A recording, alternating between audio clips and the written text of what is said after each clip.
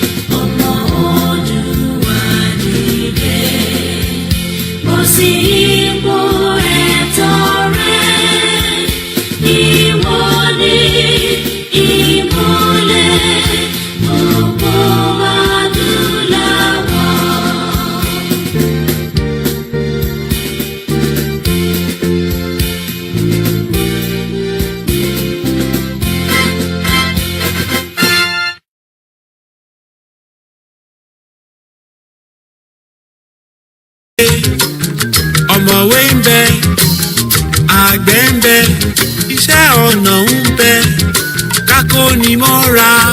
ìwà ọmọ Yorùbá ni. kápọ́nilé káyẹ́ni sí. ìṣe ọmọ Yorùbá ni. ká sọ̀rọ̀ tútù tó yọbi lápò. ọmọ Yorùbá ló ní. òwe ìbáwí. ọmọ Yorùbá ló pa. òwe ìkìlọ̀. ọmọ Yorùbá ló pa. òwe ìwúrí. ọmọ Yorùbá ló pa. tọ́rọ̀ bá sọnù. òwe là fi wá. àkàlò èdè ń kọ́.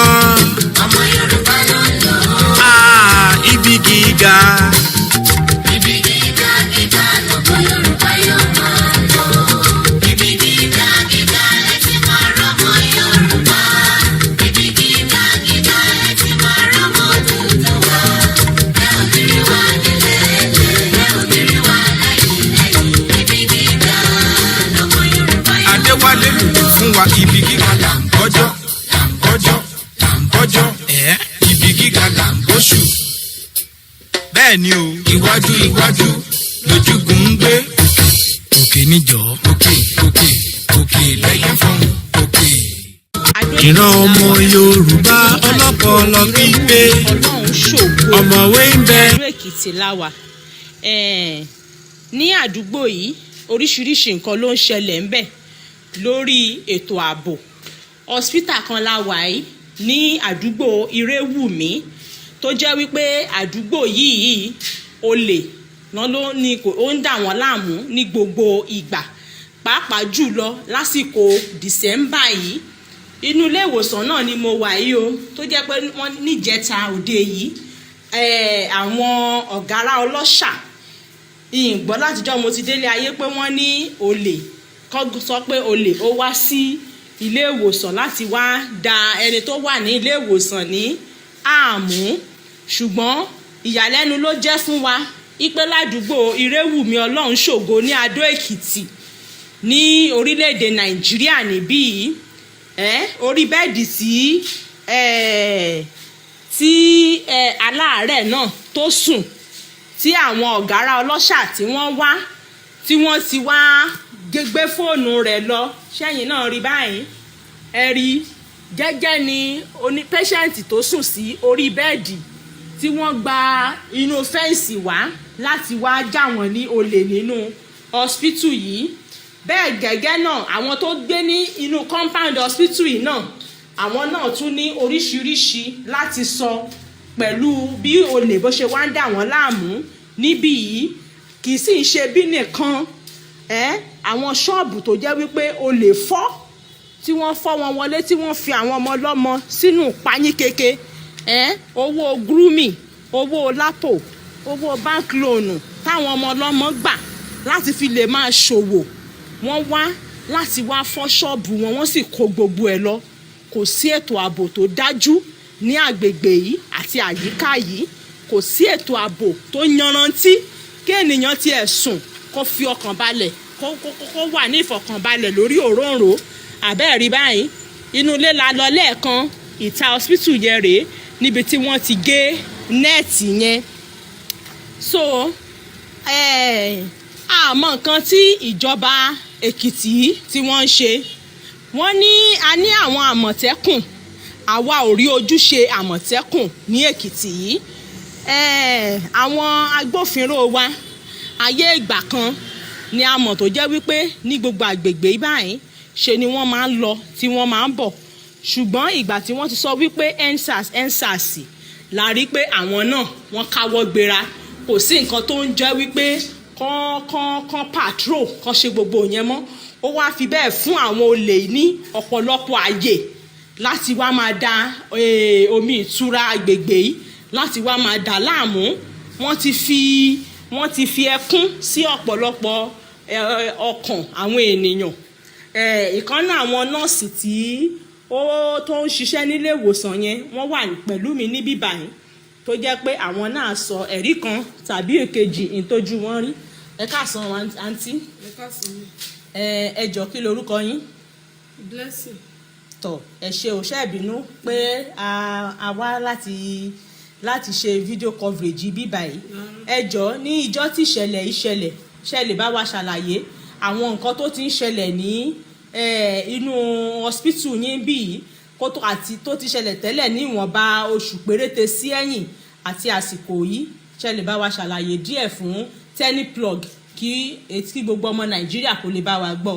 Bẹ́ẹ̀ni ní bí oṣù méjì sẹ́yìn wọ́n wá láwọn olè yẹn wọ́n wá rọ̀gùn bí. Kò burú. Ìwà tán dẹ̀ wá dẹ̀ ti géètì a máa ń ti géètì ní alẹ́.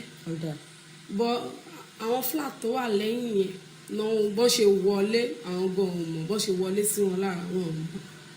Ojú ṣàmọ̀ náà ṣàmọ̀ pé wọ́n wọnú wardrobe wọn ráṣọ. Dẹ̀ àwọn owó tán kó síbẹ̀ wọ́n kó. Ẹ̀yin ọmọ Nàìjíríà ṣe ń gbọ́. iPhone dẹ̀ ni wọ́n ń lò. Ṣe ń gbọ́ ẹ̀yin ọmọ Nàìjíríà ṣe ń gbọ́ ìlú tó ní olórí tí à ń jà fún ètò ààbò kí olè kí ó wọnú fẹ́ǹsì wálé wá báyàn kó ṣílẹ̀kùn nínú ilé èèyàn èèyàn ó sì ti wò wípé ọkàn ń balẹ̀ nínú ilé èèyàn kí wọ́n sì fonú fẹ́ǹsì wá kó sì mú kọ́kọ́rọ́ ara tirẹ̀ tí ìṣonílé ó ní kọ́kọ́rọ́ míì ìfi ṣílẹ̀kùn. Ẹ jọ̀ọ́ níbo ni àwọn aláàbò ìlú wa níbo ni wọ́n wà? Torí pé kí ni ibì kan ṣàánírú ẹni yẹn ni ó gbà ọ̀nà kan ni ó tọ̀ tí ó fi débi tó ti wá ń ṣe iṣẹ́ ẹbí yìí. Àǹtí ẹ bá wa tẹ̀síwájú. So wọ́n ojú ṣàmọ́ náà kó fóònù iPhone náà ń lò wọ́n kó aṣọ wọ́n kó gbogbo ẹ̀. Then the second flat tó wà lẹ́yìn náà wọ́n ya window wọn ráyè wọbẹ̀. Wọ́n ṣe bẹ́ẹ̀ yẹn náà lọ ni wọ́n dé hospital ọ̀dọ̀ wa ń gbà yẹn. Bọ̀ lẹ́nu ìjẹta yìí ni àwa notice patient wà lórí bẹ́ẹ̀dì ní ojú ṣàmọ́ bí nǹkan bí 120 yẹn ni ni woman yẹn kọ èdè jí pé wọ́n ti mú fóun o wọ́n ti jà wọn lólè o àwọn nọ́ọ̀sì kìnnìkan àwọn máa fọlọ́pàá mú wa kìnnìkan bẹ́ẹ̀ yẹn sọ fún wọn pé ó lè wà nù compound tẹ́lẹ̀ o àwọn ìbá máa mú fún wọn pé fóun òun náà orí ẹ̀ ní gbogbo dọ́kúmẹ́ǹtì wà táwọn ṣe pé orí fóun yẹn ni gbogbo ẹ̀ wà pé kìnnìkan ṣàbẹ̀rẹ̀ sí ní sọ̀rọ̀ before we know aṣàdébi window náà a bá pé wọ́n ya nẹ́ẹ̀tì tó ń wọlé ní patient tó sùn sórí bẹ́ẹ̀ tó ń gbomi lọ́wọ́. ẹ̀yin ọmọ nàìjíríà ṣe ń gbọ́. tó ń gba drip lọ́wọ́ wọ́n gà á lólè wọ́n ṣáà ń sọ̀rọ̀ ọ̀rọ̀ yẹn ṣàwá wà ní. wọ́n ṣáà ń bínú ṣàbẹ̀rẹ̀ sí ní sọ oríṣiríṣi aṣáà ń bẹ̀ wọ́n ni pé kínní adìmọ̀dẹ̀ ti géètì tó rà lè ṣe ká má ti géètì àti géètì ní ọjọ́ ní ìjẹta yẹn. ẹ̀yin ọmọ nàìjíríà ṣe ń gbọ́ nílùú ibi tí a ní gómìnà tí gómìnà wa wà ń bẹ̀ ṣe ń gbọ́ o ní ìlú tá a ní gómìnà sí ètò ààbò wa kò yanrantí ní tá a dìbò fún òun lélẹ́yìí o ètò ààbò wa kò yanrantí ẹ ṣe púpọ̀ o gbogbo ọmọ nàìjíríà ti gbọ́ ní àdúgbò ìrẹ́wùmí ọlọ́run ṣògo ní adó èkìtì ní orílẹ̀-èdè nàìjíríà ibẹ̀ ni a ti ń bá yín sọ̀rọ̀ yìí ní tí ojú àwọn ará agbègbè yìí tí ojú wọn rí pátápátá láìkú ẹyọ kan àtijọ́ mo ti délé ayé o ìn lè sọ nílùú bòmí o ìn tí ìgbọ́rí kan sọ pé o lè wá ja ilé ìwòsàn ẹ̀yìn ìgbà yẹn wọ́n lọ lé àwọn èèyàn tí wọ́n lọ ń ká wọn mọ́bẹ̀ wọ́n lọ sí ṣọ́ọ̀bù àwọn èèyàn wọ́n lọ ń fọ́ láìpẹ́ láì jìnnà màá tún lọ sí ṣọ́ọ̀bù ibi tí wọ́n ti fọ́ màá tún ṣe móhùnmáwòrán ọbẹ̀ gbogbo ọmọ nàìjíríà ó rí pátápátá kódà ní ojúmọmọ àwọn ọmọ kan tí wọ́n tún wà ní agbègbè ọlọ́run ṣògo ní ìrẹ́wùmí ládó èkìtì wọ́n tó jẹ́ pé àwọn ẹbí wọ́n dáwó jọ pọ̀ torí àìsíṣẹ́ wọ́n dá owó jọ pọ̀ fún wọn wọ́n fi bẹ̀rẹ̀ òwò tá à ń pè ní POS ní inú ọ̀sẹ̀ tí a wà yìí bákan náà ni àwọn ọ̀gárá yìí náà tún wá ní ojúmọ́ ọmọ báyìí tí wọ́n lọ gbé ìbọn ti àyà àwọn ọmọ lọ́mọ tó jẹ́ pé wọ́n sì gba gbogbo owó POS wọ́n gbà pátá ní ọwọ́ wọn a sì ń dárúkọ ààbò òbí ò lè fi ọmọ rẹ̀ sílé kó lóun fẹ́ lọ ibiṣẹ́ kọ́kàn rẹ̀ ó balẹ̀ bá méjì ní wípé kí àwọn àjòjì èèyàn téèyàn ò ránṣẹ́ sí kó mọ́ lọ rè bá ọmọ rẹ̀ nínú ilé ṣe é ṣíbáṣíbó tàbí kó di wípé wọ́n jí ọmọ ènìyàn gan gbé lọ nínú ilé ibi tí olúwa rẹ̀ ń gbé so kò jẹ́ bó ṣe jẹ́ o lórí ìròyìn tó wá láti ìrẹ́wùmí ọlọ́run ṣògo ní ìlú adó èkìtì ní orílẹ̀-èdè nàìjíríà àtúpadà máa kàn sí yín ẹ ṣeun púpọ̀. And a very good afternoon and welcome to another beautiful day. My name is Olayomi Koiki, and my job every day as a media platform and also someone fighting for the agitation of the Yoruba nation. That is what I believe in. And I'm sure millions of people believe in one Nigeria, and they have every right to be so. But the mistake that we would do as individuals and as group of people, if when we allow our identity to be stolen. A lot of people don't understand the importance of our identity. There's crime in every part of the world. Wotonye could have happened in any part of the world. But the difference is, within a maximum period of time, they can locate those that have committed those crimes. My shop here, once in UK, has been robbed. Does not mean that England is safe. Does not mean that America is safe. Does not mean that Germany is safe, and Canada and the rest of the globe. What could be pushing this level of crime? Kí ló lè máa fa in tí ó fi di pé olè ń wọnú hospital lọ? Mo kí gbogbo yín tí ẹ ti darapọ̀ mọ́ wa. Crime is committed every day, and I'll show you just one.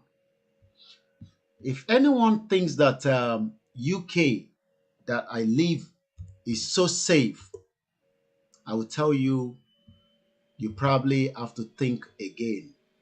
Yesterday, we lost in this country a 14-year-old boy that have now been charged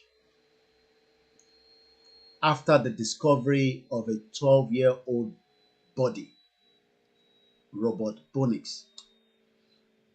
I'm going to show you quickly something that a lot of people might not understand, that there is crime in this country. Big crime. From big to small. There's all kind of crime. Fraudsters. Sex prostitute. Different crimes. Government crime. Oh, yes.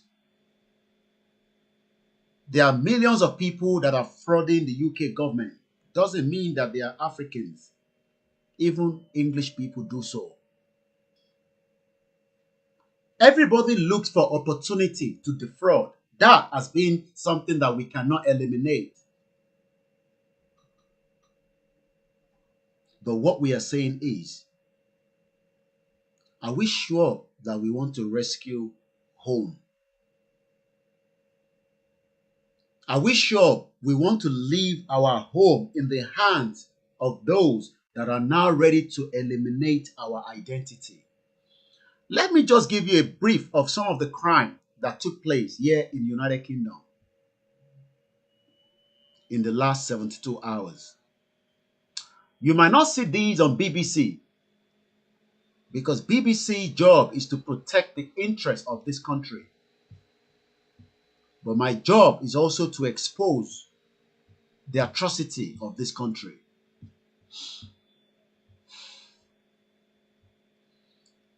We're going to go through it now together. At about 5 hours ago, Lincolnshire police say they have now charged a 14-year-old boy with murder. Almost 14-year-old. Yeah, in Lincolnshire. Lincolnshire police is different from London Metropolitan Police. Every constituency have their own police. So this is the Lincolnshire Police website where I've just talked about. I hope you're going to be following these details. Let's come back here. Almost 14-year-old have now been charged for murder. It comes after the body of a 12-year-old Robert Bonix was discovered at Fixtor near Boston on Saturday, the 12th of December. That is that. Now, let's come back to London. In Harrow, a young man in his 20s has been stabbed to death in the street, while two teenagers are now in hospital suffering stab wounds following a triple stabbing in Harrow as at yesterday. Met police were called to St. Anne's Road at about 7:15 p.m. Laliano. What do we know? The victim age is in his 20s, was pronounced dead right at the scene. The condition of the two teenagers is currently unknown. There was a large police presence remained in the vicinity of St. Anne's Road and the Station Road area as crime scene was put in place straight away. I hope you're following. There's crime but it's what they call crime scene. So what you're watching now is a crime. It has become a crime scene until details of what took place is gathered. Now, let's come back to this video that we just played.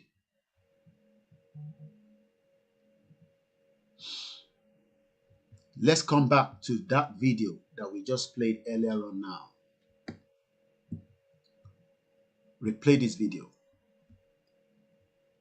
My question to those of us watching now is, have there been any crime scene set up in this area? Do we have any police interested to track down the criminals? Put that to one side. So this was yesterday. Èèyàn kan ti kú lánàá bá ṣe ń sọ̀rọ̀, ọmọ 20 years old nílùú òyìnbó. Everything is available for them. But what I am saying is, now this is a crime scene, right? Let's look at it. What you're watching now is the crime scene. As you can see, forensic investigators have arrived at the murder scene. Their focus appears to be close to a bus stop outside the Superdrug and a mini supermarket. Now, we should have expected to see similar thing right here. But because we are leaving our identity to the hands of the Fulani government under the supervision of the Yoruba governor. Again, these are yesterday crime, and I can go on and on. On December 11, a 17-year-old boy is fighting for his life at West London Hospital after he was stabbed and acid thrown at him near Onslow Station. That was on the 11th. Again, as you can see, investigator on a crime scene has commenced. I hope you're following us. The same on the 11th, a boy 15 years of age has been stabbed to death in North Woolwich in East London. Again, Met police say a murder investigation is on the way after being called at 16:50 p.m. at Woodman Street, E16. The teenager was pronounced dead at the scene. Let's come back again. On the 11th, a Section 60 stop and search was put in place because it was authorized for the entire borough of Newham. The figures reveal that London alone, there has been over 100 murders this year. Nínú ọdún yìí nìkan ní 2020, more than 100 people have been killed in London. Let's come down again. On the 11th, a number of pedestrians have been injured after a car mounted the pavement and collided into Stamford Hill. I know this area very well. Again, look at the whole amount of security, ambulance, police vehicle, everybody there trying to save as many lives as possible. My question to Mwambi, and this is a crime scene from another person's view camera.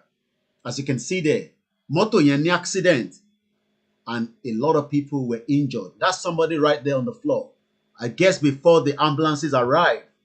But it will have taken, you can see now, you can see how many ambulances. I can tell you 1, 2, 3, 4, 5, 6, 7, 8, 9 ambulances. Now the question is, Ẹ̀yin ọmọ káàárọ̀ oòjíire, we are praying to God to come and rescue us. And let me turn my camera on now.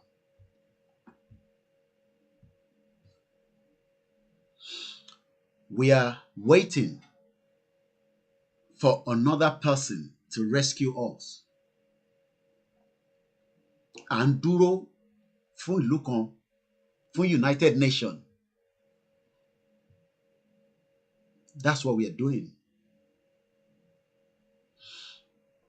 100 people have been killed from the beginning of January títí di àsìkò yìí does not mean that people are not going to die again today.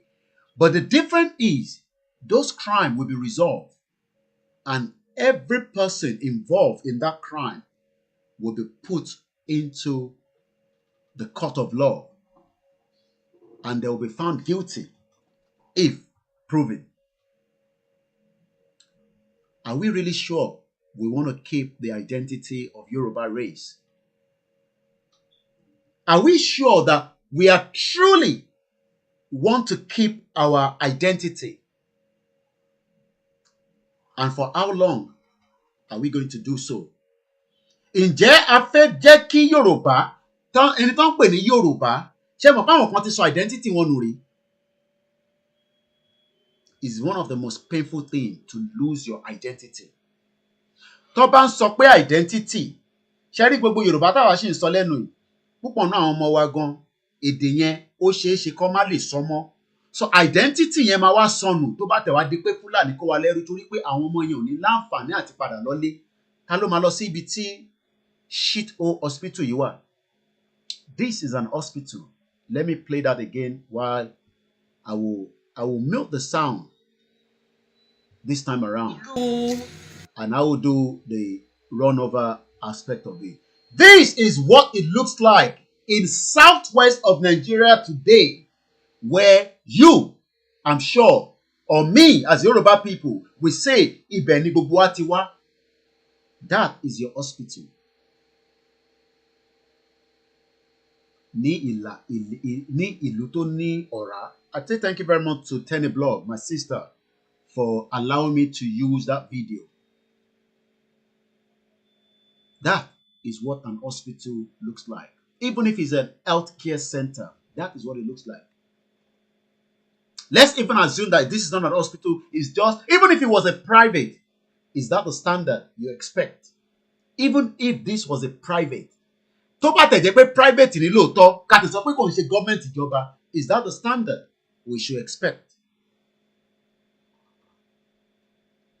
And this is what our loved ones are enduring lójoojúmọ́. In tí wọ́n fara gbà fún ẹni tó bá tẹ̀ lówó díẹ̀ láti lọ ilé ìwòsàn báyìí. Èmi wá ń bi gbogbo wa pé ǹjẹ́ a fẹ́ jẹ́ kí identity wa ká keep ẹ̀ or a fẹ́ jẹ́ kó sọnù pátápátá? So when people say, why do you do what you're doing? Nigeria will be great. It's because some of these 419 individuals, pastors, and I'm going to point a finger at this man now because this is what they tell us, especially when their congregations say article or read things like these. And I'm going to show that to you.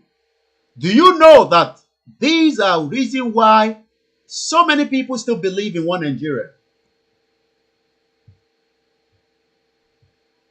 When a man of God like this comes up and tell you, right, that Naira will be strong again.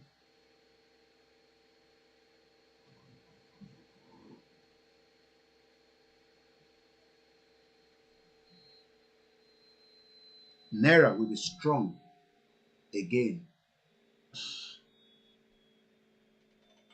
Oh yes, it is possible to convert your house to a private clinic, but to the standard of what a state expects from you. Oh, so many people convert their houses to childcare home, but before they allow you to even take the first child, even your own child, to use that place, there's a standard. Oh, it's happening here in London, in different boroughs, where you can convert your home to use for a kind of nursery or whatever you are doing, but to the standard of the local government. Are you sure we have a local government there? Let's leave that to one side. This is why a lot of Nigerians believe Nigeria will be walking again soon. When a man of God like this, all this 419, a 70-year-old man still thinking that one day Naira will be strong, maybe after he have died. Because for this man now, this pastor, tó pèrè ní bàbá ẹni Ọlọ́run ló ń sọ fáwa nísìnyí pé Naira will be strong, but maybe in his bank account. Bóyá nínú bank account Christian kingdom tiẹ̀ ní náírà máa ti máa strong, but it will not be strong fún ẹni tí kò ní access sí a better clinic. You can see that we are fighting physical and spiritual warfare to make sure that our identity does not take away from us. This is what Adeboye said yesterday. Naira will become strong again. Inti Baba Ọlọ́run ẹni ìyan Ọlọ́run in tó sọ nìyẹn. You can see that I say a máa tẹnu bọ̀ wọ́n lẹ́nu, wàá máa sọ tó wà lẹ́nu wọn jáde. The same man that says if they do not restructure Nigeria, Nigeria will break, he is now convincing his followers. Ẹ mọye àwọn ọmọ ìjọ tó wà lábẹ́ bàbá yìí. Ẹ mọye ìjọ tó wà lábẹ́ bàbá yìí tó ń sọ fẹ́yìn ẹ̀yin diaspora bí kẹ́ lè máa fowó ránṣẹ́ sílé nítorí pé náírà yẹn as of today the pound to naira is 625 naira. So that ẹ lè máa dá tithe. But àwọn èèyàn yín á máa jìyà nínú ìṣẹ́, nínú ìmù, because the more the naira is depreciating. Let me read the article and you will then understand that they are saying that Nigeria will be great again. That's exactly what he's saying. Because if naira will be great again, that means Nigeria will be great. That means this man is a 419. Bàbá tó dúró yìí 419 ni bàbá yìí. Torí tí bàbá yìí bá ń sọ fáwa pé Nigeria will be great again, pẹ̀lú nǹkan tá a mọ̀ pé British gan mọ̀ pé Nigeria ò lè great again láíláí. British tó kó wa lẹ́rú gan mọ̀ pé Nigeria ò lè great because there is nothing like Nigeria. It's a 419, it's a fraud. In tó yẹ kó máa sọ fún wọn ní church nísìn nìyẹn. Tó bá sick nísìn bàbá yìí, wọ́n máa gbé sórí private jet, wọ́n máa gbé bọ̀ nílùú òyìnbó, á wá gba ìwòsàn. Tíyàwó ẹ̀ bá sick nísìn, á máa bọ̀ nílùú òyìnbó, á wá gba ìwòsàn. But ó ń sọ fún wa pé naira will be great again. Èmi ò mọ̀ gbà tí naira yẹn máa great, but Adeboye ń sọ fún wa pé naira will be great again. Let's read the article. Once again, a very good afternoon to everyone that have joined us again, and welcome to the broadcast. And this is not me writing this. This is one of the best newspaper, according to them, in that location, 419. This day newspaper. And this article was yesterday at exactly 11:30 a.m. when the Christians were going to church. And they will say, wow! Adeboye ti sọ pé àníṣe irọ́ lẹ́yìn pa Nigeria ò lè pín because naira will be great again.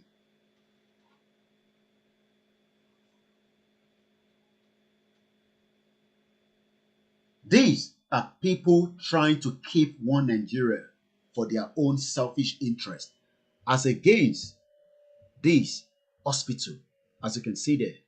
This is an hospital. kì í sì ṣe bí nìkan àwọn ṣọ́ọ̀bù tó jẹ́ wípé o lè fọ́ tí wọ́n fọ́ wọn wọlé This tí is a wọ́n fi private àwọn ọmọ ọlọ́mọ hospital. Let's leave that. Let's read the article further. The question I'm asking everybody, who wants to lose their identity? I don't want to lose my identity. What do we mean by identity? Ẹ jẹ́ ká kọ́kọ́ wò, what is the definition? The definition of an identity. What is the meaning of identity? Kí ni definition ẹ̀? And I want it to tell me in the spoken word. Identity. Identity. What is the meaning of identity? Kí ló ń pè gan ní identity? Kí la lè sọ pé identity? Kí ni à ń pè ní identity? Ǹjẹ́ identity wa lè sọnù ká má rí mọ́ láíláí? Ǹjẹ́ tá a bá gbéra nísìnyí, ǹjẹ́ identity tá à ń pè ní Yorùbá, ǹjẹ́ ó lè sọnù? Ǹjẹ́ identity Yorùbá ó lè sọnù tí a ní lè rí mọ́ tí a bá bẹ̀rẹ̀ sí gbé ìgbésẹ̀ yẹn nísìnyí? Ẹ lọ wo Turkey. Turkey was once a Christian kingdom until it was now invaded, killing, this, that. It is now like an Islamic country. Let's come back here. The meaning of identity. the distinguished character or personality of an individual.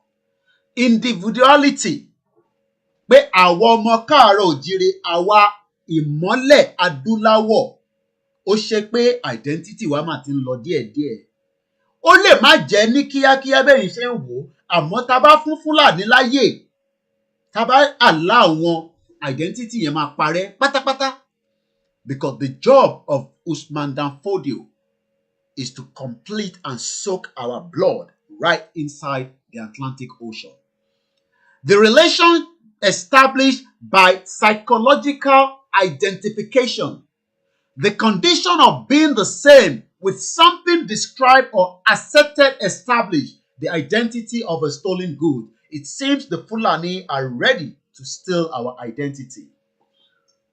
I greet those of you on Instagram, YouTube, all our channels, and I think I've not even started my broadcast on the Twitch. That means, again, we are streaming live on 11 channels, or 12 rather, because we've added one. If you have a page and you want us to stream into your page, get in touch with me. All I need is the HTML of that link to your page. And when I'm live, you don't have to be on the seat. It will automatically stream into that. We need to get this message down as quickly as possible. Torí pé àwọn tó wà nílé, they will be convinced by hearing Adeboye saying, Naira will be strong again. Let's read the article. The General Overseer of the Redeemed Christian Church of God, Pastor Enoch Adeboye, yesterday predicted, oh no, Uri, kí ló ń pè ní predicted? Ẹ jẹ́ ká máa gé òyìnbó yẹn ní ẹyọ kọ̀ọ̀kan. Let's find the meaning of something that you predict. And it says like this. Predicted. Kí ló ń pè ní predicted? A state stated or estimated as likely to happen in the future. Kò ṣẹ́rí nǹkan tí Adébóyè sọ yẹn kò ṣe pé tó máa ṣẹlẹ̀ nísinsìnyí o. Ó sọ pé in the future tí Nàìjíríà máa continue lẹ́yìn ìgbà tóun bá ti lọ, nítorí pé òun ò fẹ́ jẹ́ kí Nàìjíríà pín lójú ayé tiẹ̀. Ó wá ń lo predicted. Kí ló ń pè ní predicted? Kí ló òyìnbó tó ń pè ní predicted? Ṣé mọ̀ pé ẹni tó bá wo headline yẹn nísìnyí, tó bá farabalẹ̀ lọ́wọ́ kí ni meaning àwọn nǹkan tó wà lábẹ́ ẹ̀, wàá kọ̀ sọnù. Nítorí pé wàá máa wo lọ́kùn ẹ pé bàbá ẹni Ọlọ́run ti sọ̀rọ̀ pé sẹ́ Naira will be great again in another 100 years. Lẹ́yìn ìgbà tí gbogbo àwọn ọmọ ìjọba ti kú tán. Predicted. Remember that. What is prediction? Adeboye is predicting that Naira will be great again, but not now. Kò ń ṣe nísìn ló ń sọ o, kò ń ṣe lọ́la yìí o, nítorí pé ó ń rò pé tí a bá bẹ Ọlọ́run sí. Let's continue with it. Now we've known the meaning of predicted. So anything predicted is not something that would happen in another 3 years, 4 years. It's something that would happen after he has died. But his empire continue. Because kò fẹ́ jẹ́ kí empire tó wà lábẹ́ ẹ̀ tó ń pè ní Redeemed Christian Church of God kó yà sí wẹ́wẹ́. But ó ti gbàgbé pé the same redeem yẹn á sì wà lábẹ́ ìlú kan tó ń pè ní Yoruba nation tí á láǹfààní láti ṣe gbogbo tó ń ṣe tí wọ́n ti ń ṣe tẹ́lẹ̀. Àmọ́ wọ́n ń confuse àwọn ọmọ ọ̀jọ́ pé Naira will be great again. Now ṣé a fẹ́ jẹ́ kí Naira great again ni àbá fẹ́ sọ identity wa nù? Èwo nú ẹ̀ la fẹ́ mú? Are we planning to keep our identity or we want to lose our own image? Naira scammer, yeah, scammer ni bàbá ẹ̀. Ẹ ti rójú ẹ̀, ẹ ti rí pé eléyìí ò ń ṣe èèyàn Ọlọ́run gidi. Tó bá jẹ́ èèyàn Ọlọ́run gidi ni, òun á máa sọ fún àwa pé Naira will be great again. Ẹ jẹ́ ká follow nǹkan tó ń sọ. It's threatened among, ẹ máa gbọ́, he predicted.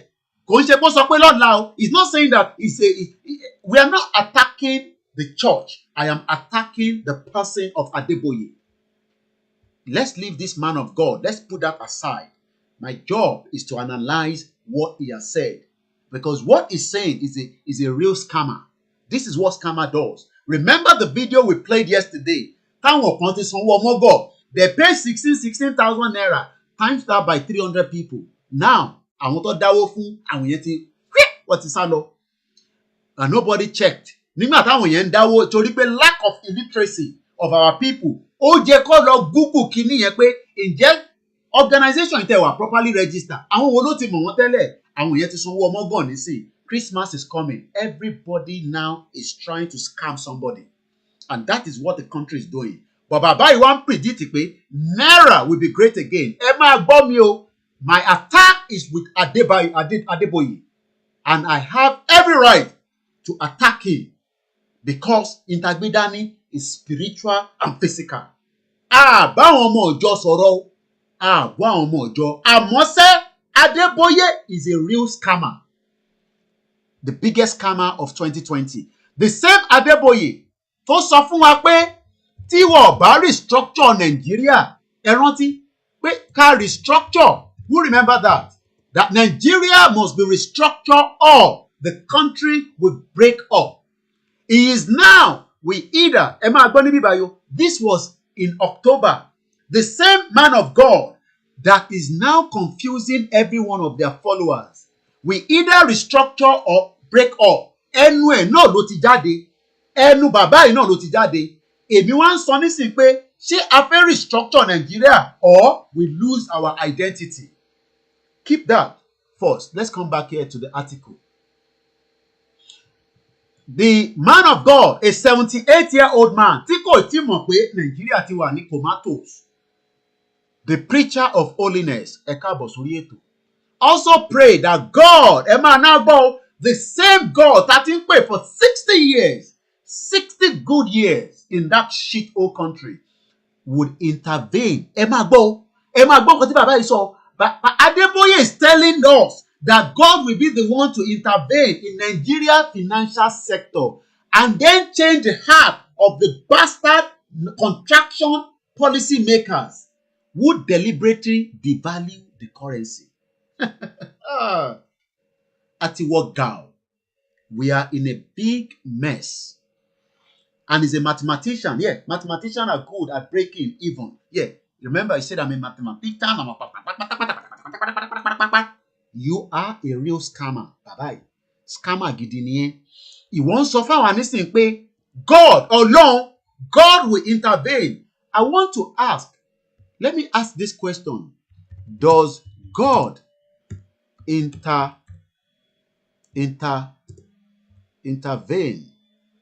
Let me check the spelling again.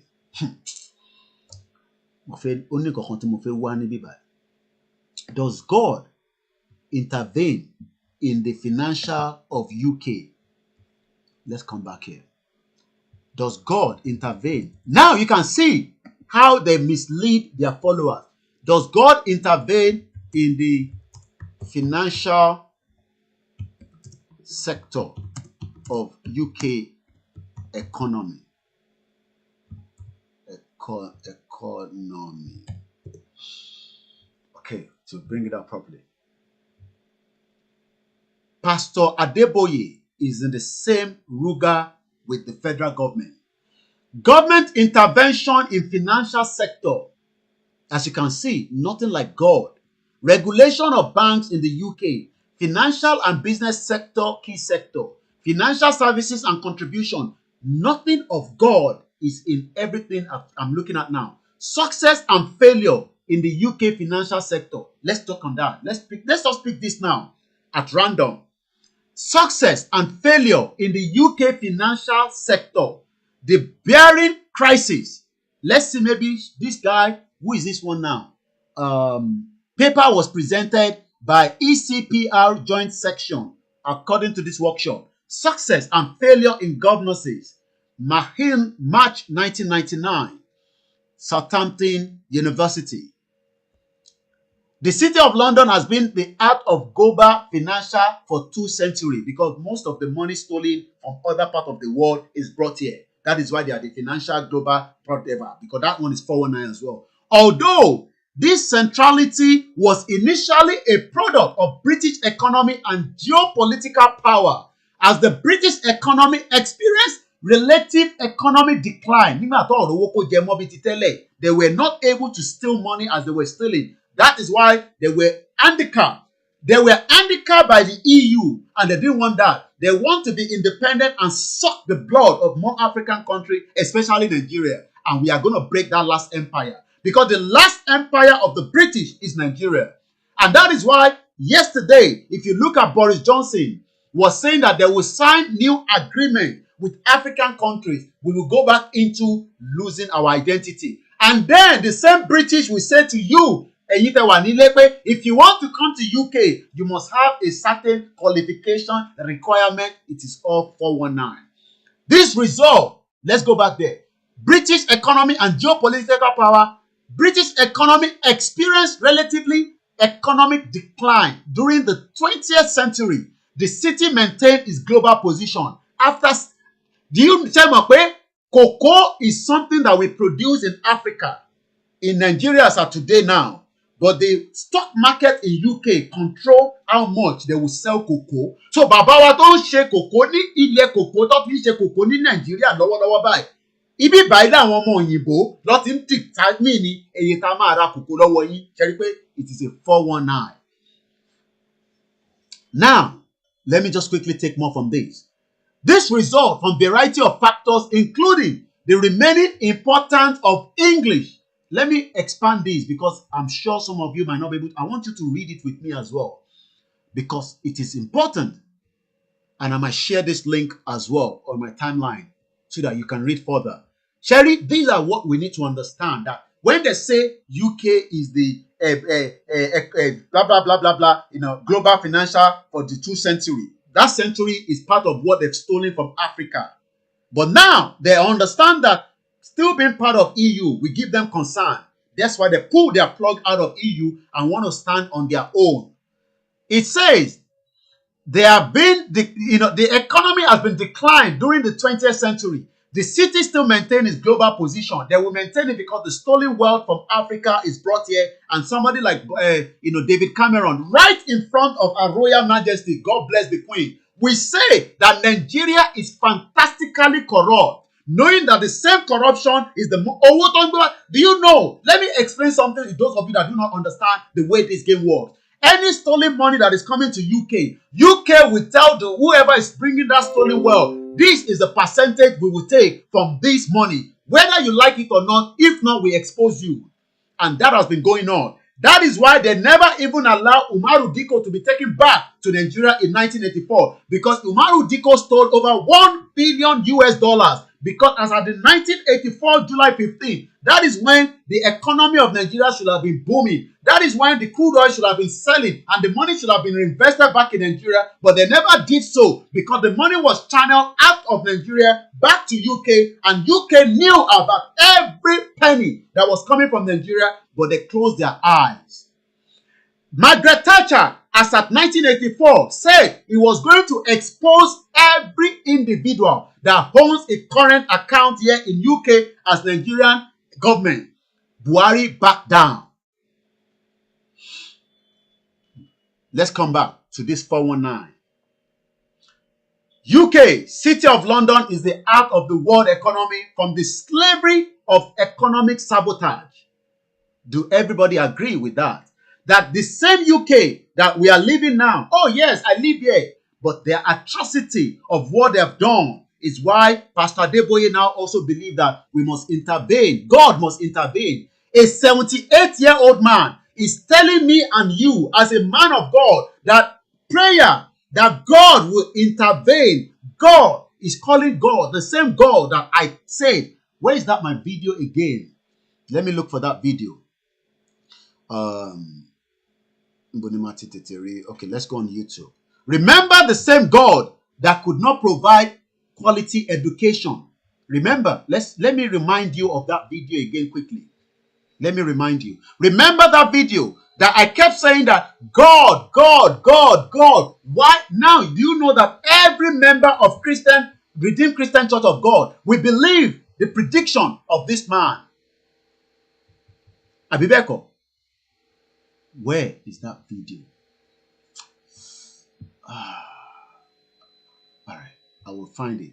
All right, let's talk about this one as well. This is another local government. How many people is in the captive hand of the Fulani people? Let's play this. The reason why the local government, this money now is for the local government. It is not for the federal government. I mean, it's not There's for no the, God in this this. money, No God at this all. money that this person, This is how local right, government makes money. is They going to don't be need to paid. call It's God. going to the local government. They don't need to Local call government will any your way. God. But And it's Pastor going to be accounted Adeboye for. is And the telling reason why us the person in was given a ticket 2023 is because right? the person has parked a vehicle Yeah. on an electric vehicle point, Which is the recharge wrong place point to park. only. Rather than look for another bay, but park. sometimes you cannot find a bay in your That has got nothing to do with the council. here. So she's meant to take the car somewhere else. But she refused So to. this is what a lot of you at home don't understand, why we the diaspora are saying until we have a level playing ground field where Yeah. everybody has the right, just the same way like the animal. Before Okay. I go again, Yeah. because This I is haven't got an time this animal morning. that is Can you see missing. that? No God. The Animal is question found. how many of your family have got lost? Oh, so many. Do Do you know that while I was doing this video, we never knew that there will be 600 people in Castina that we are looking for now. We are looking for 600 children right inside a school in Castina. Nigerian school attack. Gunmen who sees children in Castina is now a big problem. Let's leave this. We'll come back here. I don't want to lose the focus of this man.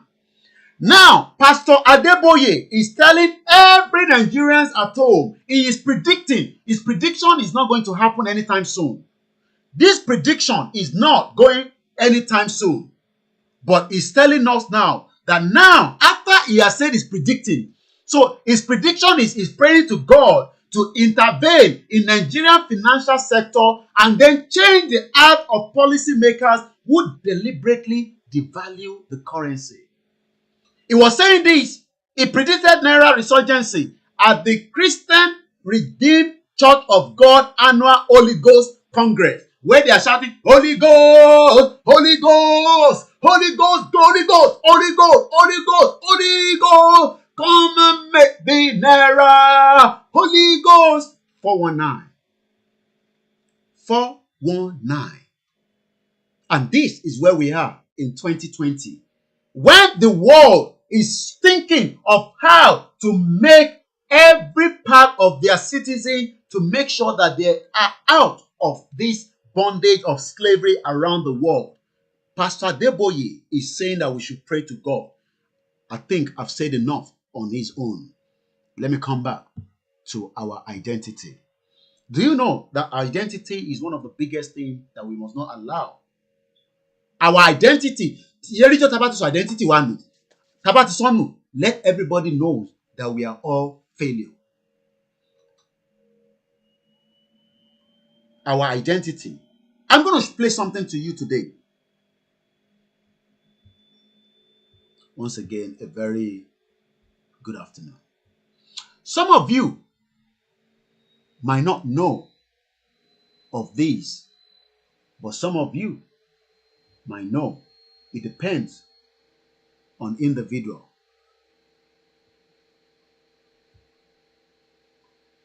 Let me quickly see if I can pull up.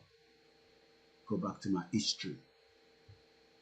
Once again, a very, very good afternoon to each and every one of you that have joined us today. My name is Olayomi Koiki, and my job is to break the backbone of Nigeria. That country that you love so much, I will break it up by giving you so many instances and reasons that that shithole can never and is never going to work. There's something I want to play to you now. I think I found what I was looking for. You see, the beauty of technology is, even if you lose track of what you are looking for, it still pops up. It will automatically pops up. And I need to send that to Yoruba ethnicity is the largest in Nigeria and the entire Africa. But we are about to lose that if care is not taken. And we must do everything to make sure that we do not lose our identity. Sherry, identity is something that we must believe in. Our identity is something that we should not give any room. Our identity, if we lose it, we are going to suffer for it. And myself and you and the rest of the people will suffer. I want to show and play a video. Those of you in Canada might know or must have heard about this case before.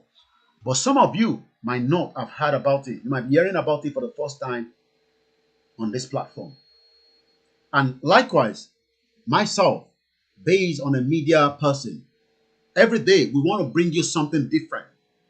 And I go around different places, smelling, looking, so that I can compare and bring that onto the broadcast. So what I'm about to show to you now is an identity that was almost lost. And our identity is going in that direction now, because Fulani are not going to back down. I can assure you that. They will never back down. But we must also step up. Allah to increase game here. If not, we will lose our identity. I'll read some of the comment quickly. When we get our own country, Yoruba will be our official language. Oh yes, definitely. We throw away that English. Yoruba la mama sọ, Yoruba la mama fi communicate. Yoruba la mama sọ ní mọ́ṣáláṣí, Yoruba la mama sọ ní church tó bá wù wọ́n. Yoruba la mama sọ ní every public sector. Every public sector. Tó bá ti ń dé immigration wa, èdè wa la mama sọ. Ìwọ lọ Germany nísìn. Kátátá ló máa sọ sí ẹ. They don't care whether you don't understand the English. Èdè wọn, èdè ń ṣe tíyàn fi ń ṣe. Èdè yẹn nísìn, òun làwa fẹ́ sọnù báyìí. A fẹ́ sọ our identity nù. Let's play this video. I'm going to go through what I found out. Some of you must have heard about them before. And this is called the 60 Scoop. I will give us a breakdown of what it is. And then I will play a video aligned with it. Mo kí gbogbo ilé nǹkan sí pé ẹ káàbọ̀ sórí ètò. Welcome to those of you that have joined us. My name is Olayomi Koiki. My show is to enlighten and prepare us for a total break away from Nigeria. Whether it will be peaceful, whether it will be violent, whether it will be spiritual, it does not matter. Let's get to know about the 60 Scoop. I don't know, so about some of you must have come across this before. Who are these people? The 60 Scoop refer to the large-scale removal of scooping of indigenous children from their homes, communities, and families of birth through the 1960s and their subsequent adoption into predominantly non-indigenous middle-class families across the United States and Canada. Thank you very much, Rotimi Fash. I greet everybody in one go. And I appreciate everyone that have joined us. Just take a one click and do the share. It's not going to cost you anything. It's free.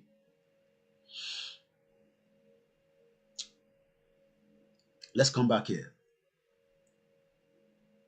Are we having problem with the volume? Because when I say people say more volume, it's from your side or my side. So let's do a quick check. Are we having trouble with the volume? Because somebody said we should increase the volume. Let me check to make sure that from this end. And I want to make sure that we are not having any. Okay, the volume is good on YouTube. What about those watching us on Koiki Media or the Dua page? Because that is where the question comes from. One bit for more volume. Because there's no point if you cannot hear me and I'm sitting here, it's a waste of time.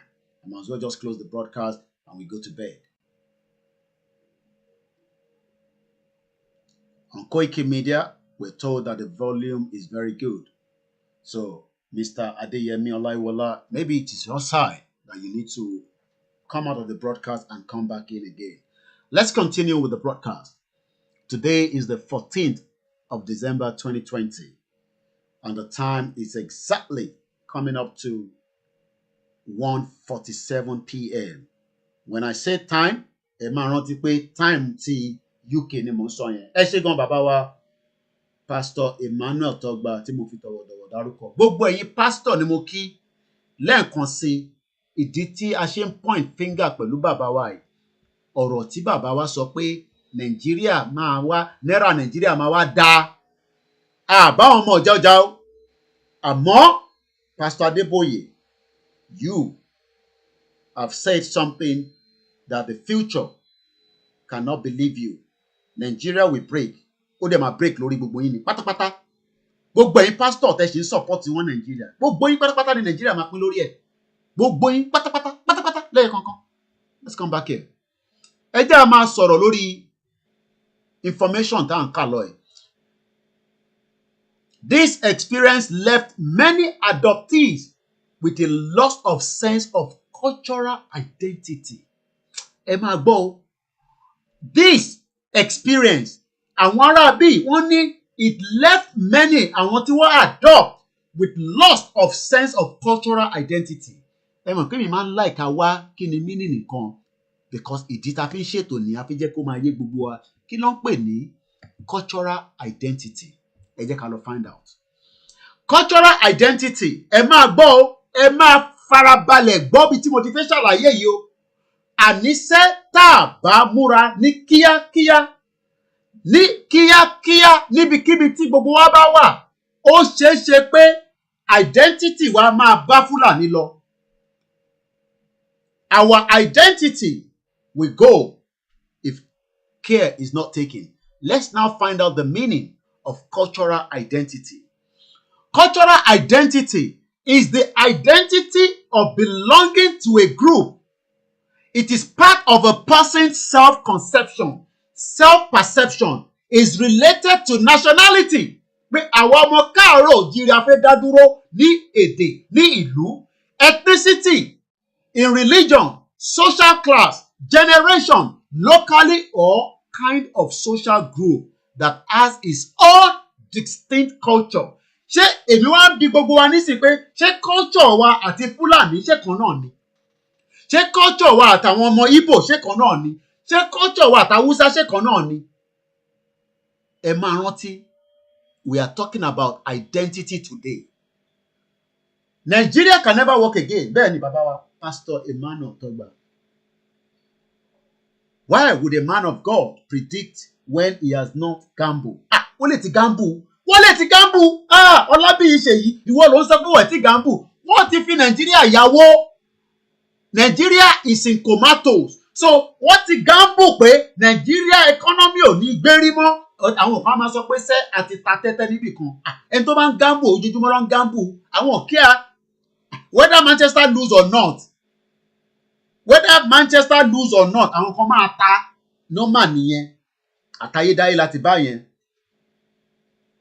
Èmi ń bi gbogbo wa nísìn pé ǹjẹ́ kò dàbí ìgbà tẹ́ pé cultural identity ọmọ káàárọ̀ òjíire ó mà ti ń sọnù báyìí tá a bá tètè ṣe nǹkan sí. Àwa wá ń dúró cultural identity. Ẹ jẹ́ kí wọ́n á di Yorùbá mọ́ lẹ́gbẹ̀ẹ́. Ẹ mọ̀ pé wọ́n á fi Yorùbá sí lẹ́gbẹ̀ẹ́ nísìn. Màá wá lọ sí image. Identity tá a fẹ́ sọnù mà lélẹ́yìí. A fẹ́ gbé ẹ̀yà wa, ìṣe wa tí kò disturb ẹ̀sìn, tí kò disturb Kristẹni, tí kò disturb Mùsùlùmí, tí kò disturb oníṣẹ̀ṣe. Ẹ mọ̀ pé látayédáyé ni gbogbo wa ti ń gbé piece by piece until táwọn Fúlàní dé. Ẹ jẹ́ kí n lọ mú ọmọ yìí jáde. I know this girl very well and I've worked with her here in UK. Very brilliant girl. UK ló wà. We need to be more intentionally consistent in passing our language, culture to the next generation. UK lọmọ yẹn ń gbé. Àìtí ìgbà pé kankan nísìnyí ẹjọ́ kíyàn kankan máa ti pè. Àfúnyín láyè kẹ́ pè.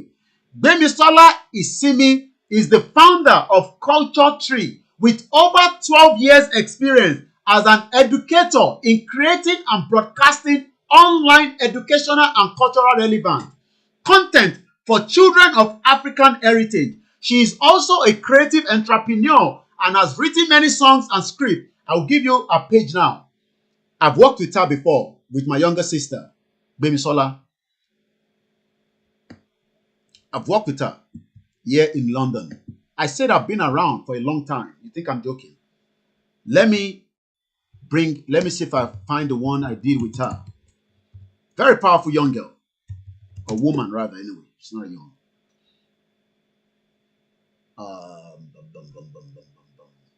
I'm just trying to see where I was able to link with her. That's her page first on YouTube. Let me bring her page up. You will see what she's doing. And this was 7 months ago. She posted this. Let's watch together. Let's remove this advert because if it's not in Jenny, YouTube, if it's not in Jenny, let's watch this. Welcome to another session of Yoruba Stars. Yoruba Stars. Yoruba Stars Niwa. Yoruba Stars. Yoruba Stars. Yoruba Stars Niwa. Yoruba Stars. Now, girls and boys, this is the final session of Yoruba Stars Live, but not to worry, we have a lot more in store for you, so please stay tuned to this channel. We have a special episode for you today. We're going to show you all the amazing videos we've seen so far. We have loved every single one of them, so let's watch it now. Are you ready? Go and check her out. Very powerful. Very, very powerful. Let's just hear.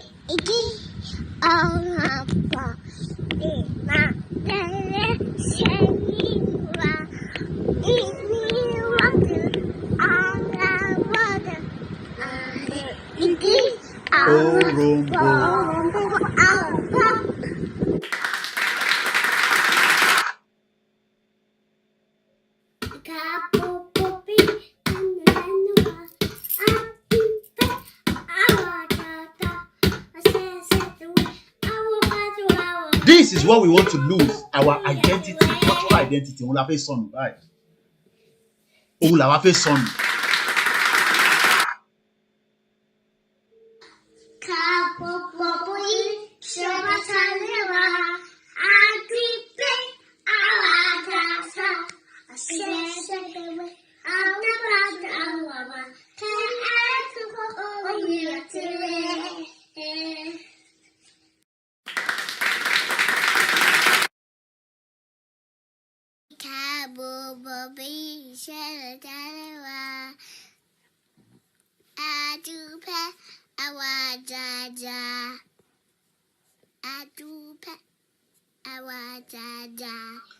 This is what we are not thinking. I will leave that. You can go and check her. Her page is Cultural Tree on YouTube. Very powerful young girl. I've worked with her so many times, and we've done few things, in terms of work, support from the media side. I told you I've been around for a long time. I've given my service to the community, and I'll continue to do so. And I'm more than happy to so when people say, "Oh, Koikimedia," you're not. I say, you don't know the energy you are dealing with. I just saw her name popped up during this search. I saw her face straight away, and I knew who she was because, like I said, we've worked with her together, and these are part of my work, as you can see, right? Every time I'll have to bring this out so that I can tell you, look, this is an Hausa guy. I've interviewed him before, Abubakar. They're watching me in Abuja. They know that Nigeria will break. He is also a very good guy. He does a lot of youth empowerment, blah blah blah in Abuja. This was when I interviewed him in when was this? When they all came, with that that young boy that wanted to contest for presidential election. What's his name? Buhari. Not that fake Buhari. There was another Buhari guy, right? This was me in Abuja, right? So when people say this is part of what I have been doing, you can see me there at work. Always, you don't know the energy in me. And this was Petrolex. Lord of Adebutu Abikesenti, Petrolex, Nijebu. He was there as well. That is me there, right? So what am I trying to say? I'm only sharing all these to tell you that the energy in me, I will work hard to make sure that we expose everything. Let's leave that to once. And that's me there. I'm sure you all know him very well. This was when I arrived in Nigeria to pick up my electoral blah, blah, blah at Yaba. we won't have another election again. They know that. He listened to me as well, but they cannot comment, they cannot do anything. But he also listened to me. This was when I wanted to go around. I was looking for funding. Nobody wanted to support me. I wanted to go to all the 36 states, but then we could not get any support. So I had to abandon that project.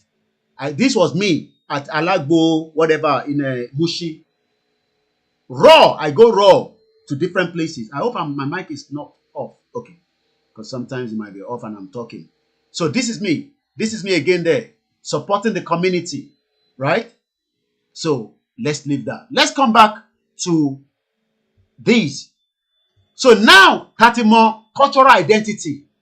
This is what these people, they are now saying that physically and emotionally, separation from their birth family continue to affect adult adoptees and the indigenous community to this day.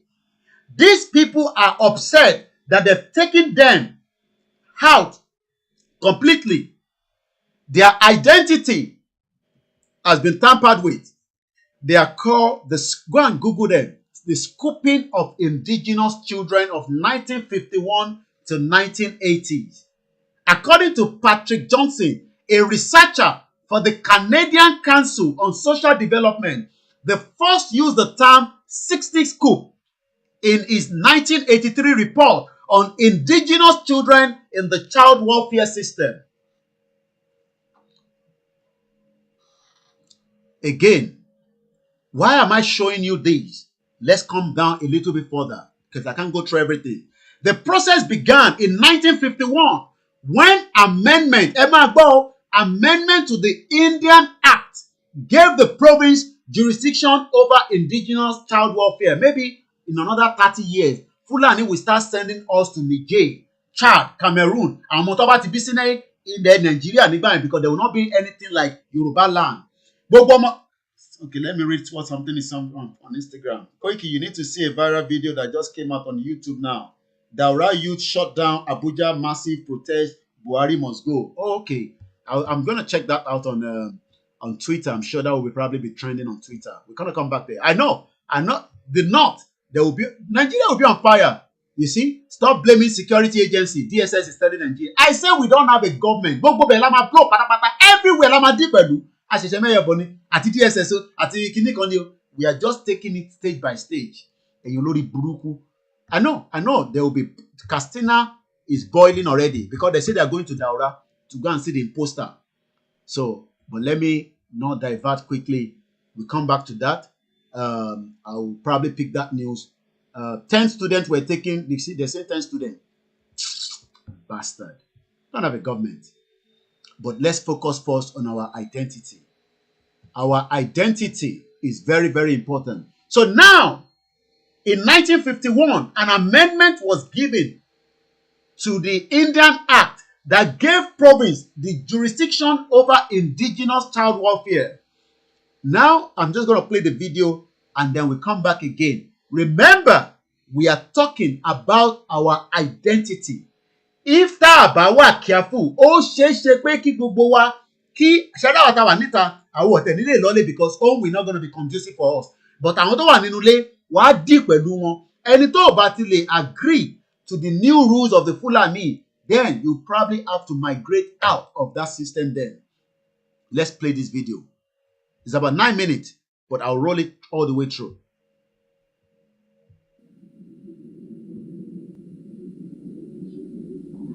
And I do not own the copyright to it as well. Let me mute my mic, and I hope I'll mute it later when the video is done. To make sure that the voices of those raised in adoption and foster care were represented. I understood that this was an intergenerational event, and I witnessed a lot of courage from people who had shared their story. And I actually brought my child and care file that was access to freedom of information, and it strikes me as a really important part of our history that hasn't been talked about yet in Canada.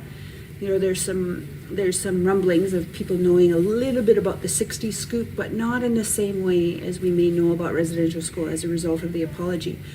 And I feel that the apology stopped short of acknowledging the aftermath of residential school. As they phased them out, adoption and foster care went through the roof. So by the time I was born, My 3 older brothers were adopted to 3 different white homes, and 1 went to Ireland.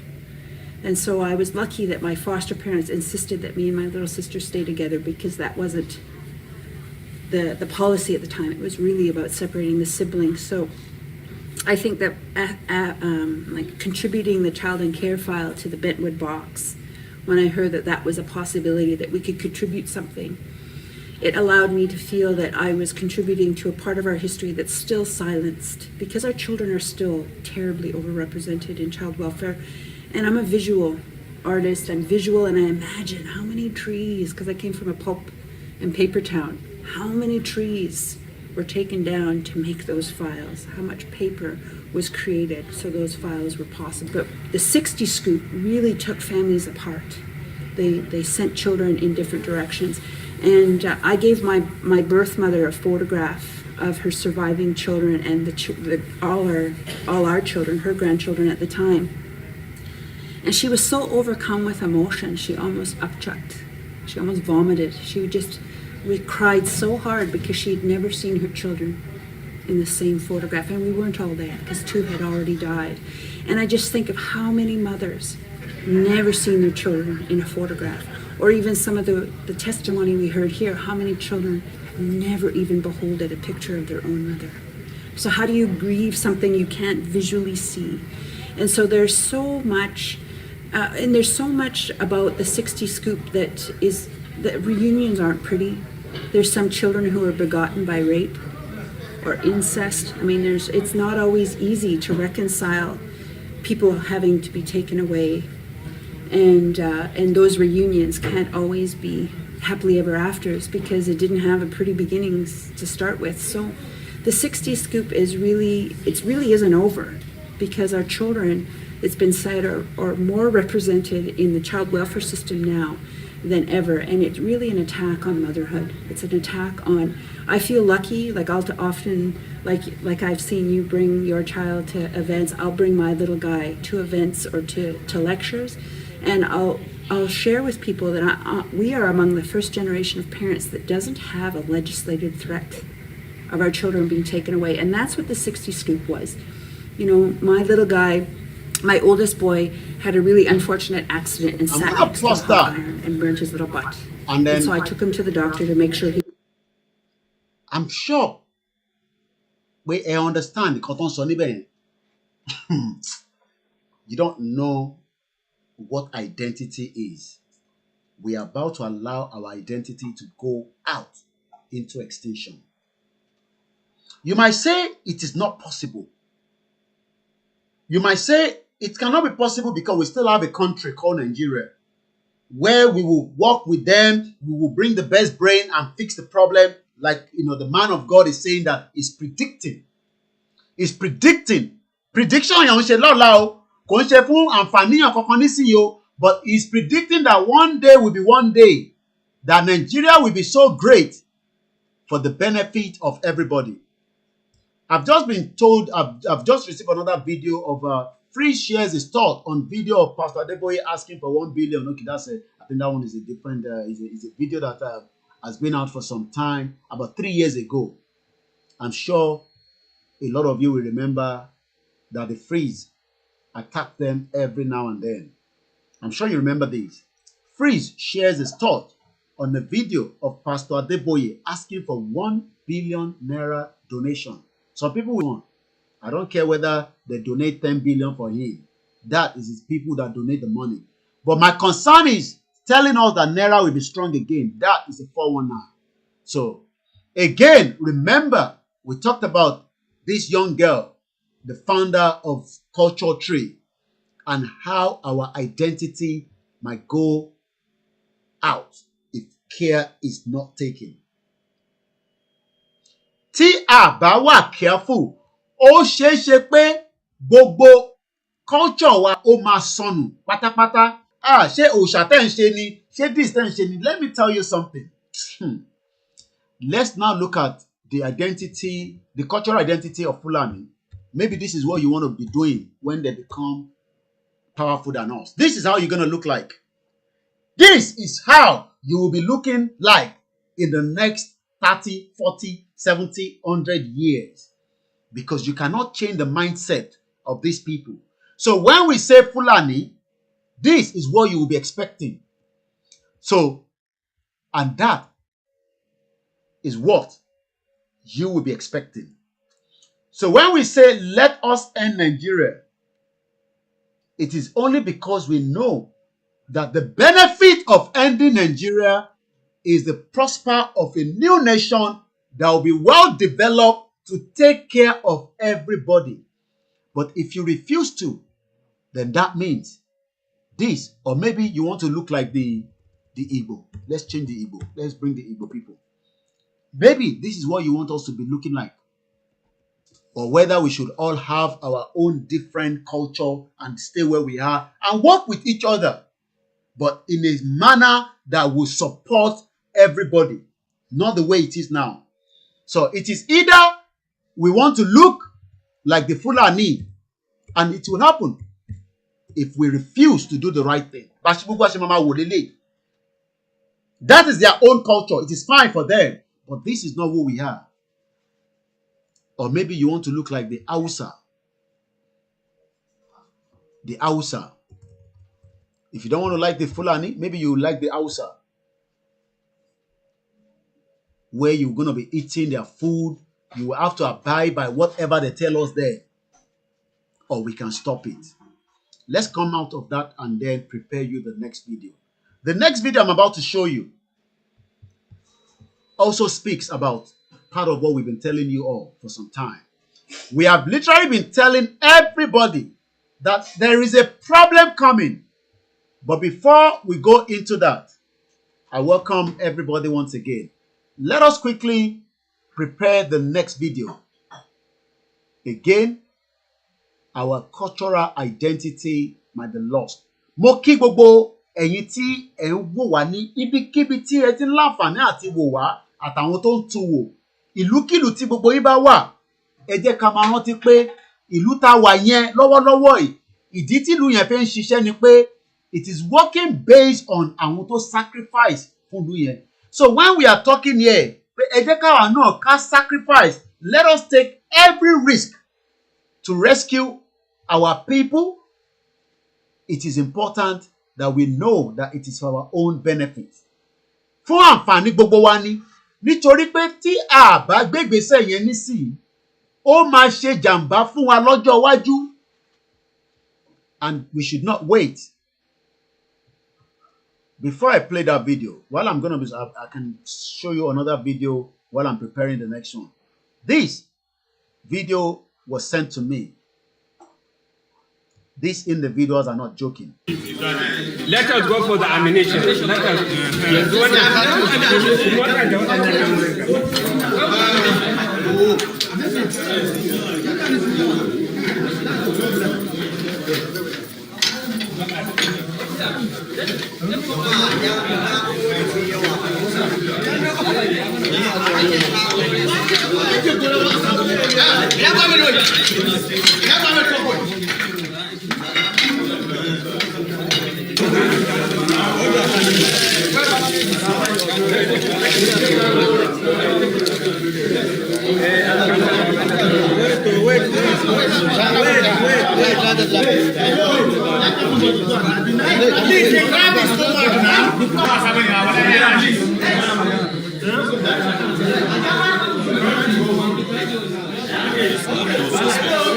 And that, I'm sure you got the message. Let's come back. I want us to also, these are some of the news that we posted earlier. Bank document exposed how Buhari henchman Issa Funtua received 840 million naira windfall from FIRS. Nigeria is a fraud. Let me just play this one quickly. Who is going to faint next? May 2018, in October of 2016, Femi Fani-Kayode fainted. May 2018, Olisa Metu fainted. July 2018, Ayo Fayose fainted. Now, December of 2018, Rita Ofili Ajumogobia fainted. January 2019, Dino Melaye fainted. July 2020, Keme Ponde fainted. Now, the question is, who will faint tomorrow? We will faint tomorrow in a country that's meant to have a lot. I want every one of us, I'm going to come to this story first. And I will tell you where you can find more of something like this for your own reference as well. Anytime, you can go into, I might have to come out from here and come back there. I'll close this one.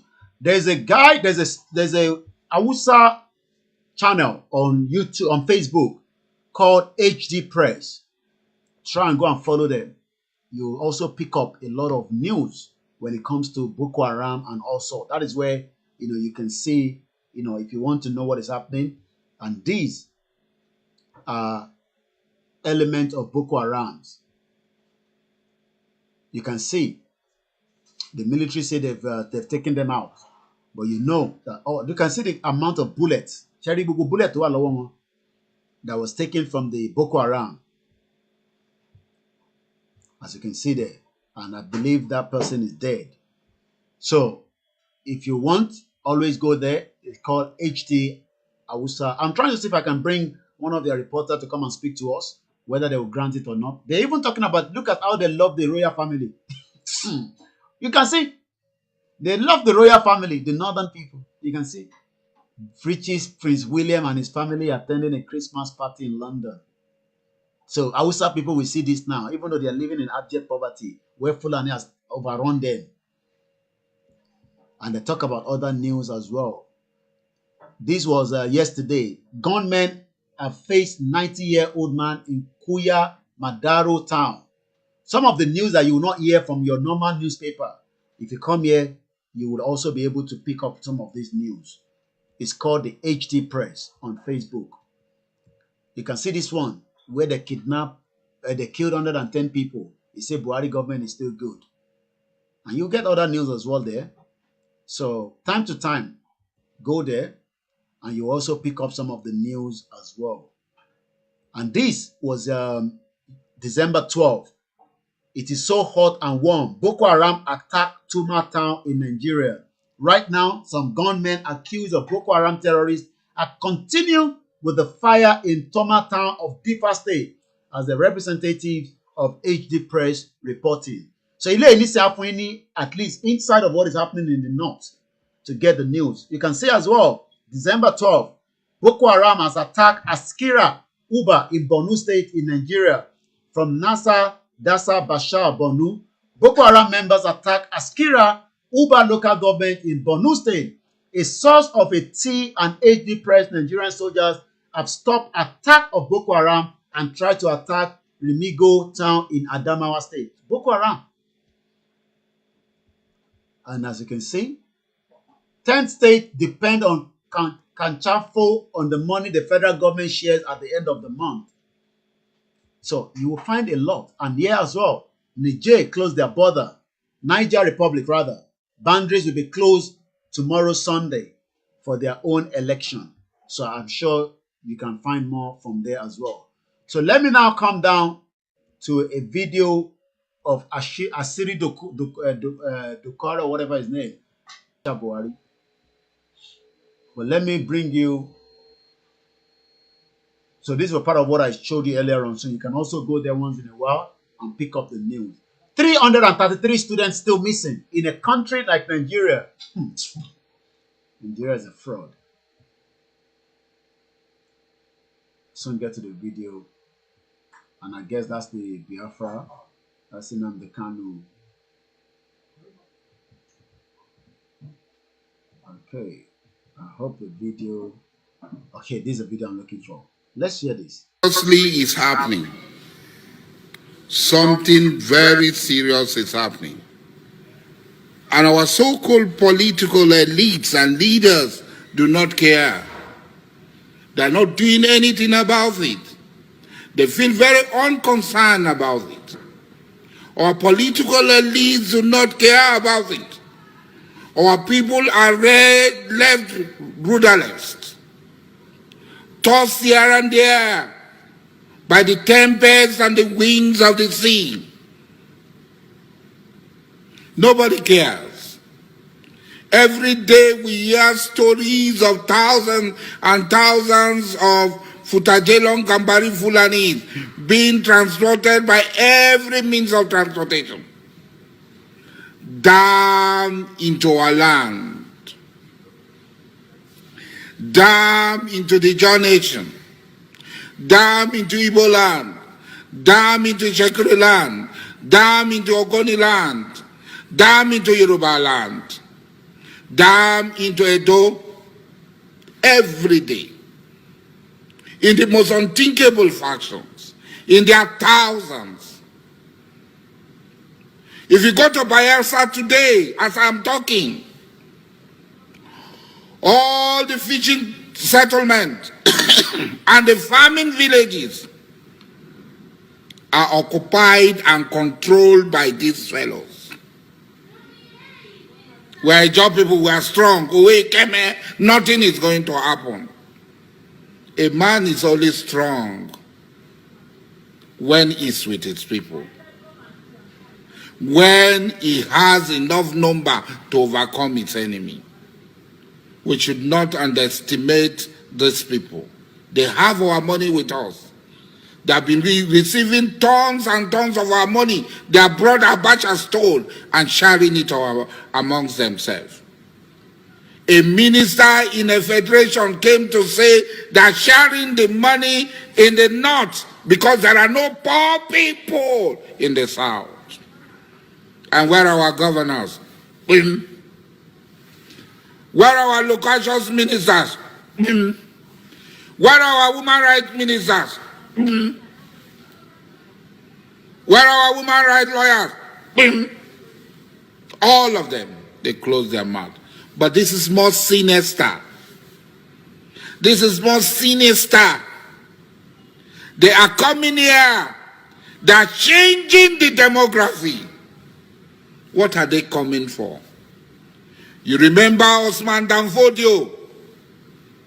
How they came to Sokoto, to Gobiri, to Kano, to Katsina, to Bida. And what happened?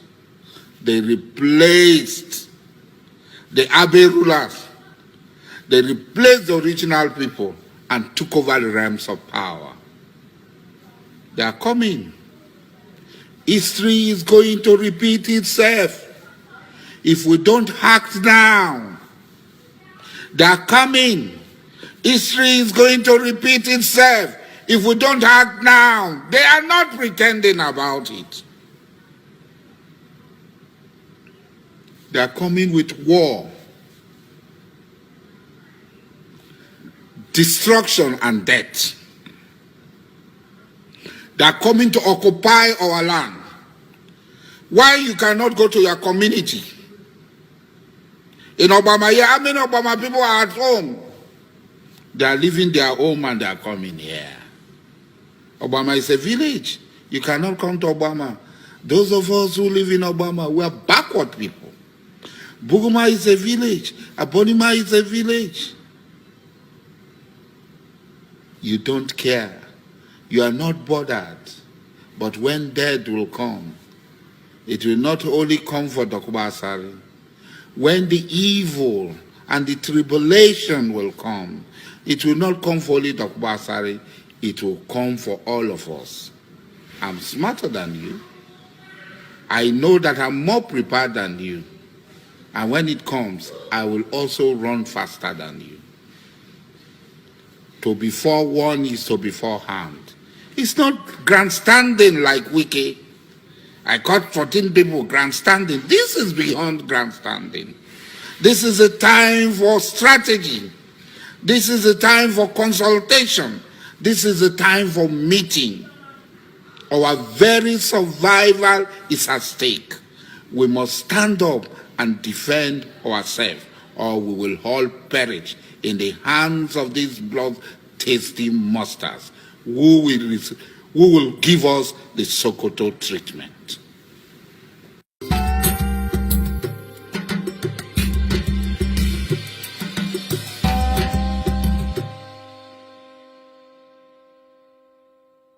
Bẹ́ẹ̀ iṣẹ́ ọ̀nà ń bẹ kákó ni mọ́ra. Ìwà ọmọ Yorùbá ni. Kákọ́ nílé. káyé ní sí. Ṣé ọmọ Yorùbá ni? Ká sọ̀rọ̀ tútù tó yọbi lápò. Ọmọ Yorùbá ló ní. Òwe ìbáwí. Ọmọ Yorùbá ló pa. Òwe ìkìlọ̀.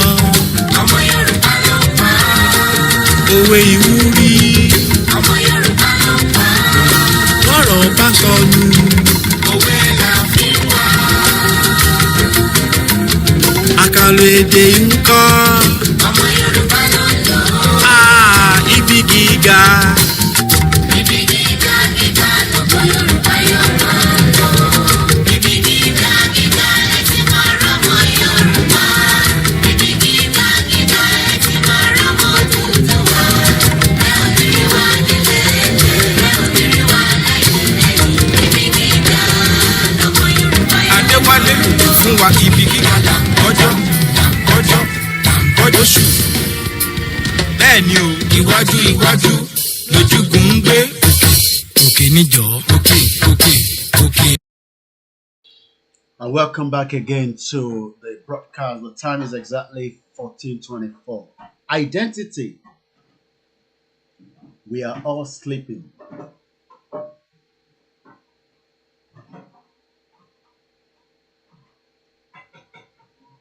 I'm just picking up the news from the Root TV, and I'll be showing you that shortly. Sorry, there was another noise coming from the background while I was preparing that for us. Once again, welcome to the show. Good afternoon to those of you again on YouTube, on all the other platforms, from the MixLR to our Instagram channels, and also those watching us on all our platforms on Facebook, on Twitter. Also, remember that media is one area that continues to need support from every one of us, no matter how small, no matter how big. We must remember that media has a job to do, especially in the fight to bring this Yoruba nation into reality. You might think that, why do you need money? Why do you want to need money for? Well, it needs money to do so many activities. Let me quickly show you this video that just popped up just about 9 minutes ago as I was just preparing to come back on the Roots Facebook channel, talking about the lapses, I think, in immigration. And it says here, stiffer penalty after they've already entered the country.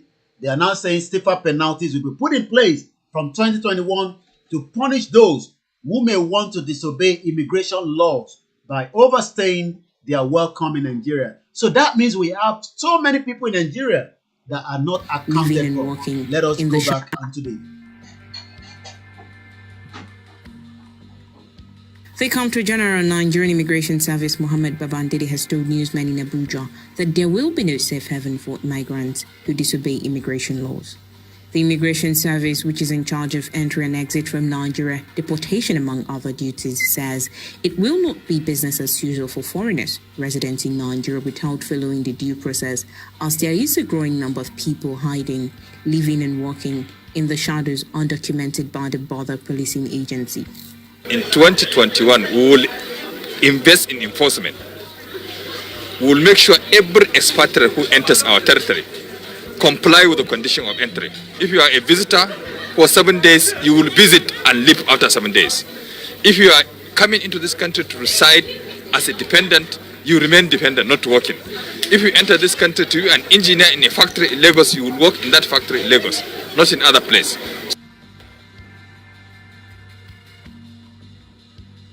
The question is, how are they going to monitor No doubt, people? there is no investment. How do you monitor capital people? investment.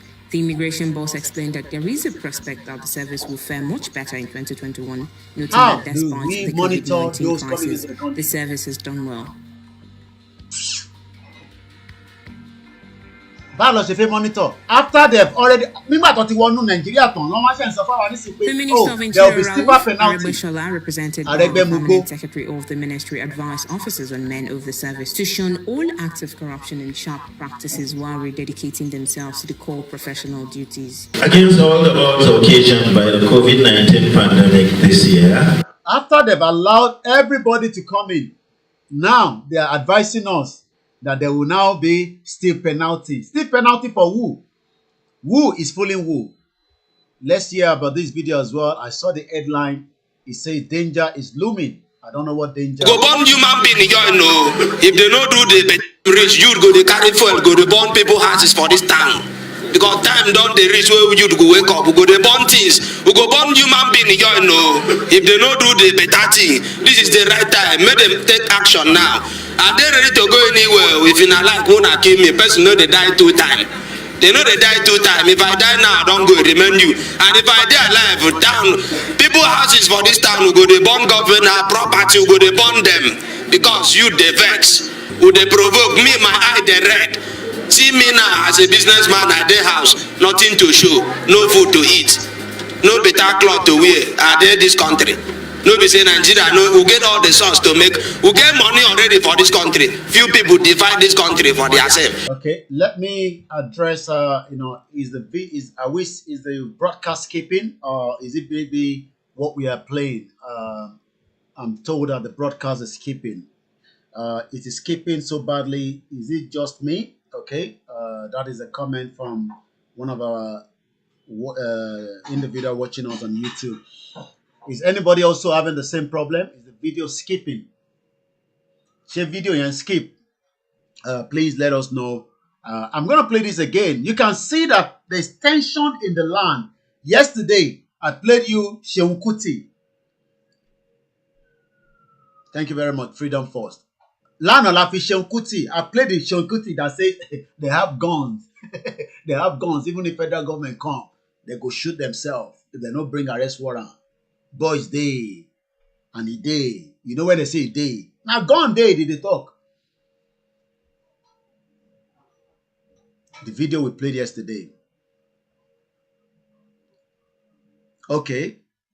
Joke, are you saying the video is skipping? Or is it, so I don't know what you mean by yes. Can you explain further before we continue with the broadcast? Once again, a very good afternoon. Oh, yes, it's skipping. Okay. Benedita as well says it's skipping. That's strange. All right. I'm not sure why that is. Shouldn't be skipping, but you've got to remember that I'm dealing with too many things as well in terms of compromise. You don't know that this job, they don't want us to get the message to those of you that are watching us right now. Don't know that every day I sit down here, they are watching. They can filter through the system. The UK government can filter through as well. And Nigerian government can pay money to anybody around the world to filter through it. Everybody don't know what I'm dealing with every day. So let's see. Nobody has no monopoly to violence. Yes, we are going to break the zoo. They don't know that. They think we sit down here, we're just blabbing. You hear what the guy said there? I'm going to play that video again, but I'm just slowing down to say what the situation is if it's still skipping. It is better now come out of the broadcast and come back in. Okay, I'm told you come out of the broadcast and you come back in, it will eventually stop the skipping. So somebody has done that. And when you broadcast here, you come out and then you come back in, and I'm told it will rectify the problem. So, but you have to remember, I'm dealing with. Okay, it is fine on Instagram. Thank you very much. Those watching us on Instagram. Well, we have been, we're streaming live on 2 Instagram channel, Koikimedia, and likewise. Let me stop laughing my relay. And likewise, what's it called? Olayomi Koiki. So we are streaming on 2 Instagram platforms.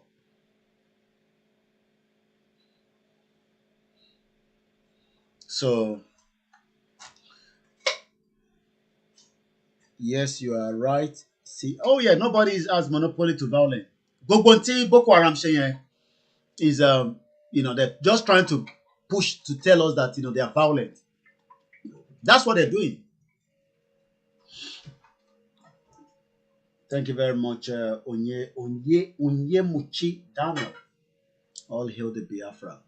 We appreciate you for joining. It is not on Facebook. Okay. All right. Let's roll the video now again. This guy is upset. A lot of Nigerians are upset. They are just waiting for people like us to ignite the fire, and we will ignite that fire. I've told you from January, we start attacking any of these politicians. From January. At random. At random. And you go on me. I've told you that yesterday. I said it in my broadcast yesterday. Hey, there will not be peace of mind for every one of us. So, and let me say, when people say, oh, let me come back and show my face properly, because when I say come out, that means I want to see if I don't want any other thing blocking me. So that, because sometimes I want everybody that wants to cut the video so that they can make use of this reference point.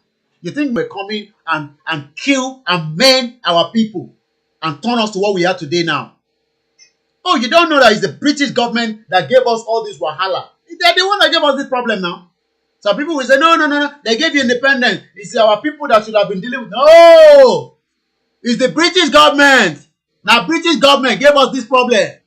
If they have left us alone, we would have fight ourselves and solve the problem. But they interfere in that problem. Now, we are facing a bigger problem. So when people say, are you scared? Scared of the British government? Me? Scared of? I'm not scared of that shit British government. You think I'm scared of the MI5? Fuck every one of them. Who's scared of the British government? Nasty contraction. They created all the problem we are facing now. And one of the problems, they know. Me scared of the British government. I'm not scared of the British government. I've lived there for 22 years. They have my record. They have my data with them. But they know that what I'm speaking on now is fire. And they cannot stop it. They cannot stop it. And we are ready for anything. You think they are dealing with me alone? Nigerian politicians don't know. I'm not Professor Banji Akintoye. Akintoye that said we should go peaceful. Me, I'm not peaceful. We go violent. Violent! Leniso. Hear me very well. Violent! All this one, everybody, I see a lot of Yoruba people say, we are intellectual. We are so intellectual. So you want us to be inside this contraction until I'll bring his program and his conversation here. But this is Koikimedia. I stand on my own. This is not any other media. I stand on my own. That is why that's why I didn't work for any BBC Sky News. I had opportunity. I had offer to work with them. I refused because they will gag me. Even before we started talking about this. Because when I want to do what I want to do, they will say, no. You must sign certain things. Oh, you don't know. When you work with all these big corporations, they'll tell you to sign. And the moment you do what they don't like, they will fire you straight away. That's why I'm not working with any one of them. Violent, la ma fi kúrò ní Nigeria. Anybody tó bá sọ pé kò ní ṣe violent. Yes, you can pray that it will not be too much. There will be casualties. Normal nìyẹn. Casualties. Who is fooling you? You think now I'll sit down here every day and tell you there's no violence? Some people say, are you going to come down? Yes, I told you that so many times. I've told you that so many times. Don't make that look like you sit down in UK, you're saying it's going to be violent. Nigeria is violent already. Nigeria is not violent. They went to a boarding school. 600 people. You know what they talk 600 people? You think I am... I respect every platform, every organization. Let everybody be... Look, as they are mobile, I don't know what they are doing. Every day I hear that they are doing something. I hope they are doing. Me, I know what we are doing. We are preparing for violence. That's what I am preparing for. Violence. That is what Koikimedia I am preparing for. Every day. Violence I am prepared for. As we are doing awareness, we are preparing violence underneath as well. But because, theory... Look, let me show you France. Go to France and see. Come back to this video. Let me show you France. Every day, Paris, the showing protest. Protest was violent in it. Every protest in Paris are violent. So when people say, hey, stop talking about violence, shut up your mouth. Let me show you this one. 2 days ago. Let's watch this one. 2 days ago. This was 2 days ago. Violent is the only language that these people understand. You see? Both protesters and police were out in force on the streets of Paris. 10,000 demonstrators hit out at a security law that could make it illegal to share images of police officers if the intent is to harm them, as well as use drones to monitor public places. The bill has attracted widespread condemnation from civil rights groups and just journalists. A bill. Look at worried how that the bill would make it just harder a to bill. cover public events. They are comfortable. Difficult to They hold officers have accountable everything. for police But look at what is violence. happening. These protesters warned that the stakes are high. Ce projet est une véritable menace. You see, the project is the real threat to our freedom. Freedom of information, press freedom. Nigeria does not even have any of these, and people say we should not be violent. Freedom to be informed, it's threatening the right of the police. You see, they want to give police more fuel to suppress the citizens. And some people say, hey, it's not going to be violent. Imagine violence. You see, violence is the only language they understand. Another law aimed at tackling Islamist separatism, which protesters say is Islamophobic. Its measures include tightened restrictions on outward signs of religion and forbids the sharing of information about a state worker with the intention of harming them. You don't even have half of what this one they have. This one they are comfortable. There were similar smaller protests up and down the country, such as here in Lille. This one is this one. I now know why it's not talking too much. Is the government TV France 24? Let's go and show you the one that is not going to. I now realized that I was playing the wrong one. Let me show you the one that will probably be showing us other areas. And I do not own copyright to the video. Let me take this advert out. Global Hair. This is the one I want. Police have arrested dozens of people in Paris after riot police clashed with protesters angry about a national security bill. Police Saturday used water cannons to push back some of the demonstrators. Officials say more than 100 people have been taken in. And you can see how many media there. When Nigeria won't become violent, you will see the amount of media people that will cover it. At the moment now, they are not interested. You can see that. A conviction could mean violence and up to a year in prison. Human rights groups and critics say the law could make it more difficult to expose police brutality. Imagine violence. You see, today we are denouncing this systematic oppression. Let me pause that. Did you see that? Did you see what he's saying? Today, we denounce this systematic oppressive movement, especially police violence. We are going to also do the same thing when we are almost ready. Almost, I said. It's not going to be long anymore. Almost.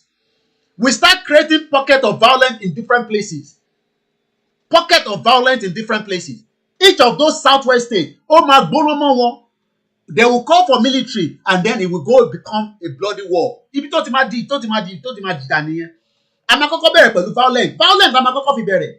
Ẹ̀kọ́ máa gbọ́ tọ́kọ̀ máa sọ pé kọ́kọ́ ṣẹlẹ̀ gbúrúgbúrúgbúrú bas. Gbúrúgbúrúgbúrú bas.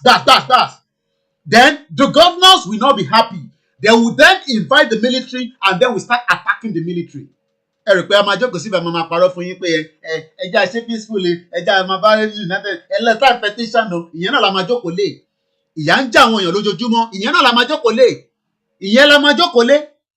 We sit down on top of that. You want me to be coming here and be talking, showing you bad hospital. Look, at least we have bad hospital. So those places will become like an emergency. Emergency ló máa jẹ́. Má parọ́ fúnra yín pé kò ní wà violent ọlọ́màjà arógun àdúrà pátápátá òṣìwò nìyẹn àdúrà wo nìyẹn ọlọ́màjà arógun ogun wà nílùú wọ́n kọ́ ọmọ 600 ẹni ọlọ́màjà arógun tábà tún máa rógun kọ́ mọ̀ pé àwọn ọmọ tó kó yẹn they are gonna turn them and convert them to another people that they don't want to be. Ìyí tó bá fẹ́ ṣe ọmọ àgé orí ọmọ apádànù ni ọmọ swear allegiance to Boko Haram. All those youth, wọ́n máa bẹ̀rẹ̀ sí lọ train wọn bọ́ ṣe yìnbọn even though against their will. Ẹ wá ní kò ní wà violent. Àwọn ta ló ń parọ́ fún wa pé kò ní sí violent? Àwọn wo ló ń parọ́ fún wa? Ẹ jẹ́ máa fi wọ́n sílẹ̀ kó máa ṣe tiwọn kó máa ṣe diplomacy o. Ẹ̀yin tẹ́ bá fẹ́ ṣe violent ẹ jẹ́ máa create ẹ tó bá fẹ́ ṣe violent kó get in touch pẹ̀lú mi. Violent làwa máa ṣe. Violent la máa ṣe. You want me to sit down here and be telling you Nigeria they will not be violent. So you want me to come here every day and show you bad roads, good hospital, blah, blah, blah. Kólúkálukú máa lọ máa gbáradì. Injury máa wà. Kò sí nǹkan tá a máa ṣe sí yẹn. But a ti mọ̀ pé our identity will never go into extinction. Ṣẹ́rí tó bá di violent yẹn, ìyẹn ló máa jẹ́ kó tètè yà.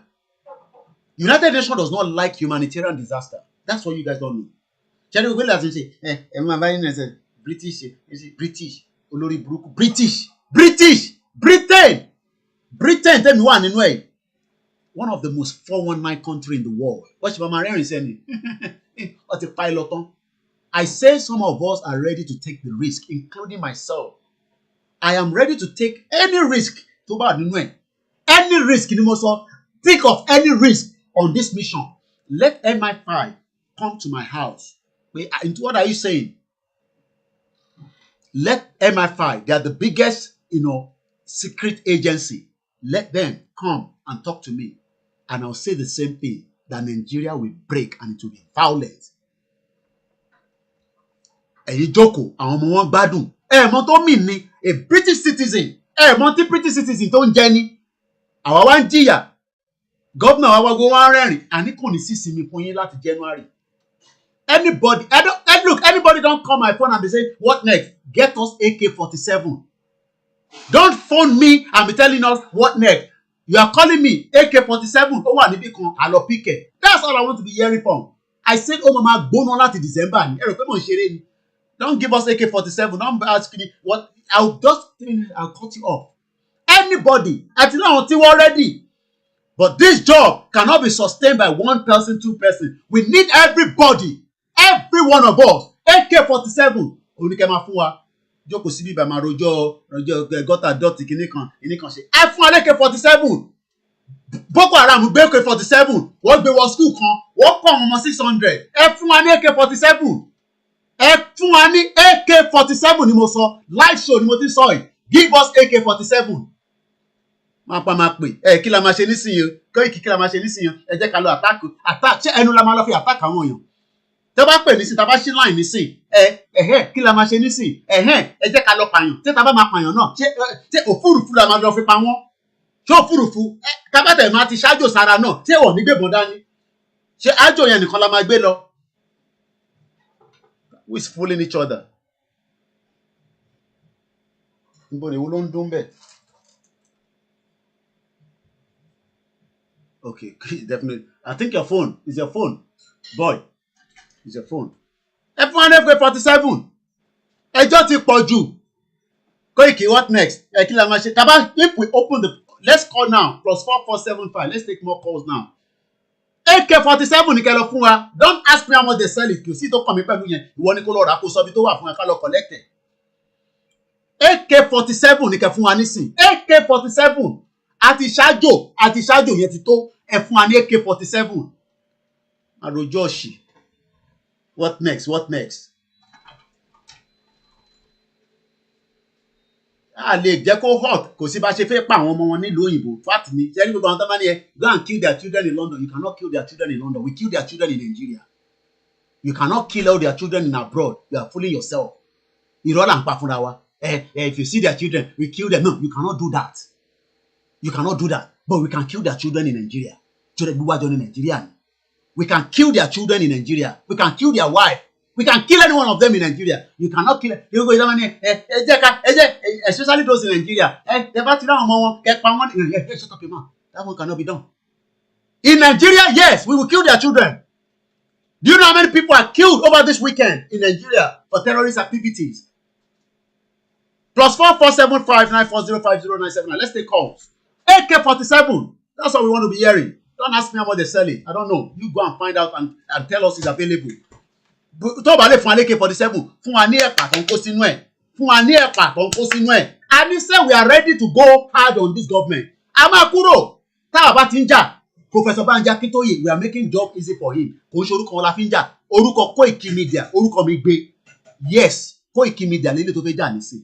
Àníṣe àṣeréṣẹ́, àwa ti prepare fún gbogbo risk tó wà nínú ẹ̀. A máa shut down Nigeria before 2023. Ẹni àṣẹ election ní 2023. Nígbà tí fẹ́ ṣe. Àwọn ló fẹ́ ṣe. Àwọn wo ló máa ṣe election 2023? Who is going to do election 2023? This is my real face. This is not a mask. Look. You see? It's not a mask. I'm not Buhari. This is real me. Look. You see? AK-47 ní kẹ́ fún wa. A máa sọ̀rọ̀ ọjọ́ ṣì. Ẹjọ́ ti pọ̀ jù. Hello.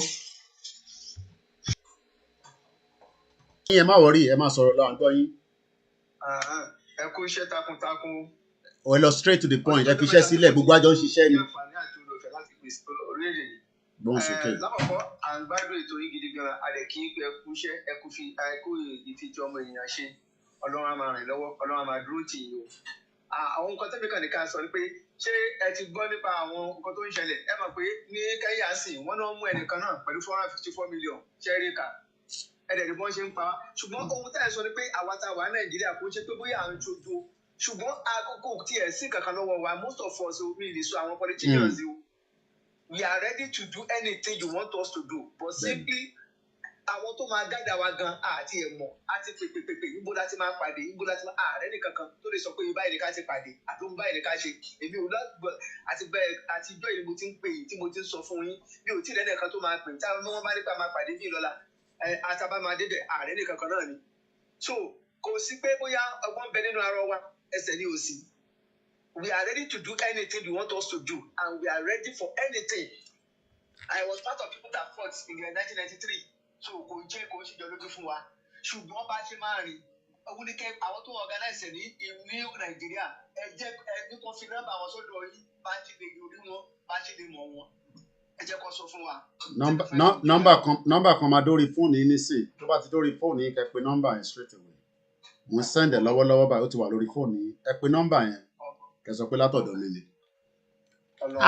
mo ti send nọ́mbà yẹn ó ti wà lórí fóònù yẹn ẹ pè nọ́mbà yẹn ẹ pè nọ́mbà yẹn àṣerésẹ̀ ẹ rò pé lè mo gbé dání ni ẹ tí ń pè kó I said this is my last lap èyí tí mo fẹ́ máa sọ nísìn violent níṣẹ́ ẹni bá ready fún wa ni ẹni tó bá ready kó jókòó sínú yàrá ẹ̀ tó bá lè wo show mọ́ nísìn jókòó sínú yàrá ẹ̀ kó máa wo repeat tí bá ti débi tí mo ti ń sọ̀rọ̀ kó o lè fast forward ẹ̀ torí anything ló lè máa jáde lẹ́nu mi nísìn àníṣẹ́ tẹ́yìn bá ń bẹ̀rù British government kò ń ṣe bíi ti Koikimedia Ọláyọmí Koiki ni mò ń jẹ́ mo bẹ̀rù British government tẹ́yìn bá ń bẹ̀rù àwọn bẹ̀rù wa nígbà táwọn bọ̀ àkó wa lẹ́rú ẹ mọ̀ àwọn mélòó tó wá kó wa lẹ́rú tí àwọn bẹ̀rù wa ṣé British government tọ́ran àwọn èèyàn wa tí wọ́n bẹ̀rù wa so Lugard tó join wa do you think Lugard was scared of us there mélòó gan ni Lugard ẹ̀rí bó ṣe rí jáńjálá ni ló sọ gbogbo wa di gbogbo tá à ń ṣe báyìí nísìn Lugard àtìyàwó ẹ̀ àwọn ló sọ wá di báyìí Lugard àtìyàwó ẹ̀ Sharon Flora àbí kí ló ń jẹ́ àwọn ló sọ wá di báyìí ṣáwọn bẹ̀rù so ètèmi wá sọ nísìn ó wá ń ṣe ó ń fún wọn ní headache ṣó ń fún wọn ní headache ó ń fún wọn ní headache hello yeah ó ṣe nísìn ní nǹkan tó urgent ni hello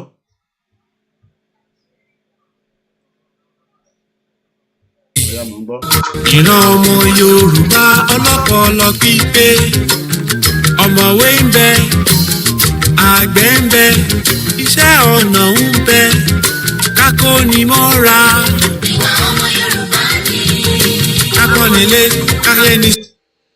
máa rojọ́ ọ̀sì ẹ̀fẹ̀ náwó ẹ̀fẹ̀ fún wa ní kankan so ká máa sọ̀rọ̀ kò ń ṣe bí mídíà tèmi ò ráyè yẹn ní tó bá mo gbọ́ pé ọ̀nà àwọn ọba ń lọ sign bá wọn kọ́ lọ sign anything nígbà tí wá violent ọba gan ni bí ọba gan máa ráyè jókòó sí palace ni ọba gan bí Àbújá lọ́ba máa gbé tán máa tọ́jú ọba nínú Àbújá tí kiri yìí ó ṣe ń bọ̀ ní à ń fẹ́ lọ́wọ́ ó ti ń wọlé díẹ̀ nísìn mo sọ fún yín pé from December last lap ni mo wà báyìí nísìn violent la fi máa create nísìn àjókòó máa rojọ́ tọ̀ síbẹ̀ kan gọ́tà dọ́tì kan gbóhùn sókè. Hello, sir, my brother. Ẹ ṣeun gan ni o. Mo ní kí n kàn fún yín gbọ́n sí i. Mo ti send fídíò kan sórí WhatsApp yín. Okay. Ìyàlẹ́nu ló jẹ́ fún mi o pé Haúsá Fúlàní àwọn náà tó ń dá ọba sílẹ̀ nílùú Èkó. Èèyàn tí gbọ́ yẹn tẹ́lẹ̀ ni. Wọ́n dá ọba sílẹ̀ tọ́ba yẹn ti ń gun ṣé iṣẹ́ rí yẹn ni ìyẹn ti wà ready ṣé iṣẹ́ rí yẹn ni a ti sọ̀rọ̀ lórí yẹn. Àti wọ́n a fẹ́ máa ṣe nísinsìnyí anarchy láti January anarchy. Ṣé wàá lè lọ dá ọba sílẹ̀ nílùú Kánò àbí nílùú wọn lọ́wọ́? Kí ni wọ́n wá? They should stay in their region. A ní láti fight it out ni. Èmi gan fúnra mi inú ọdún òun bá yín sọ̀rọ̀ èmi gan ready. Gbogbo wa ní láti ready.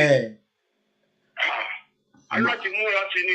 A máa jẹ́ ká identity wa kó sọnù pátápátá. Ẹ̀yin rí àwọn nọ́mbà ṣe gbọ́mọ̀ ṣé ìyá máa ti bá máa pè No problem, bàbá mi, à sọ̀rọ̀. All right. Ẹ jẹ́ n ṣàlàyé fún yín, ṣe rí àwa ò bẹ̀rù any goddamn person. Ẹ wò mí dáadáa, ẹ wẹ̀ tó ń sọ̀rọ̀ yìí. Gbogbo tí bá sọ pátápátá, ọkàn mi gbé gbogbo ẹ̀. Tí èmi bá sọ pátá, àníṣe British ni gbogbo yín bẹ̀rù. Èmi ò ṣe rí Nigerian government, èmi ò bẹ̀rù Nigerian government, ká máa deal pẹ̀lú Nigerian government. Ṣé rí àwa ti Nigerian government, àjọ máa deal pẹ̀lú, àjọ máa wọ ṣòkòtò kan náà. Ẹ mọ̀ ta fẹ́ ṣe fún wọn. Àjọ máa wọ ṣòkòtò kan náà.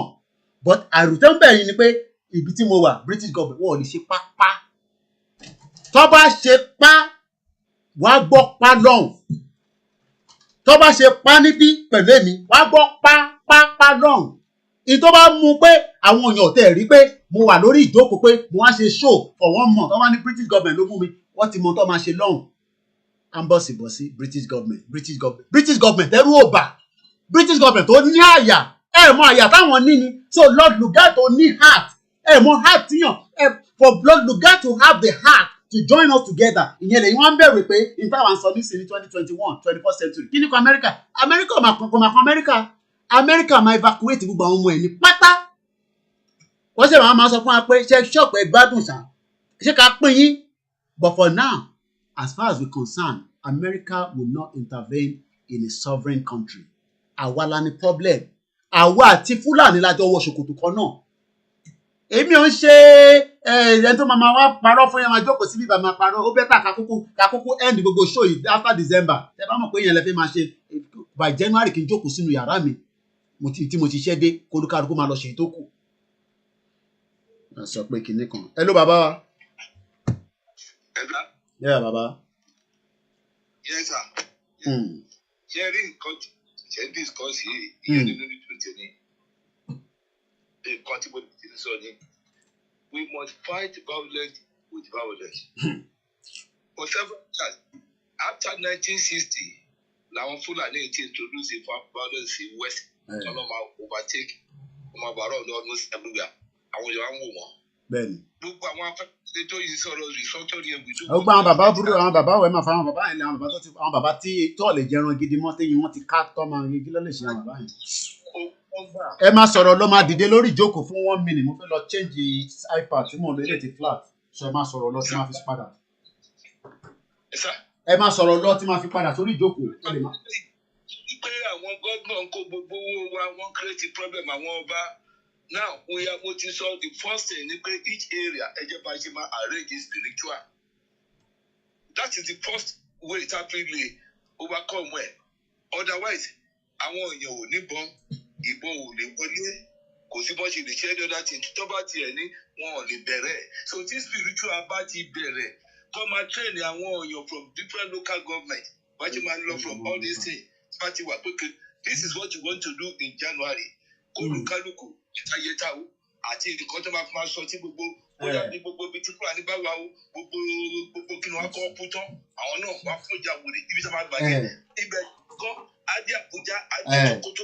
Àmàjókòó kẹfẹ́ ká máa jókòó ká máa rojọ́ gọ́tà dọ́tì ìjọ la fi máa ṣe gbọ̀n yẹn dà wọ́n kọ́ àwọn láyà ẹ mọ̀ pé àwọn Fúlàní láyà wọ́n wọnú boarding school wọ́n kó 600 children ẹ mọ̀ tó mì ní.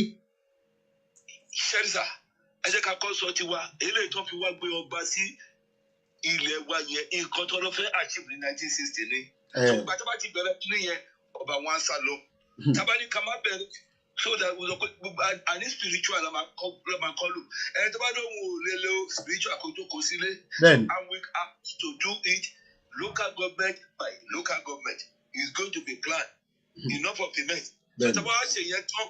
Àwa dájú pẹ̀lú àwọn olórí tó bá ń create problem ní àtàfẹ́nifẹ́re o àti gómìnà o àtàwọn kéde wọn o eléyìí tó bá ti mọ̀ pé òun ò lè ṣe ti Yorùbá kó lẹ Yorùbá.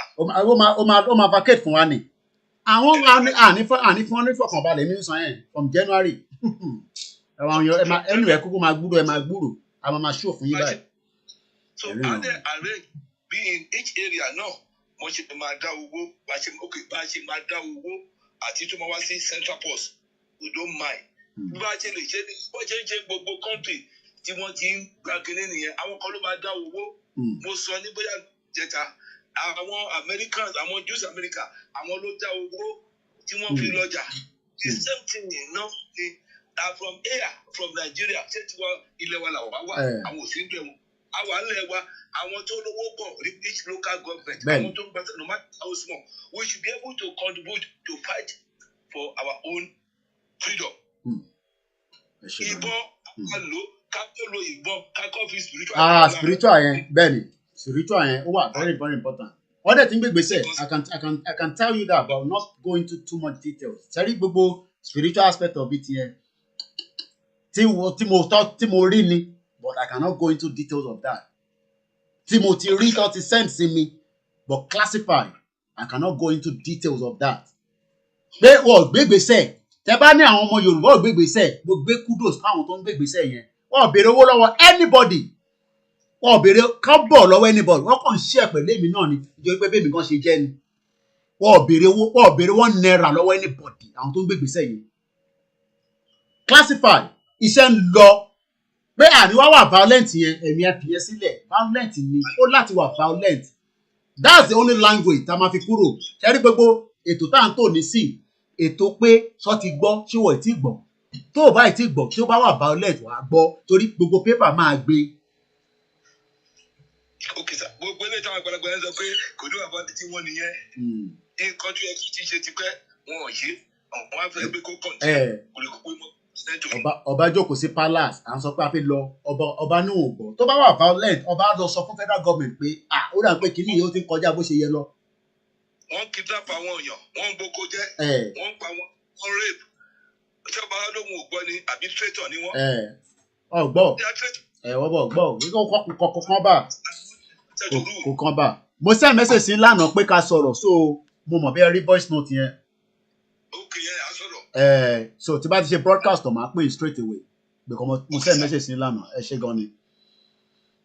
ṣe rí èmi ò jókòó sórí máa sọ̀rọ̀ Yorùbá nation tí a bá ti mọ̀ pé irọ́ ni gbogbo àjọ fẹ́ máa pa tá a bá ti mọ̀ pé irọ́ ni a fẹ́ máa pa kí ni àwọn àjọkò they do this they say no different platform ìyẹn mo ṣe wà independent gbogbo tí bá sọ Koiki Media ló sọ I'm not attached to any media I work with all the media but eléyìí mi sọ yìí èmi lèmi gbé èmi lèmi sọ ó máa wà violent ni violent ó máa wà violent.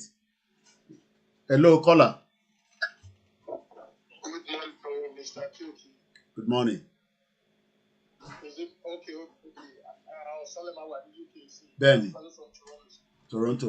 Ẹ káàbọ̀ sórí ètò. Welcome on the show. Yes, sir. You bless. You know, we want to hear from you from the other dude again in England there. Mayegun General. Yeah, exactly. My brother. Yeah. I'm really blessed. I can only say I'm a Kodini, but I'm from Warri, but I'm a Kodini, a Komotagasi. Okay. I enjoyed all the benefits of that. I will not shame that. So it's very painful though. It's very, very painful. Allah, most of it. Allah. I mean, Yoruba man, people say Yoruba, it's very painful. Allah. I'm a joy doing ẹ tó sọ pé ẹ má jẹ Èkó tó ti jó fúnra rẹ̀ Èkó ẹ fi Èkó sílẹ̀ ẹ má tàn bá pẹ̀lẹ́ àní ká gbogbo Èkó wálẹ̀ ká tún ṣà àwọn kan jókòó sórí owó wọn ń gbádùn àwọn kan jìyà lójoojúmọ́ ẹ wá ń sọ pé ẹ wá ní pé kò sógun ẹ lọ sí state kankan kẹ wo ìyà bó ṣe ń mú àwọn èèyàn.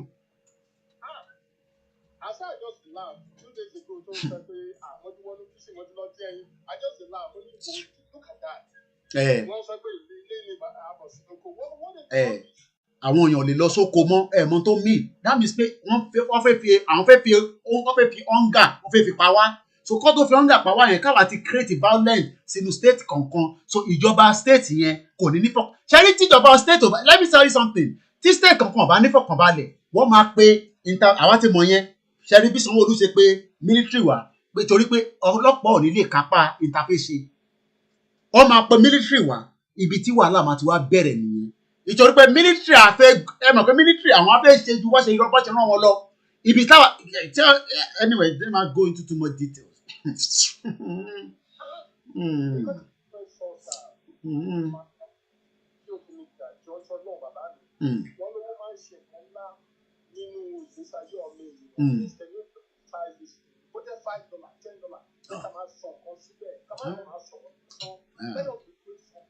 Okay.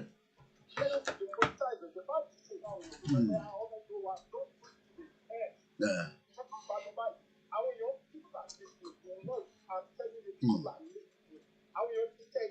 Ẹ kóra yín jọ ní group by group kankan nísìn ẹ máa sọ fún wa pé Koiki Media àti ní bírò báyìí nílẹ̀ àti ní kan báyìí nílẹ̀ ìbọ̀lẹ̀ tí máa wá collected bí abẹ́ẹ̀nẹ̀ láti máa collected ní bí ó wà ní Nàìjíríà ìwọ fi wọ́n sílẹ̀ àwa ní àwọn tó máa lọ kó wá ìwọ fi yẹn sílẹ̀ tó bá kódà kó gbé DSS pẹ̀lú ẹ̀ àti wà àti DSS a máa pa gbogbo yín àwọn máa kó kọ́ta máa kó wà láìta láì sílẹ̀ láì mú sọ. Ẹni tó wà nílẹ̀ àwọn èèyàn hot gan nísàlẹ̀ wọ́n hot nísàlẹ̀ wọ́n hot gidi but a ti sọ fún wọn pé láti January o a máa bẹ̀rẹ̀ sí activate eléyìí ti kọjá ní 2 years we only have the windows of 2 years now tá bá ti fail windows of 2 years yìí ìtorí pé wọn ní lè ṣe kankan ní 2023 wọ́n dẹ̀ ń prepare mo ti sọ fún yín sẹ́ pé federal government ti acquire a new fighter jet ó wà ní Kaduna tó pàkẹ́ à ń dúró dè wọ́n ní sẹ́ẹ̀ ṣe rí gbogbo ẹni tẹ́ ní pé kò ní sí kankan Ọlọ́run jẹ́ kó sí kankan náà ni. All right. No problem. All right. Okay. More, I don't know how that. I will have to put that around there, but we do have other platform that people can donate. But I'll save. I think I should be able to activate that. But I'll speak to you after the broadcast as well. Broadcast. So can we call Tumbo Latte Koi? All right, my brother. Thanks you very much. Àjọkò sí lóyìnbó a máa pariwo Nigeria go break ìyà ń já àwọn èèyàn nísàlẹ̀ lójoojúmọ́ náà yàn àwọn èèyàn ń dìde poverty. Hello bàbá wa. Hello Mr. Koiki ẹ káàsán sà o. Gbóhùn sókè. Ẹ káàsán sà.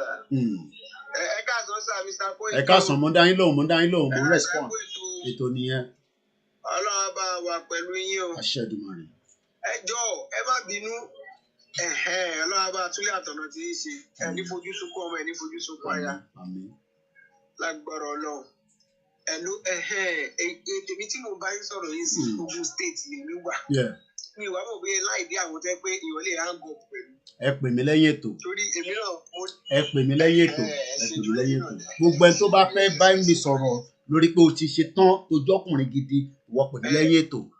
Ẹ pè mí lẹ́yìn ètò. Mo ń gbọ́. All right. Fẹ́ sọ pé àwọn tẹ́ pé mi fẹ́ kí yẹn jáde síta. Ẹ jẹ́ a sọ̀rọ̀ lẹ́yìn ètò. Ẹ sọ̀rọ̀ lẹ́yìn ètò because mo fẹ́ kí wọ́n distracted. Ẹ tó bá ní nǹkan tó wà sensitive tó fẹ́ sọ ẹ má pè sórí show. Tó bá jẹ́ pé ọkùnrin gidi nìyẹn ìwọ pè sẹ́yìn ètò.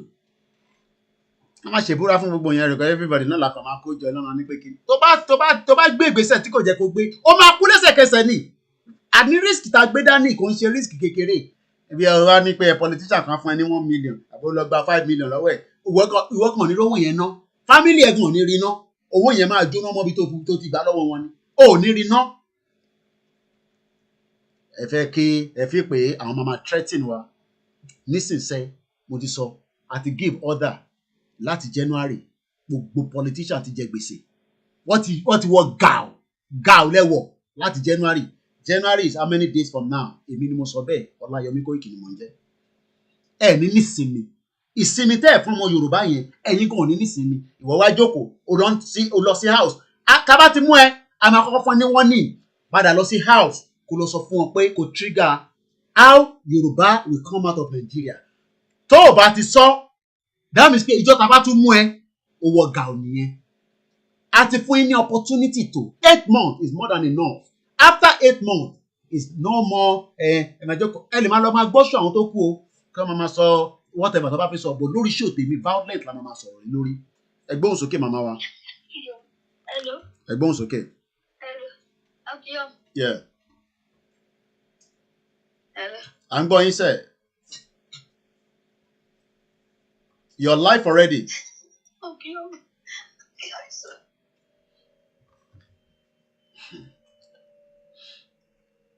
Hello, my sister.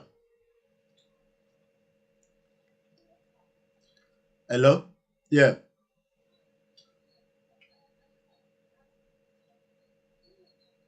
Yeah. Thank you. God bless you. Thanks so much.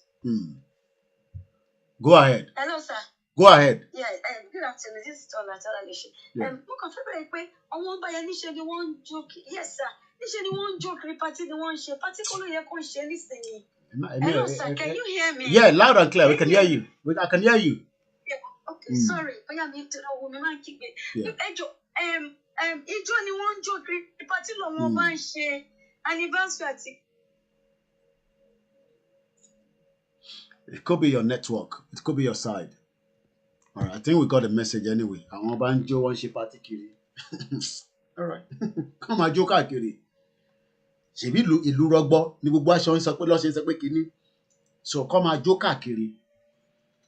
Making life unbearable for our people. Ní àwa ọmọ káàrọ̀ jìrì. Àwa DNT ẹ wá rò pé ẹnu lọ́nì wọ́n ní ṣọ̀rọ̀ wọ́n ní ṣe kínní kan. Okay. Ẹnu ta níyẹn ẹ ríran wò. Mo ní bí alátọ̀dọ̀ yín ni sẹ́, my sister. Hello? All right, let me go straight to US first. Hello, Baba. Hey, Baba Koi. Okay, ní kí sáré dá sọ̀rọ̀ náà. Ẹ̀gbọ́n sókè. Okay. Ṣé rí àwọn a few of the people that we now work with on the ground. Yeah. Because mo sọ fún wọn sí ni pé majority of them nǹkan tó táwọn sọ fún wọn sí ni pé tẹ́ ẹ̀ bá ti lè máa come up with strategies for organized violence. Bẹ́ẹ̀ni, ní àwọn kan máa bá wa sọ anything mọ́. Ẹ gbé máàpù fún wa, nǹkan báyìí lẹ́yìn fìpa lè ṣe, káwa náà lọ study ẹ̀. Ìta fẹ́ máa gbọ́ nísìnyí yẹn, anybody tó fẹ́ máa bẹ́ẹ̀ mi sọ̀rọ̀ nǹkan báyìí, strategy báyìí la fìpẹ́ lè lò, ẹ gbé báyìí, lówó ta fẹ́ fún yín o, bọ̀ ẹ gba strategy o, àti nìkan ta fẹ́ ta rà fún yín o, ẹ lọ collect ẹ o, ẹ má tẹ̀ fún ìfowó anybody, ẹ má fún wa lówó, ẹ lọ sọbi tí ẹ kó sí, káwa lọ kó níbẹ̀. As simple as that. Àwọn tó wà káàkiri ó wà nínú black market tó ń tà ojoojúmọ́ ni Fúlàní Boko Haram wọnú Nàìjíríà tó ń fẹsẹ̀ rìn wọlé pẹ̀lú AK-47. One of my, me in this close source, one of my boys, the military, àwọn ọlọ́pàá sọ fún mi pé what is going on in Nigeria pé this of it southern border pé wọ́n gbọ́ pé there are some. Ó ṣí sílẹ̀ ni. Ó ṣí border yẹn sílẹ̀ ni. Through Libya, small arms weapon through Libya, in conjunction with Niger, so wọ́n import weapon yẹn so wọ́n ti import weapon yẹn for the past 2-3 years, probably even longer than that. So that's another thing. Ẹni tó bá dẹ̀ mọ̀ bí ẹni sọ̀rọ̀ bàbá mi, ẹni tó bá dẹ̀ mọ̀ warehouse ibi tó ń kó nǹkan sí, èmi ò sọ ọ̀rọ̀ owó tó ń tọ́jú síbi kan, ọ̀rọ̀ owó kọ́là ń sọ nísìn, tó bá mọ̀ warehouse ibi tó ń kó nǹkan gidi sí ní nǹkan tó fi ń jà ìwọ̀sọ̀bí tó wà fáwa.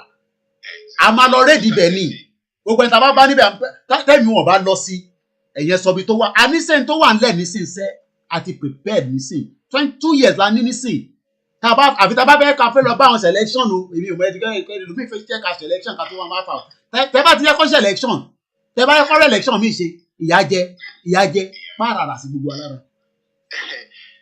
So nǹkan tí mo sọ tó bá ti pè mí àwọn boys ẹ̀ sì bá ti sọ̀rọ̀ mo sọ pé a ti fún wọn ní notice we put them on notice that the time for diplomacy is over. It's over. The stage we're in right now is organized violence. So if you have any strategy, you can locate places where you can find weapons and stuff like any strategy. That's what we can. Because ẹlòmíì kún ó wà nísìn ó mọ ibi tó ń kó nǹkan sí. I told you ṣé ní gbogbo tẹ bá ti rí antenna ládùúgbò yín ìwọ ṣàṣọbi tó wà fáwa. There are different things tó ń gbé káàkiri. Ṣé rí ẹ̀kọ́ máa rí building míì táwọn èèyàn wọlé tó ń jáde bí ọkọ̀ àtìyàwó. Military ló níbẹ̀ o. Àwa máa lọ fọ́bẹ̀ ni. Ẹ láti lajú ṣé rí ẹ̀kọ́ ń sún òṣì. This is a time for ṣẹ́rí gbogbo àwọn tẹ̀ ní mo sọ pé gbogbo wọn àwọn homeless tẹ̀ rí ní London káàkiri yẹn púpọ̀ ní wọn spy ní gbogbo wọn. Wọ́n sacrifice òtútù, wọ́n sacrifice everything. Ẹ̀yin jókòó ẹ̀kọ́ máa lọ máa jàmàlà. Ibi tó ti lọ ń jàmàlà wàá máa fetí kọ́. Ìwọ náà máa lọ jàmàlà níbi tí military ti ń jàmàlà. Wàá máa ṣe bí ọ̀dẹ̀, wàá ṣe bí wèrè. Ìwọ náà máa pàrédì ibẹ̀ bí wàá lọ máa tọ̀gẹ̀dẹ̀ níwájú bẹ̀. There are so many buildings tó ń lò nísìnyí because wọ́n ti mọ̀ pé attack máa wá. So they are not putting ammunition anymore. Níbi tó ń kó sí tẹ́lẹ̀, wọ́n ti move ẹ̀ nísìn, wọ́n disguise ẹ̀. Ìwọ náà máa fi mú pẹ́kẹ̀. Inú port ló ti ń ṣiṣẹ́ ní port authority ni. Ó ní kankan gbé jáde lójoojúmọ́ nínú port authority. This is the time for us to open our eyes. ó jẹ́ pé kakàn máa gbọ́ ṣé òkàkàn lọ ká jókòó ká tún lọ strategy la fẹ́ nísìn strategy we need to develop intelligence. intelligent ló máa lead sí kankan torí kékeré tí òwò lè máa wò pé tí bá dẹ̀ sọ kíní fún Koiki ó lè máa wúlò wàláì tó bá sọ fún mi sórí kíní yẹn ó lè lọ fún wa ní big loophole níwájú lọ́hùn kódà ó lè jẹ́ north ìwọ àmì arẹ́dì láti lọ hijack anything ní north fact ni mo sọ fún yín yẹn. Because there's already a state of anarchy in the north. North ti dàrú gan báyìí òun gan ló dùn jù north ti dàrú pátápátá north ó ti dàrú pátápátá. bàtà wa káwa lọ pati orí tí ṣeun kú ti sọ fáwọn kan wá ṣe pati wọ́n jó látàárọ̀ títí dìrọ̀lẹ́ nínú kan táwọn sọ pé state of anarchy bá dé táwọn yàrá yé jù. Koiki sọ one of my first cousins ní wedding like ní this past weekend I was supposed to wọ́n sọ pé kí n wá ọmọ sọ pé owó tí màá fi lọ yẹn I would rather donate it to our organization tí màá fi fund it àbáwọn mi ò feel comfortable láti lọ máa jó táwọn ò fi ìjó david empower ìgbẹ́ already àwọ̀. What war? I said 2019 global terrorism classify Nigeria as a country in a war lẹ́yìn Afghanistan Nigeria ló tẹ̀lé àti Syria Yemen ẹ wá nígbà sínú war.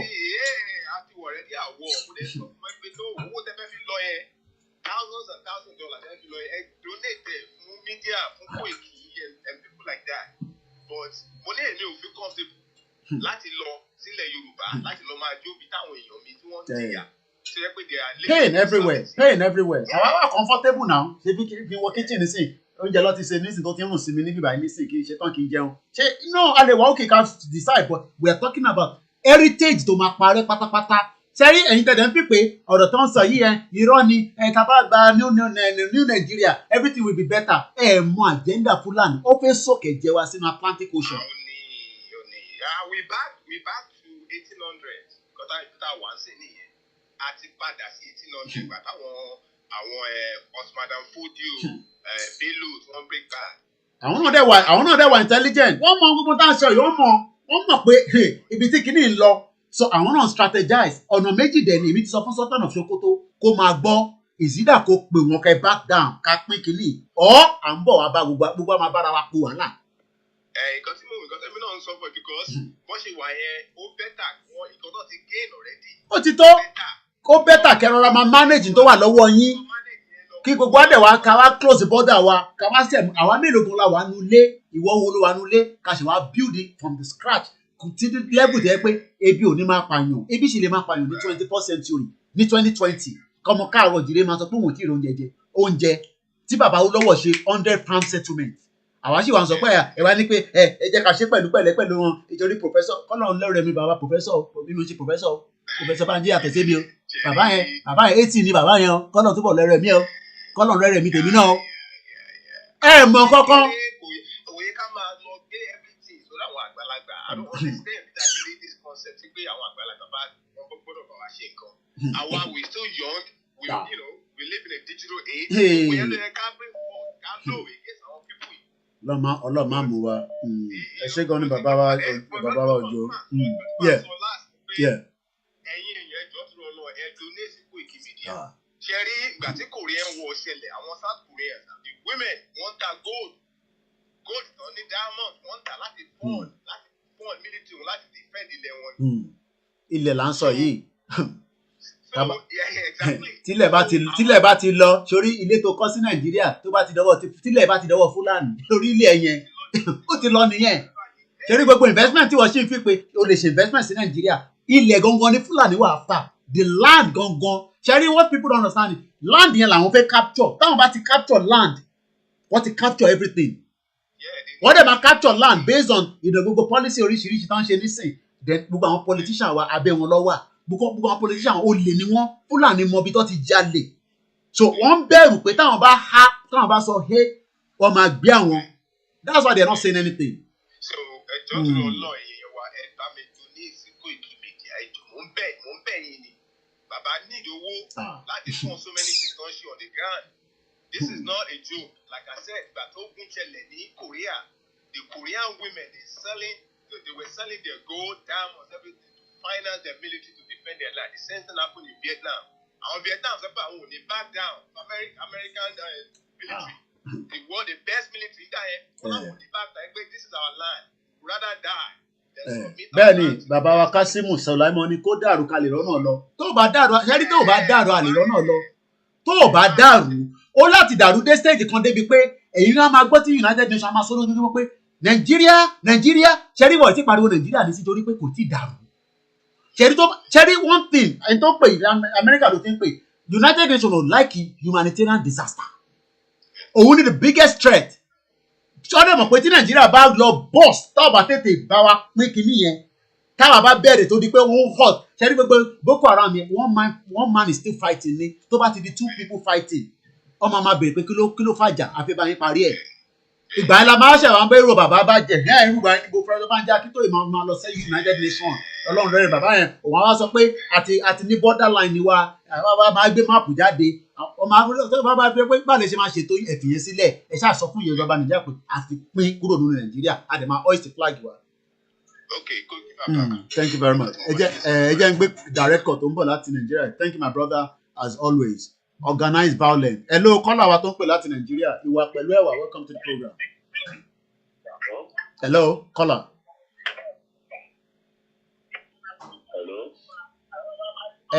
Tẹ bá mute ti background yẹn dádì a lè gbọ́ yín látòrí mobile phone tẹ fi ń pè mí ṣẹ́rí ti background one yẹn ẹ mute yẹn completely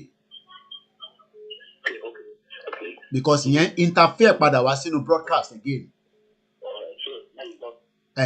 Now ẹ lè máa wojú mi but orí mobile phone yẹn nìkan ni kẹ́ máa ti sọ̀rọ̀ ṣẹ́rí tinú ilé yẹn kò gbọ́dọ̀ sound kankan gbọ́dọ̀ jáde nínú ẹ̀.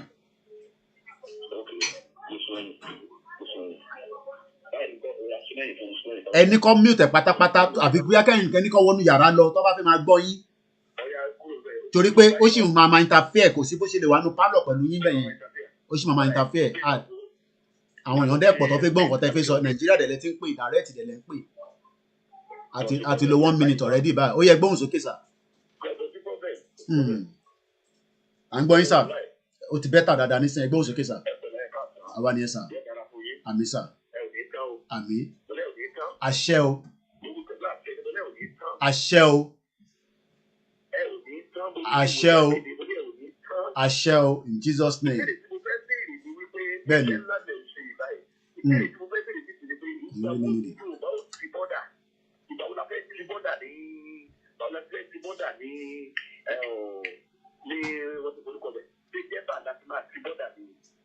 no borderline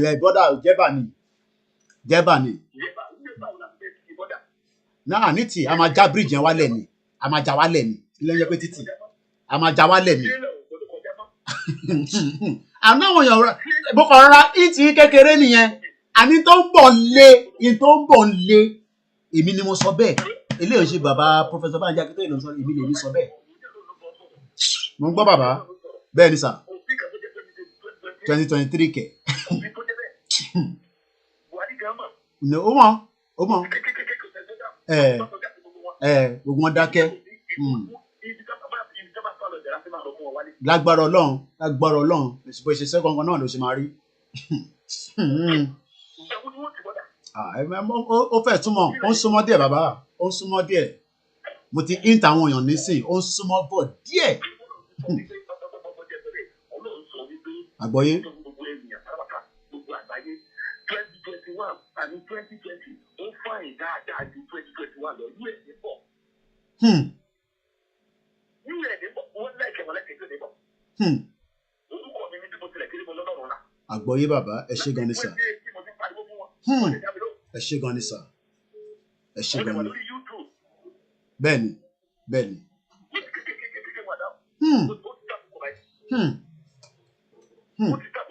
ó ti tó àkókò. Kí lẹ porúkọ yín again sir kí lè máa lọ ẹni ẹ wà lórí YouTube àbí kí lorúkọ yín sir kí lorúkọ YouTube yín ó dà ẹ mọ tá máa ṣẹlẹ̀ ṣé nọ́mbà yín wà lórí WhatsApp eléyìí tẹ́ fi pè mí èyí tó ní WhatsApp ẹ fi nọ́mbà yín send message sí mi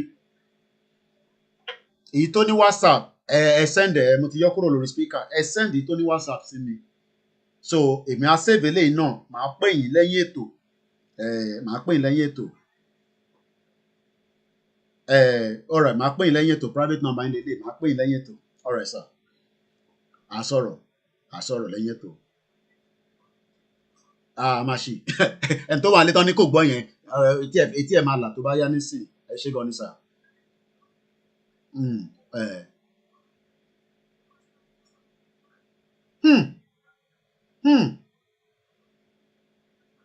Kábíyèsí ẹ̀.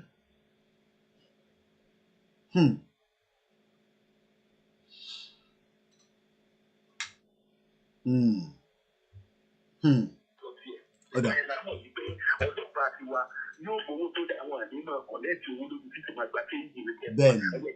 Bẹ́ẹ̀ni. Even kò tẹ̀ síbi tí kò yẹ kó máa ṣiṣẹ́ tó bá jẹ́ pé ìlú yẹn wà òkè dáadáa.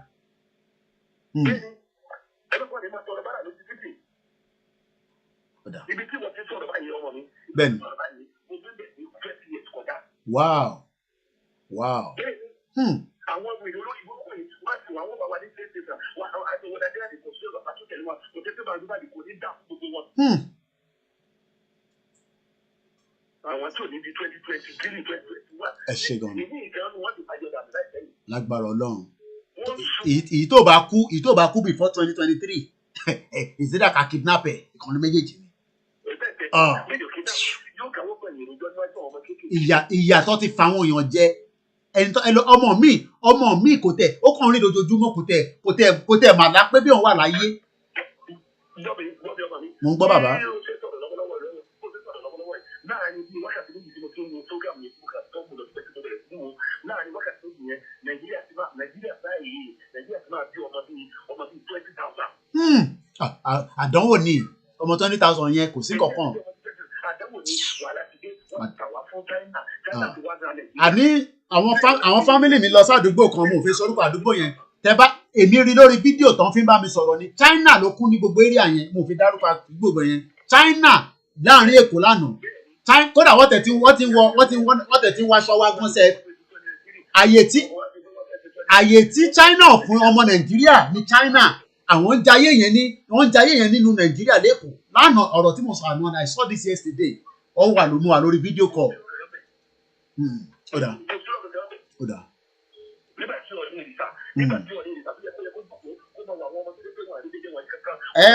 Ọ̀ní ní kò sí nǹkan kan tó ṣe wá bàbá ní kò sí nǹkan kan tó ṣe wá ó ní gbogbo àwọ̀ òkè àbí gbogbo àwọ̀ òkè nígbà tí ilẹ̀ bá ń gbóná mọ́ gbogbo wa tí gbogbo àníṣe UN ní máa tètè wá ṣẹ́rí tí UN máa fi tètè wá òun làwọn fẹ́ trigger ní sí ṣẹ́rí gbogbo eléyìí tá ti ń bọ̀ láti March ni mo ti ń pariwo àti March kò tí tó àti March everyday ni mo fi ń sọ̀rọ̀ everyday láti March everyday láti March kò tí tó so kí n tún jókòó kó tún ká tún gbé yẹn. Bàbá kúrò ní bàbá fẹ́ lọ síbẹ̀ bàbá fẹ́ lọ ká tó lọ fún wọn mọ̀ dọ̀bálẹ̀ wọn mọ̀ sáàsì wọn mọ̀ dọ̀bálẹ̀ nínú ṣọ́ọ̀ṣì wọn lọ ní òkè àti gbogbo rẹ̀ ní ìbàdàn bàbá ti débẹ̀ tán wọ́n ya wèrè. Wọ́n ya wèrè.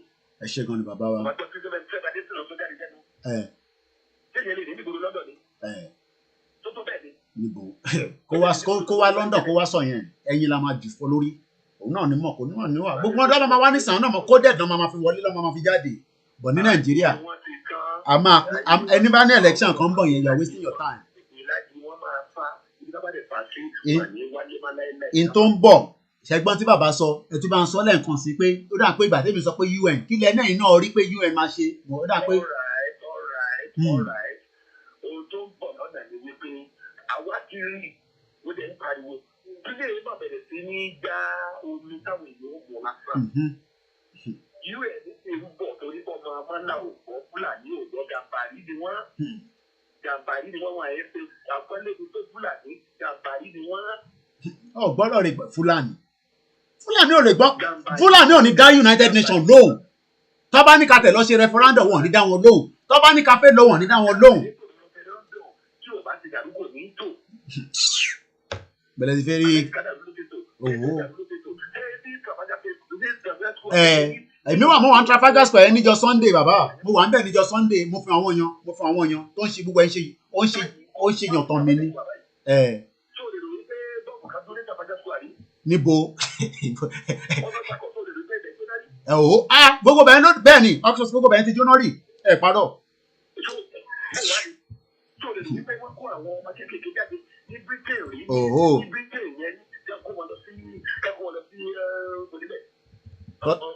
Tọ́lọ̀ ṣebí gbogbo underground tó build yẹn nígbà yẹn ṣebí gbogbo ibi tó ń tọ́jú àwọn èèyàn sí ni nígbà yẹn náà.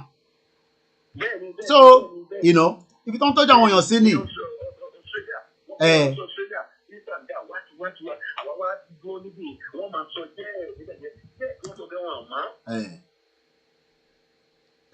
Kódà bẹ ṣe ń sọ̀rọ̀ yìí bàbá òun ni mo wá ṣí fún àwọn èèyàn nísìnyí torí wọ́n lè ní bí bàbá yìí ò mọ tó ń sọ torí bàbá tó ń bá wa sọ̀rọ̀ yìí wòlíì Ọlọ́run ni wọ́n òun ni mo ṣí sílẹ̀ níbí báyìí. Àníṣe ẹní sùúrù bàbá ọ̀rọ̀ tẹ́ sọ ti Oxford Circus yẹn ẹ mọ̀ pé íńtánẹ́ẹ̀tì ò kí ń parọ́. Oxford Street suffered considerable bombing during the Second World War. It remained a bomb site for the remainder of the war and beyond. Every day was so silent in the house of rep and the house of Láṣẹ̀dùmarè. According to the word from my mouth, there will be space to open that door for the bẹ́ẹ̀ni lágbára Ọlọ́run láṣẹ̀dùmarè bẹ́ẹ̀ni. Oxford Circus ni mò ń wò yìí nígbà tó jóná nígbà tó ń jagun.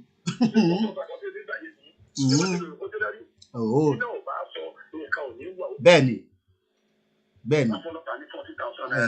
ẹ̀yìn kan wá ní ẹ má jẹ́ kí kò jóná ẹ má jẹ́ kí kò jóná.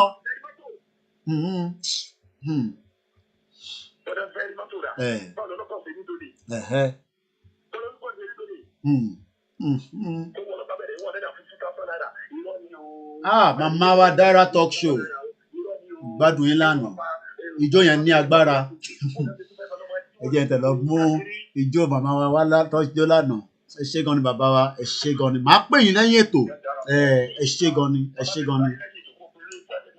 màá pe private number yìí sà màá save ẹ̀ ní sí ẹ ṣé gan ni sà àmì sà ṣe gbọ́ èyí tẹ̀ ṣe ń sọ pé yẹn Nàìjíríà ó máa tó ibo ló ti fẹ́ tó. Ẹ má bínú gbogbo ẹ̀yin tẹ́ ti pè tẹ́lẹ̀ ẹ jẹ́ kọ́kọ́ save number bàbá wa tó pè mí láti Èkó yìí ó wà very important. Àwọn wọ́n ní sáà ní ẹ máa jẹ́ omi fún gbogbo wa. Fúlàní ò ní gbọ́ Fúlàní ò ní gbà. This was Oxford Circus kan náà ní sí tí gbogbo yín fẹ́ wá láti Nàìjíríà láti wá náwó síbẹ̀. One of the most busy mo ti ṣe so many broadcasts lórí títì yẹn the length of that street òun lẹ́ ń wò lélẹ̀ nígbà tí wọ́n ja ogun ní pé àníjà kíyà máa jà wọ́n yàn mo kí màmá wa Dára talk show màmí tó dáa mo gbádùn ijó yín lánàá yẹn àní pé àníṣà máa lọ pé àní lọ yẹn ẹ fìyẹn sílẹ̀ ẹ ń kọ save number ẹ wà important kí n má lọ gbàgbé pé àní lọ kíyà máa jẹ ọmọ káàárọ̀ òjíire àní identity wa fi parẹ́ ẹ jẹ́ wá return mi ti save number yẹn nísìnyí so jẹ́ wá kí n má tún wá lọ ọkọ̀ tí kò bá ti wọlé kí n send ẹ̀ sáwọn àwọn backend team lẹ́ẹ̀kan sí mo kí gbogbo yín tí ẹ̀ ń wò wá tẹ́ ẹ̀ ń darapọ̀ mọ́ wa ẹ jẹ́ wá return calls bí kọ́ yẹn bá ṣe wá ẹ jẹ́ àkọ́kọ́ lọ sí Israel níbi tí wọ́n ti pè wá láti bẹ̀ this òun lẹ́ ń wò yìí náà àbí kàkà story ẹ̀ díẹ̀ ok ẹ̀ ń ta pè yẹn bí a kò sí lórí ìjókòó gbogbo yín ni máa pè padà lẹ́ẹ̀kọ̀ọ̀kan brother Dayo Nelson Germany I'm calling you back now ẹ jọ ẹ tó bá tẹ́ ẹ bá ti lè bá wa sọ strategy àti pé ẹ fẹ́ fún wa ní irinṣẹ́ torí pé àwọn kan bí àwọn òfin máa gbé AK-47 ẹ fún wa ní irinṣẹ́.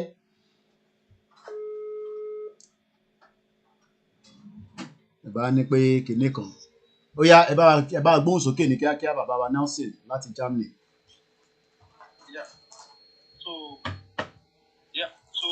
ẹni ẹjọ́ báwa máa ti fi nǹkan ránṣẹ́ fún mi. ẹ bá ti pè wá àmọ́ aṣọ bí tẹ máa sọ sí fún yín ẹ má wọrí ẹ̀yẹn pè wá lẹ́yìn ètò and I can also lẹ́yìn ètò ẹ pè mí lẹ́yìn ètò Sherry, also, we need men, real men. Tó bá jẹ́ pé ọkùnrin gidi nìyẹn, jẹ́ ká mọ̀. Jẹ́ ká mọ̀. Má worry nípa state tó bá wà. Kódà àwọn tó bá ṣì wà ní náà. Àwọn báwọn kan wà ní náà. À ń sọ fún yín pé kẹ́ wá lé nísìnyí dáhùn. Ọlọ́run má jẹ́ kó ogun kan yín mọ́. Ṣé orí gbogbo tó ní onílọ́hun yẹn? Ó máa wà ní ìsàlẹ̀ tí gbogbo ẹ̀ bá dàrú tó bá wà òkè. Ṣé orí ìwọ tó ṣe sọ pé yẹn báwo la ṣe máa survive? Ìwọ fìyẹn sílẹ̀ tí gbogbo ẹ̀ bá ti dàrú. Ó máa tún tò. Bọ̀ bó ṣe wà báyìí nísìn a lè tún tò àfi tá a bá fi parọ́ fúnra wa. Hello sir. Ó yẹ bá a gbóhùn sókè ní kíákíá bàbá wa látẹ̀kọ̀. Ọ̀gá mi ṣe rí wọn ló ṣẹlẹ̀ ní Nàìjíríà yìí. Mo ń gbọ́. Àwa Yorùbá ààrẹ bì. Mo wo àwọn Igbo recently. Ẹ̀wọ̀n ẹ̀kọ́ àwọn bíbí yẹn lọ tó bá fẹ́ ṣẹlẹ̀ ẹ̀ sì báyìí wọ́n ti rẹ́dí ilẹ̀. Ẹ̀yin ẹ fi Igbo sílẹ̀ ẹ jẹ́ ká sọ mo ń gbọ́. Àwọn tí ẹ má compare because àwọn tí wà lẹ́nu ẹ̀ ó tó jọ mẹ́ta. Ibi táwa dé nísìn kí la máa ṣe strategy ṣẹ́rí gbogbo tẹ̀sí sọ fún yẹn ààrẹ dìye interbẹ̀rẹ̀ ní 8 months ago àti tí Igbo ti ń ṣe Igbo náà ti kúrò nínú ẹ̀ àwa dẹ̀ máa bẹ̀rẹ̀ ìgbésẹ̀ mi so tẹ bá compare ẹ láti tún máa wò sẹ́yìn pé Igbo làwọn wà tẹ́lẹ̀ Igbo làwa wà.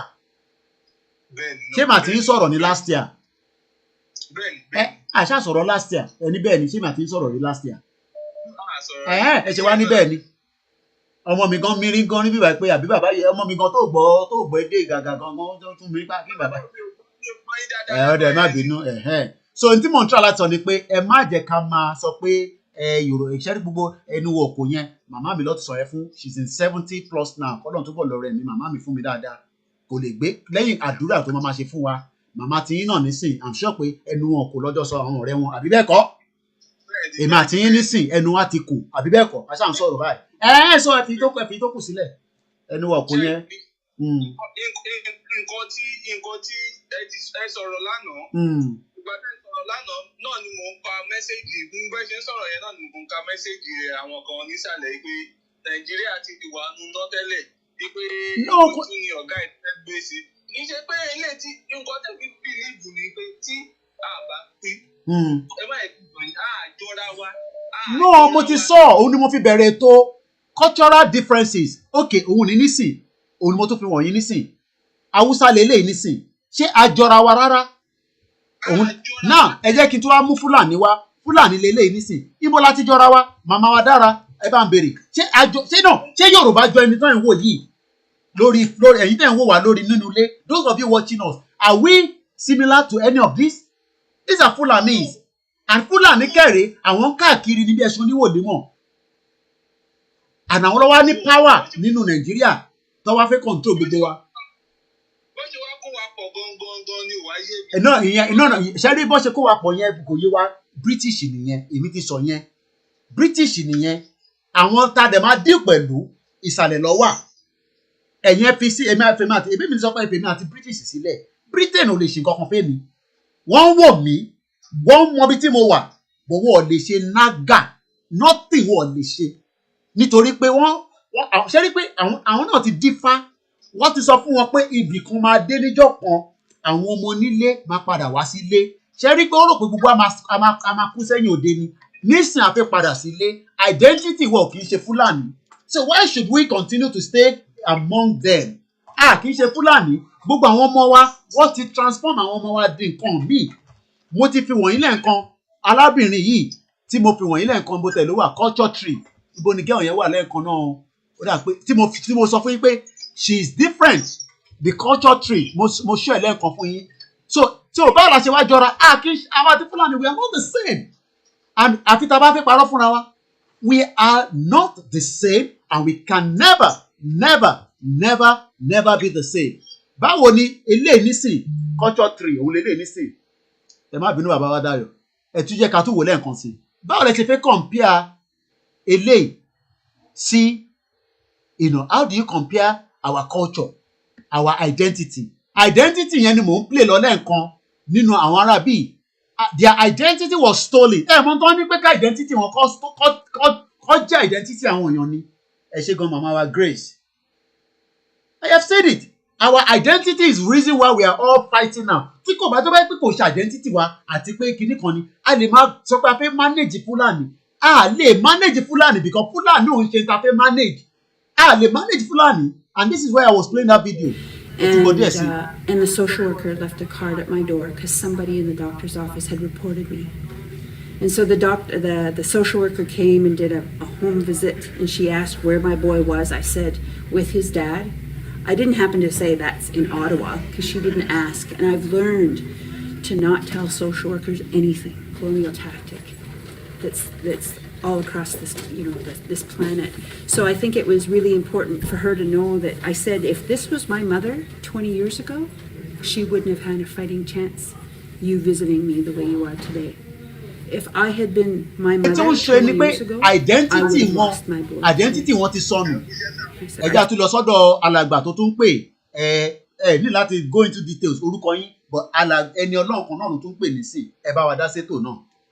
Bẹ́ẹ̀ni, ẹ kú iṣẹ́ gan-an. Iṣẹ́ nìyẹn. Ohun tí mo kàn fẹ́ dá sí níbẹ̀ ni pé àwọn èèyàn wa ó dàbẹ́ ni pé ọ̀pọ̀lọpọ̀ wọn ò tí ì gbàgbọ́. Ṣùgbọ́n a ní láti torí mo wà ní Ìlọrin ní Saturday tó kọjá. Okay. Mo wà ń bẹ̀. Àwọn kan wá ń bá mi pé ṣó possible báyìí. Ṣé ń gbọ́? Mo dẹ̀ ń jẹ́ kọ́ mọ̀ kó possible. Mo wá bẹ̀ sí sọ a lot of things fún wọn. Ó ní ọ̀pọ̀lọpọ̀ wọn even now families mi gan lákòókò tó ẹ̀kọ́ wà ń bẹ̀ wọn àgbàgbọ́ ọ̀tìgbà tó tẹnu mi jáde. So mo wá wò pé àwọn èèyàn wa wọ́n kàn ń pariwo nílé ni o. Most of them wọn capture family wọn o. Wọn capture family wọn rárá. Ní ìgbà tí mo tún padà bọ̀ torí commercial bus ni mo wọ̀. Tí mo tún padà bọ̀ níjọ́ kejì. Road safety tó tún dá mọ́tò wá dúró. Yorùbá ló ń sọ sí driver yẹn. Bẹ̀ẹ̀dì mídélè ló change sóyìnbó. Bí mo ṣe kọjú sí ni mo ní kó má sọ òyìnbó mo ní Yorùbá la fẹ́ gbọ́. Ṣé bí Yorùbá ló kọ́ tó wà láyà yìí báyìí? Mo ṣe bí Yorùbá ni. Wọ́n lé mi mo fẹ́ da gbogbo ẹ̀rú. Nígbà tó yá bá jáde, àwa lọ síta. Thank God there was a man tó wà níbẹ̀ tó jẹ́ Yorùbá. Torí ẹ tó jẹ́ ọ̀gá wọn bẹ̀ yẹn pátápátá. Yorùbá ni ó wà nínú mọ́tò. Bẹ̀tẹ̀ tó tẹ̀lé kì í ṣe Yorùbá. Ìjẹ́ ti yọ kọ́kọ́rọ́ máa yẹn. Ó ti fẹ́ bùkù ẹ fẹ́ ṣe gbogbo ẹ̀. Náà wá sọ pé kọ́ lọ bá máa yẹn. A man is also a man of God. Máa yẹn ló wá sọ fún ọ pé kọ́ máa kọ ẹni tí kan settle. Kan tó wá release wa lọ́jọ́ yẹn. Mo wá wò pé mo wá sọ fún máa yẹn pé ṣé bí Yorùbá ni ẹ́? Ìwọ náà tún oppress àwọn èèyàn. You oppress your people. Nígbà tó take care òun náà dáadáa, kò dẹ̀ sí system tó ń ṣiṣẹ́. So most of our people, ẹlòmíì ò kàn tí ẹ̀ mọ̀ nǹkan kan rárá, kò mọ̀ tó lọ rárá o. Kọ́ túbọ̀ máa create awareness tẹ́ni tí bá kàn ṣẹlẹ̀ láti gbogbo ẹlòmíì báyìí. Ṣẹ́rí gbogbo ta fi ń ṣe awareness náà ni pé torí pé àwa ti dé stage tẹ́ pé àwa ṣẹ́rí èmi ti sọ lórí tèmi o violent yẹn ó láti start now awareness ta ti ń ṣe by now torí pé afẹ́yẹ́ káwọn èèyàn tètè mọ̀ pé kàn ń bọ̀ kó má bà wọn lójijì kó má bà ná ẹ̀yin ọmọ Yorùbá lẹ ṣe wá dá wàhálà sílẹ̀ torí pé afẹ́ lọ la ṣe ń dá wàhálà sílẹ̀ o eléyìí ò ń ṣe pé torí afẹ́ fi jalè afẹ́ fi ṣe no afẹ́ kúrò ní Nàìjíríà the only language tí international community understand the violence. Ìkejì tí mo tún fẹ́ sọ ni pé brother mi kan máa post sórí Facebook ló gbé jọ bàbá Èkó èmi fẹ́ dárúkọ ló gbé sórí kìíní 2023 mo wá káńtà ẹ̀ ló dé bá ti káńtà ẹ̀ báyà stop ni mo wá káńtà ẹ̀ pé 2023 ta ló sọ fún ẹ bẹ́ẹ̀ lẹ́sẹ̀ máa ẹ̀ sí ti 2023 mo ní kò wọ́n dáná sọ fún pé 2023 gan Nàìjíríà. Fúlàní gan mọ̀ pé election ní hold in 2023 gbogbo tó ń sọ pé wọ́n ń ṣe campaign wọ́n fẹ́ ṣe kíní wọ́n fẹ́ fi kówó jẹ ní Fúlàní gan mọ̀ pé election ní hold nínú Nàìjíríà. Even gan àwọn fúnra wọn fẹ́ tí wọ́n ń tà àti tí kò wọ 2022 ni. Secret mo sọ fún yín àṣírí mo sọ fún yín wọ́n fẹ́ tí kò wọ 2022 kò sí tó ń jẹ́ election ní 2023 I keep on saying it. So mo sọ fáwọn èèyàn àwọn tó bá máa dúró àgbà kan máa gbà. Bẹ́ẹ̀ni tí kálukú bá máa ṣe kálukú máa dúró. Bẹ́ẹ̀ni ó tó bá máa kọ́ tó bá sí ní. Bẹ́ẹ̀ni Ọlọ́run ti sáyẹn oh kó yes tó lè yí padà. bẹ́ẹ̀ni bẹ́ẹ̀ni. We are the diamond in this country.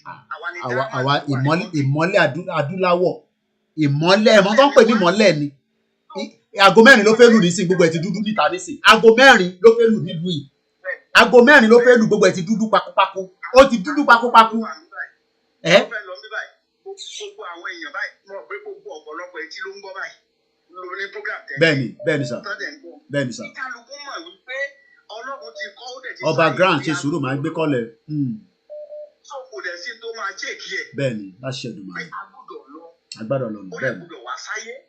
So mo dẹ̀ gbàdúrà pé àmín Jésù. Àmín àmín àmín àmín àmín àmín àmín. Ẹ ṣé gan ni bàbá wa. Ẹ ṣé gan ni sir. All right. Àkórè kò wá sí Nàìjíríà ilẹ̀ káàrọ̀ jìrì là ń kó bọ̀. Ẹ jẹ́ ń lọ sí nísùúrù Ọba Grant màá gbé kọ́lẹ̀ ẹ jẹ́ àkọ́kọ́ lọ sí US kọ́ọ̀kan tí ń bọ̀ láti US láti ó ṣe díẹ̀. Ṣé rí ẹ má ẹ̀ka dì sí ìbára wa Fúlàní àti Haúsá wọ́n ti papọ̀. Ẹ jẹ́ ká gbọ́ kọ́ọ̀lù rẹ tó ń pè láti US náà ẹ gbóhùn sókè. Kódà onítọ̀hún ti lọ ẹ já lọ sí Ọba Grant. Hello my brother. Ó yá gbóhùn sókè gbóhùn sókè. Kódà òun náà fi sọ̀rọ̀. Anyway tó bá ti dago mẹ́rin a máa gbé tó yẹn wá sílẹ̀ no matter how they come and they come in tó bá ti dago mẹ́rin a máa gbé tó yẹn wá sílẹ̀. Hello caller. Hello Mr. Koiki ẹ káàsán sá. Ẹ káàsán náà. Ẹ jọ̀ọ́ àwọn tó wọ́n sọ pé Yorùbá ò tí rẹ̀ jì ẹni tó sọ pé òun ò tẹ́rù ni wọ́n ẹni ìwọ̀nba tó fẹ́ fi fọ́nà òun ló mú ẹni tó sọ pé òun ò tẹ́rù ẹ bá wa sọ fún wọn pé tí wọ́n rí wọn ni àwọn rí mẹ́n nílẹ̀ Yorùbá wọ́n rẹ̀ jì òun ò tẹ́ pé Yorùbá ò tí rẹ̀ jì kọ́ máa sọ pátá òun fẹ́ máa sọ kọ́ máa sọ ọ̀rọ̀ jábàjábá màmá tó bí mi gan lọ́mọ gan mọ̀ pé mo ti rẹ́dì màmá tó bí mi lọ́mọ nìyẹn màmá tó bí mi lọ́mọ ó mọ̀ pé ọmọ ẹ̀ ti rẹ́dì àwọn ní Yorùbá ẹ̀ ti rẹ́dì.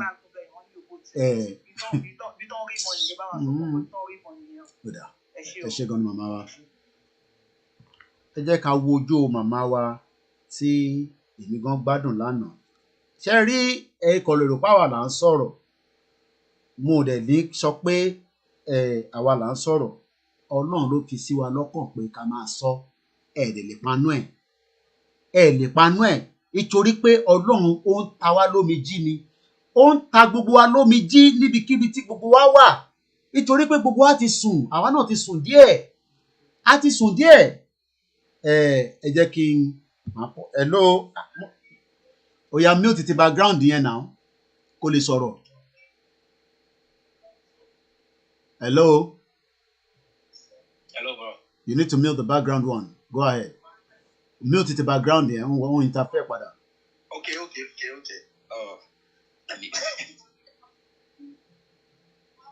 Okay, ṣé ń gbọ́ mi báyìí? Yeah, go ahead now, yeah. All right. I just want to talk on the show. Mo wà lórí show náà ni mo fẹ́ comment lórí show. Yeah, go ahead. Yes. Ṣé rí àwọn èèyàn ò tí ì mọ nǹkan tá à ń bá pò ó. Most of our Nigerian brothers wọn ò tí ì mọ̀. By the time tá a bá sọ history táwa ṣe kúrò north 25 years mo fi gbé north. Hausa àti Fulani wọn ò ní jókòó jẹ. Hausa àti Fulani kọ́ ló ní Kaduna state. Hausa àti Fulani kọ́ ló ní Jos Plateau state. Wọ́n gbà lọ́wọ́ wọn ni. Wọ́n gba Kaduna state lọ́wọ́ àwọn tó ní àwọn Kàjé àwọn ní indigene of Kaduna state. Wọ́n gba agbára yẹn lọ́wọ́ wọn ni. And they will advance element DNA wọn ló wà. They believe they are fighting for just cause because anyone like pé thousands of lives don pa ní Southern Kaduna thousands of lives don pa ní Southern Zaria àwọn Southern Zaria yẹn tàgbé Zaria yẹn. So with the advancement wọ́n ṣe move kan ṣe wọ the Yoruba community we need to be more aware. Ṣé rí donation táwọn èèyàn donate táyé bá àwọn èèyàn tó bá délẹ̀ tó ẹlòmíì àwa àpò 5 million kalẹ̀ wọ́n bá wọn àpò 5 million. Bẹ́ẹ̀ni. Because this is when we need it most. Bẹ́ẹ̀ni ìgbà tá a ní ìdẹ̀ gangan ni bẹ́ẹ̀ni. Bẹ́ẹ̀ni. Because the way people are raising up and standing up, that is when we need to do it. Torí ẹni èmi kọ́ ti bẹ̀rẹ̀ nísìn. Olókùn yẹn ni. Ìbọn o, àṣà ọ̀nà fẹ́ o, ìbọn náà fẹ́ o, ìbọn rẹ̀ ni o. I have my military contacts. Bẹ́ẹ̀ni. Dọ́kẹ́ I have been talking to them. It's time now. Bẹ́ẹ̀ni. Ká máa gbé gbèsè yẹn. Bẹ́ẹ̀ni. Àti dáadáa náà tó ń gbọ́ mi. I had that show yesterday. Oh yes. Inspiring, working out. Bẹ́ẹ̀ni. ká má finá sórí òun lẹ́sùn. Àwọn Fúlàní ẹ̀ bá wọn gbé èmi tí mo bá wọn gbé mò ń sọ̀rọ̀ mo mọ̀ wọ́n dáadáa kì í lọ. Mo mọ̀ àwọn Fúlàní dáadáa kì í lọ. Wọn ò ní dúró, wọn ò ní dákẹ́. Èmi bàbá tó pè tán náà ti sọ àwọn pásítọ̀ tó pè tán lẹ́ẹ̀kan yẹn. Fúlàní ò ní dáhùn, kò ní dá international community lóhùn. They are animals. Ọba aṣọ mọ̀ pé ó ti sún British gan gbọ̀wọ́ ọkọ̀ ọmọ bó ṣe fẹ́ come out ni. Ẹ jẹ́ n sọ kọ́kọ́ fún yín, ṣe rí gbogbo ẹ̀ńtẹ́ máa ń fi pé British ó máa àtàkà wa. Inú British ń dùn pé à ń gbé ìgbésẹ̀ tá à ń gbé yìí. Inú British ń dùn. Wọ́n ní sọ anything, àwọn èèyàn lọ́pọ̀ bẹ̀rù ni. Ṣé láwọn tó wà Nàìjíríà gan wọ́n mú anything ni? Àwọn táwọn UK, ibo ní Nnamdi Kanu ti gbọ́ gbogbo education tó ní. UK ni. Tó bá ti dé UK máa mà ṣírí ayé. That's it, wàá ṣeré, ọba fún rẹ̀. Ẹni bá ti dé Britain, ò ṣe gan ni. Ẹgbọ́n kan tó sọ pé ẹni bá ti dé Britain, ẹgbọ́n kan tí dáàdì tó sọ, dáàdì yẹn náà sọ pé àwọn ti gbé ní Britain for 20 years. Fẹlá náà ti gbé ní bíbá. Ẹni tó bá wa sọ̀rọ̀ kan lẹ́ẹ̀kan òun ló ń pè ní Ọba of London, the son of Irúmọlẹ̀. Ẹ lọ́ọ́ máa sọ́dọ̀ ẹ̀, kẹ lọ́ọ́ máa fọ́lọ̀ ẹ̀. Ẹ rí iṣẹ́ tó ń ṣe, iṣẹ́ takuntakun tó ń ṣe, iṣẹ́ takuntakun tóun náà ń ṣe nílẹ̀ níbi tó ti ń jẹ́ káwọn tó ń fọ́lọ̀ ẹ̀. Ẹ lọ́ọ́ máa tẹ̀lé. Ẹ má ìkíyàn kọ́kọ́ kó wa lómi ọbẹ̀ jẹ mọ́. Ṣẹ̀gbọ́n kan tó sọ, ó gbé ní North for 25 years. Ẹ má jẹ́ kọ́kọ́ wa lómi ọbẹ̀ kankan jẹ mọ́. Enough is enough. Enough is enough. Àná máa lọ sẹ́. Ẹgbọ́n sókè bàbá wa. Ẹ ká sọ ẹ kú ètò. Ètò nìyẹn. Àṣẹ la máa ṣe o. Àṣẹ Èdùmàrè. Ẹ jọ nǹkan bíi mẹ́ta mo fẹ́ béèrè lọ́wọ́ yín o. Ẹ wo mo rí fídíò tẹ post, èmi náà rí fídíò yẹn tí Nnamdi Kanu tó post níjọ́ Saturday. Okay, yeah. Star Security Network. Ṣe rí ìwé ìta ṣe máa mú ẹ jẹ́ kó fast o. Ó dà. Iṣẹ́ àwọn ọmọ ìyá wà nílé àdìdá ṣe many things nílé ń bí pé ìgbésẹ̀ yẹn sẹ́ ó ti wà in the top gear báyìí nísìnyí. Ó ti wà in the top gear.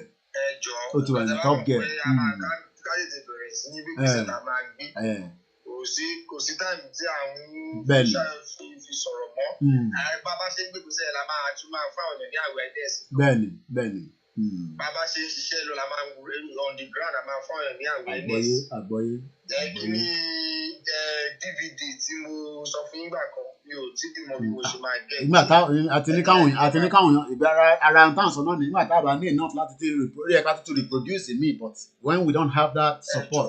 But we hope we will get. But ọ̀dọ̀ tí yín máa try láti make sure pé ìgbà díẹ̀ tó kù màá ní kọ́ make arrangement bó ṣe máa dọ́dọ̀ yín ní agbègbè ní local government yín. Ẹ ṣe gan ni. Ẹ jẹ́ ká gbégbèsè àwọn ọmọ àlè àríwá yẹn ní ká kọ́kọ́ bẹ̀rẹ̀ sí ní jí. Ìyẹn nọ́mà nìyẹn. Àwọn tó ń ṣiṣẹ́ fún wọn fáwọn Fúlàní láàrin wa yẹn ní ká kọ́kọ́ bẹ̀rẹ̀ sí ní jí pẹ̀lú. Tí mínísítà bá ti mú àwọn ọmọ yẹn balẹ̀, àwọn aláta ẹ̀ díẹ̀ ní títí wọn. No problem. Ọ̀rẹ́ torí àsìkò mo ní láti bẹ̀rẹ̀ sí wind down nísìn. Mo dẹ̀ ṣe fẹ́ play ṣẹ́rí ọmọ wa bó ṣe dán níbẹ̀ yẹn. Ṣé ẹ wá lè fìyẹn wé Fúlàní? Ẹ jẹ́ mo fẹ́ play fídíò màmá wa Dára lánàá. Kódà ìjó yẹn ní agbára ẹ̀ mọ̀ ẹ já play kékeré díẹ̀ sí i.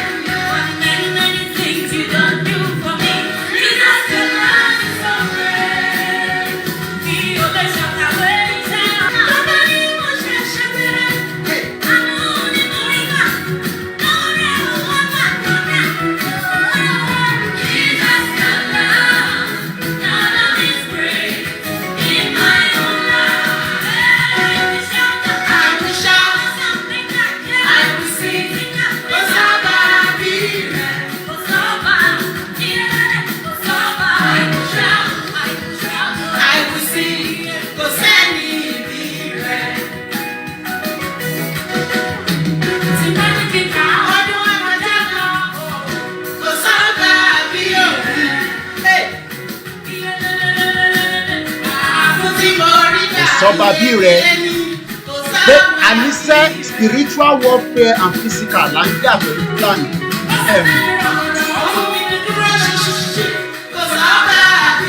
Rẹ.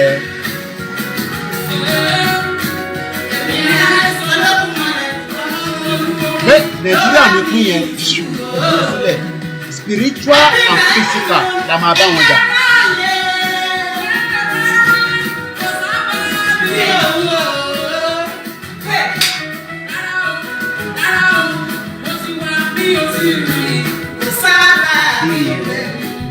Àti mùsùlùmí o, àti ìṣẹ̀ṣe o, àti kìrìsìtẹ́nì o, everything la máa fi jà, everything la máa fi jà. Eléyìí ta kó sí a máa fi gbogbo ẹ̀ la máa fi jà. Gbogbo kúnkúṣì tó wà nínú Quran la máa lò fún wọn. Gbogbo tàbátì àdá tó wà nínú Quran la máa lò. Gbogbo sáàm tó wà nínú Bible òun la máa fi jà. Àní Fúlàní ò ní gbọ́ sí àwa náà nígbà. My beautiful people. Fúlàní ò ní gbọ́ àwa náà nígbà. Ìfẹ́ tí bàbá mi lè ní ó ṣe. Bàbá mi ní kí n fi orin ìyìn kí n fi wọlé lénìí. Ẹ má bínú sí mi. Iṣẹ́ bàbá ti tèmi lọ́rùn òun ni yóò ṣe. Ẹ jẹ́ ká fi orin ìyìn orin ìdúpẹ́ ká fi yin Ọlọ́run. Ó yá ẹ jẹ́ àjọ. Ẹ jẹ́ ká tún jó sí i. Sọ́ba bí rẹ̀.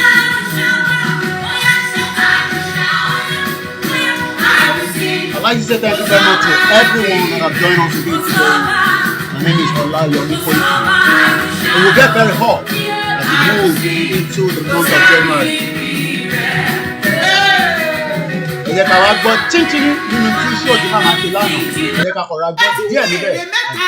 Ọpọlọ yín á padà sórí yín. Àwọn ọ̀bẹ èyí tó máa mú ìgò ẹ̀ẹ́gẹ́ èyí tó máa yọ ojú jẹ èyí tó máa gé etí jẹ gbogbo yín á ṣe. Ìjọ yẹn lẹ̀ ń dúró dè. Ọlọ́run ní ṣe ní ládọ́run mọ̀ títọ́. Ẹ wò mo rí ọkọ ń sá lọ kò dúró wẹ̀yìn wòyàwó ẹ̀. Jésù mo rí ìyàwó tó mo rí obìnrin abiyamọ ìró lásán òun ló fi rọra ìró yẹn gan kò lè mú rọra ó sáré gbé dání ó gbé ọmọ kékeré dání nínú àwọn ọmọ tó bí ẹyọ kan ló lè rí escape ó sá wọnú igbó inú igbó tó tún wá sáwọ kò mọ ibi tó já sí ó tún lọ kó sọ́wọ́ àwọn tó ń sá fún. Ṣé ìgbà yẹn lè ń dúró dè torí pé ó bọ̀ wá ṣẹlẹ̀ láìpẹ́ láì jìnnà. Ọ̀rọ̀ àdúrà kọ́ mo sọ fún yín tí pásítọ̀ yín tó bá sọ fún yín ká lọ máa gbàdúrà fún Nàìjíríà àsìkò àti gbàdúrà fún Nàìjíríà kò lélẹ̀ àsìkò àti ṣe nọ́mà ni nítorí pé púpọ̀ nǹkan tí Ọlọ́run mi lè ṣe tí kò ní ṣe òun ló pọ̀ jù. Bàbá mi ò kè é ṣe tiẹ̀ ẹ̀yin náà ní láti ṣe ti yín ìran Yorùbá kí ló ṣe yín tó jẹ́ wípé èèyàn tó máa ṣe gbogbo nǹkan láyé òun lẹ̀ ń wá òun lẹ̀ fi ba yé ara yín jẹ́ débi tó dé òun lẹ̀ fi àǹfààní sílẹ̀ fún àwọn ìran àwọn ọba gbogbo àwọn ọba rádaràda àwọn àgbààgbà ilẹ̀ Yorùbá tó fi kọ́ yín lẹ́rù. Ṣé ẹ̀yin ò mọ̀ pé ẹrú lè jẹ́ fọ́ba ni ẹrú lè jẹ́ fọ́ba. Ó dà mo ti gbọ́ ẹ wo educational system wa tí mo máa ń tẹnu mọ́ ẹ̀yin yóò tù mí àwa tún rí lára àwọn ọmọ àlè ilẹ̀ Nàìjíríà tó ló jẹ́ pé you are the president of student union ó ní ìwọ o ẹ̀yin ò rẹ́dí àti bá wọn protest o ẹ̀yin ò ṣe protest o mo bí ẹni tí inú ẹ̀ ò bá jìn torí pé owó kékeré tó fún ẹ ó ti torí ẹ̀ ó ro ti ogunlọ́gọ̀ ẹlẹ́dàá àwọn ènìyàn tó fẹ́ báyé wọn jẹ́.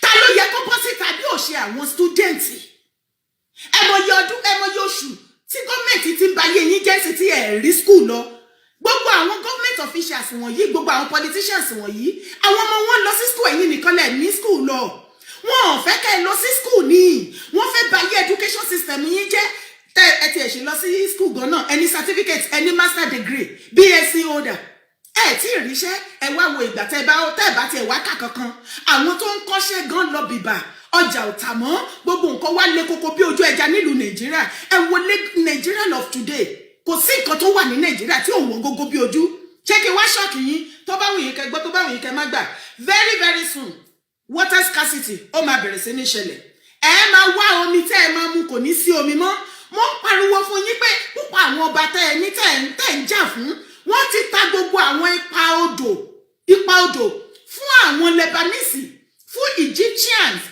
fún àwọn China wọ́n ti tà wọ́n fún wọn tó jẹ́ sí wípé tí water scarcity bá ti take over all over the whole world kò ṣe Nàìjíríà nìkan ṣé ẹ mọ̀ pé ilẹ̀ ipa odò yẹn kò ṣe titi yín mọ́ ṣé ẹ̀dẹ̀ mọ́ pé àwọn ọba wèrè wọ̀nyí tí wọ́n bá ilẹ̀ tọ́ta yẹn tí omi bá ti wá wọ́n tẹ̀ yóò rí omi mu bẹ́ẹ̀ tilẹ̀ lówó tẹ̀ ń wọ omi tẹ fẹ́ rà tẹ́ ẹ̀ rí wọ́n á tún ìjọba Nàìjíríà láwọn tó ń. You missed that? You might want to go back and enjoy that on the Sister Dara talk show as well. Quite a lot of as we give thanks. There's another, all our sisters, Oshatola, every one of us that are working tirelessly. Let me just give you another snip from this other beautiful sister as well. In case you probably have not heard about her before, let me just give you a bit of snip of what she was discussing. Tó jẹ́ pé òun nìkan ló ní gbogbo ògo tí ò lè yí padà ọdún tó bọ̀ wá jọdún ikú yìí ẹ wà kúkú ẹ̀sìn ẹ kúkú ẹlẹ́yà gbogbo àwọn tí wọ́n ti kú lórí ọ̀rọ̀ Nàìjíríà tí wọ́n kúkú oró tí wọ́n kúkú àìtọ́jọ́ tí wọ́n kúkú àìnídìí gbogbo wọn wá pawọ́pọ̀ wọn sunkún sọ́lọ́run lórúkọ ọdún tó ń bọ̀ báyìí kó jọ kó bóun pè yín wá gbogbo yín pátápátá yín ọ̀bà ayé jẹ́ yẹn níbí ṣé ẹ ṣì ń dákú níbi tẹ́ ti ń ṣe mítì tó ti ń lẹ́ kówó jẹ ẹ ṣì máa kú pátápátá tí ẹ ní jí ikú yẹn á dẹ̀ wọlé tọ̀ yín láìpẹ́ ní agbára ti Ọlọ́run gbogbo ẹ̀yin náà láì ayé bàjẹ́ tó tó yìí ẹ rí kan ṣe sí ẹ ṣì ń stand with bàbá ẹ ń stand with màmá ayé gbogbo yín ti bàjẹ́ papọ̀ gbogbo ẹ̀yin oníjó ẹ̀sìn ẹ̀yin oníbò gbogbo ayé sunkún kíkorò ojoojúmọ́ ni ìṣẹ̀lẹ̀ láabi ń ṣẹlẹ̀ ẹ ṣì ń sọ wípé ẹ fẹ́ jẹ president gbogbo yín lẹ máa kú papọ̀ gbogbo ẹ̀yin tẹ́ ṣe ń pohùn pọ̀ tẹ́ ṣe ń sọ wípé wọ́n Nàìjíríà gbogbo yín pátápátá lẹ máa bá wọn fara káṣá ní àṣẹ Èdùmàrè ẹ wo àtìgbà tí Nàìjíríà tó ti wà ẹ wo ìgbáyé àwọn bàbá wó lọ́wọ́ ẹ wo gbogbo ohun tó ṣẹlẹ̀ nígbà ayé títí wọn ṣó ṣẹlẹ̀ nísìn ẹ wo bí wọ́n ṣe ń pa èèyàn lọ́tún tí wọ́n ń pa èèyàn lósì ṣó ṣẹlẹ̀ nígbà ayé àwọn bàbá yìí tó bá tiẹ̀ ṣẹlẹ̀ mi ròbó tiẹ̀ tó ìdá kan nínú ìdá tó wà nílẹ̀ tó bá pín tó wà nílẹ̀ tó bá pín sí 20 ẹ wo bá ṣe ń kidnap àwọn èèyàn ẹ jọ gbogbo àwọn tí wọ́n kidnap gbogbo àwọn tí wọ́n pa nípa ẹ̀sìn tí wọ́n jí gbé tí wọ́n lọ ń padà nù àwọn tó ń pa wọ́n tí wọ́n pín páàtì wọn ẹjọ́ ta ló lò wọ́n ṣé ẹni tó jí wọn gbé náà ló jẹ páàtì wọn ló lò wọ́n ẹ wá láyé Tinubu àsùnwọ̀n bàbá ó ti ṣẹ̀sìn nítorí ẹ wà nílùú ẹ̀ túnlù ṣe nílùú fi dà bẹ́ẹ̀ ẹ pẹ̀lú àwọn tó ń ṣe nǹkan burúkú tí wọ́n lu àwọn èèyàn Tinubu ò lè bọ́ síta kó sọ wípé látìgbà tó ti dáyé tó ti mẹ́kì ẹ̀ ò tí fi èèyàn wé ọṣẹ ò tí mú ẹ̀jẹ̀ èèyàn ò tí jẹun èèyàn ò lè bọ́ síta kó sọ Tinubu gbogbo ọmọ Oòduà challenge ẹ. Bẹ́ẹ̀ni kò lè sọ. Gbogbo ẹ̀yin olówó tẹ wà bẹ́ẹ̀ nísìn kò sí tó lè bọ́ síta nínú yín gbogbo ẹ̀yin olóṣèlú ọ̀bàyéjẹ́ ọ̀jẹ̀lú kò sí tó lè. Oshatola Ìṣẹ̀ṣe làgbà. I'm just giving you, a sneak view of some of these other, presenter. We're gonna go to other ones as well, so that you can see that no retreat, no surrender. Ogulagbedani, and I guess this was our last show on December the 12th. Jẹ́ kó yé wa nígbà tí kinní yẹn rodorodo bá bẹ̀rẹ̀ sí ní hàn ní àyà wa ní jẹ́ kó yé wa pé kinní tó ti ń hàn yìí má ṣe rálẹ̀ o má yẹ kọkùnrin fọwọ́ kan o má yẹ kóbìnrin fọwọ́ kan bí o má yẹ kó lè fọwọ́ kan bí o má yẹ kó obìnrin kankan rí ìsàlẹ̀ o ní sọ fún wọn bẹ́ẹ̀ ọmọ abá máa ṣe lé ayé ẹ̀ lọ ìjọ tọmọ bá rìn tí ó bá rí wípé ẹ̀gbọ́n kan gbọ́wọ́ síbi bíbà tó fọwọ́ róróróró kò níye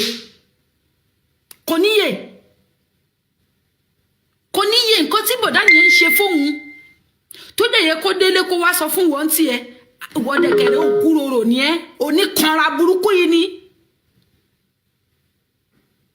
ọmọ ò tí ì sọ̀rọ̀ mommy I want to tell you something kí ló fẹ́ sọ mo ní kó lọ fọ́ bẹ́gbà yẹn ló mọ̀ kó fẹ́ sọ̀rọ̀ get out ìjọ tí bọ̀dá bá mọ́wọ́ kúrò níbi tó máa mọ́wọ́ sísàlẹ̀ kò ní sọ ìjọ tí bọ̀dá máa mọ́wọ́ kúrò nísàlẹ̀ tó máa mọ́ kó síbẹ̀ kò ní sọ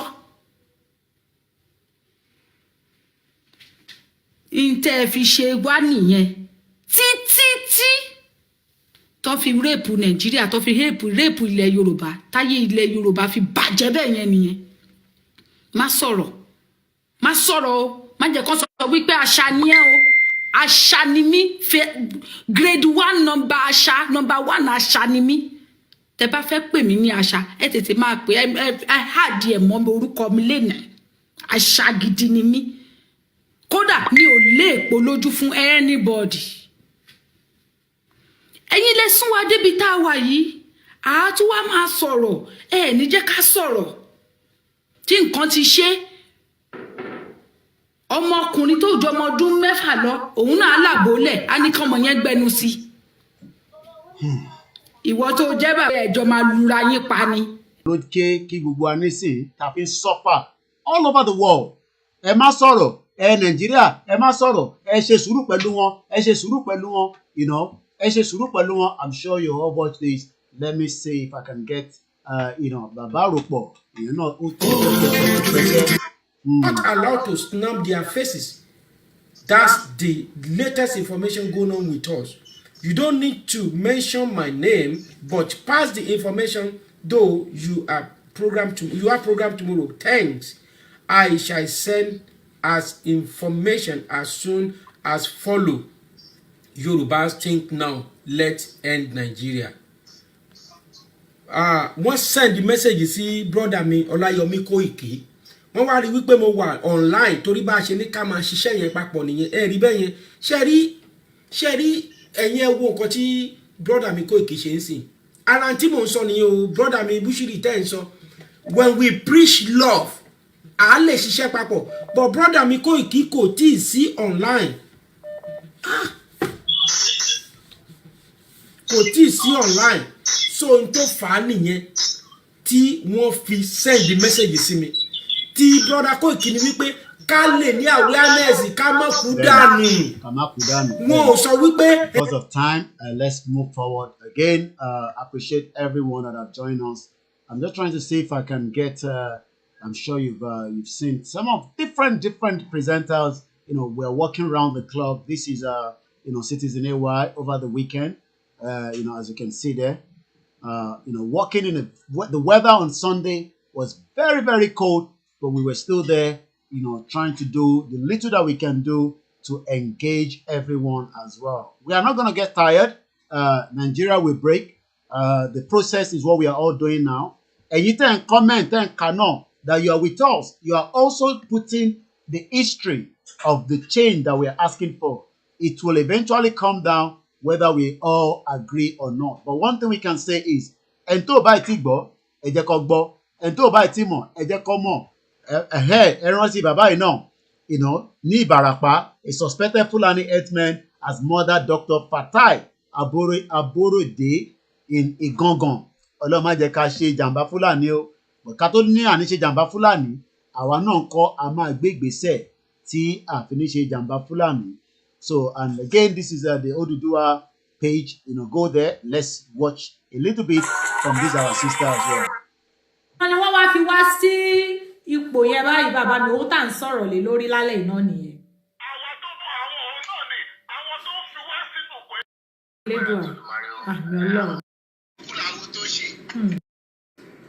At least kó tó kéèyàn tó wà zoom kò sí.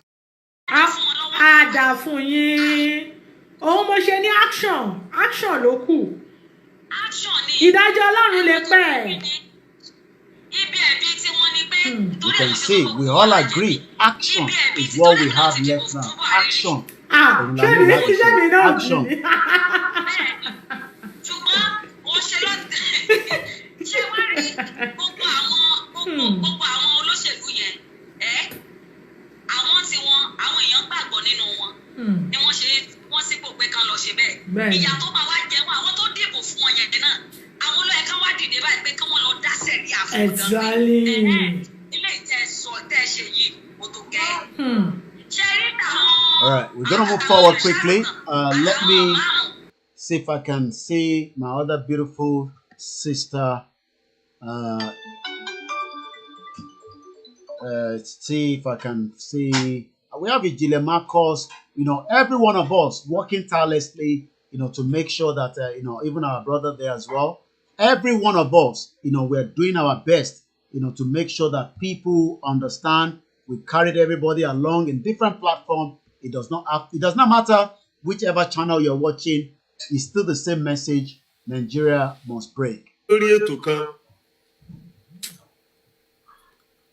Mo rò pé àwọn ẹni tí wọ́n ṣe àṣàrò tí wọ́n gbé orúkọ yìí kalẹ̀, mo rò pé àwọn náà wọ́n á ti dàárò yìí pé kí ni kó tó di pé wọ́n tó lè gbé orúkọ yìí síta fún gbogbo wa pé tó orúkọ yìí o ìlànà ọmọ Oòduà, ìlànà ọmọ Oòduà.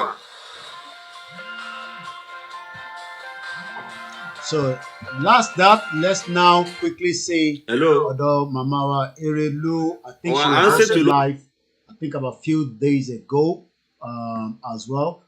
We would all say Nigeria is a country that cannot survive. Could it survive? Because at the moment, the Fulani and the Yoruba knows that then it will eventually, break up as well. But before it breaks up, okay, what has happened? I hope my system has not frozen. No, not yet. Let's cut down some of the browsers. It's too much. Yeah, I think that's probably why. Let's open another one quickly. And then, so let us all remember that whether they like it or not, as I'm just showing the last bit of the remaining media houses, let's go straight to Crystal African Television, where Mamawa, I think it was December as well. So let's fast forward a little bit.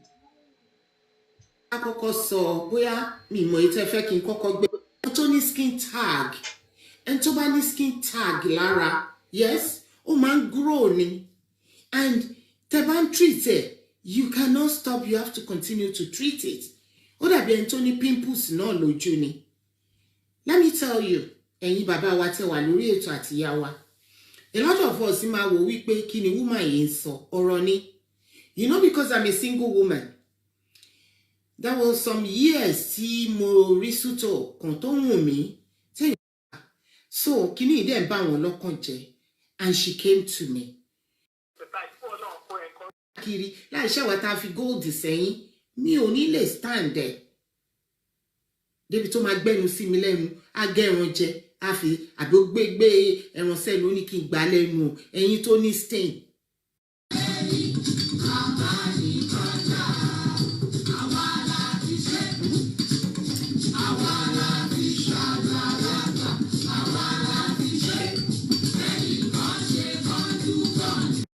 Kọ́tẹ́mi gbọ́ nìyẹn o.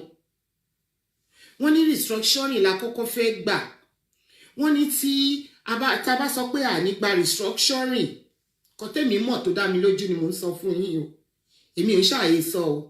Kọ́tẹ́mi bá gbọ́ from the horse's mouth ni o. Mi ò sọ láti pé kẹ́ fẹ́ràn mi o. I'm saying it because àjọ wà nínú yàrá kan náà lájọ wà tá àjọ ọmọ lọ́kọ̀ tó ń wà wá. Ó ní ẹṣu biribiri kébò mi o, iwájú lọ́lọ́kọ ìwà mi lọ, ẹ̀yìn lọ́lọ́kọ ìwà mi lọ, èmi ò mọ̀. Àmọ́ bí tí wọ́n wà wá lọ. Nǹkan tẹ́mi gbọ́ dáadáa ni wípé a ní pé restructuring ní gbogbo àwọn bàbá yẹn ti fọwọ́ sí, every single one of them. Má jẹ́ kán tàn wá jẹ mọ́. Tó bá dẹ̀ tàn wá jẹ, gbogbo àwọn bàbá yẹn ti fọwọ́ sí restructuring. Ẹ wá ní ká má create violence. Ni mò ń sọ fún yín.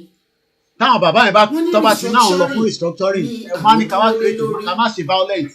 Nígbà torí pé wọ́n ní dédé fún wa ní self-determination wọn ò ní gbà. Àwọn Fúlàní àti Haúsá join together. Wọ́n ní wọ́n ní fún wa ní self-determination. Can you hear that? Kò sára tá a dá. Èyí náà àti rí wípé kò lè ṣeé ṣe. A sọ pé a fẹ́ wọ́de. Ṣé ìwọ́de ṣeé ṣe ni? Kò ṣeé ṣe. Pàápàá nílé. Torí ilé láti ní ìdíwọ́de yẹn jù. Kò ṣeé ṣe. Ẹ̀rí pé àwọn ọmọ EndSARS wọ́n múra wọn láwọn máa jáde ní on the 7th. Ṣé ẹ̀rí kan jẹ́ kó ṣeé ṣe ni? Wọn ò jẹ́ kan jáde. All right. I got one more and then I will start saying my other beautiful, another very powerful one. You probably this is another one when it comes to our tradition. Her focus is more of our tradition as well. She talks more of our tradition. You probably maybe have come across her before. Àwọn kínní àwọn àtọ̀húnrìnwá tó bá wa gbé àwọn náà yí orúkọ Ìyá Àbẹ̀ní onílẹ̀ sí Ìsákà. Ìsá yẹn ni wọ́n fi Ìsá. Ra yẹn túmọ̀ sí God of light. Ẹni tó wà ní bí ẹni tó ń tanná bí Ọbàtálá. Hell ó túmọ̀ sí ẹ̀là. Ọ̀rúnmìlà ní hell yẹn. So orúkọ mẹ́tẹ̀ẹ̀ta yẹn so tẹ́ bá ní ká wọlé ní pé bo wá ní Israel gangan lé ní ẹ rí pé ilẹ̀ káàárọ̀ àjíire gangan ni.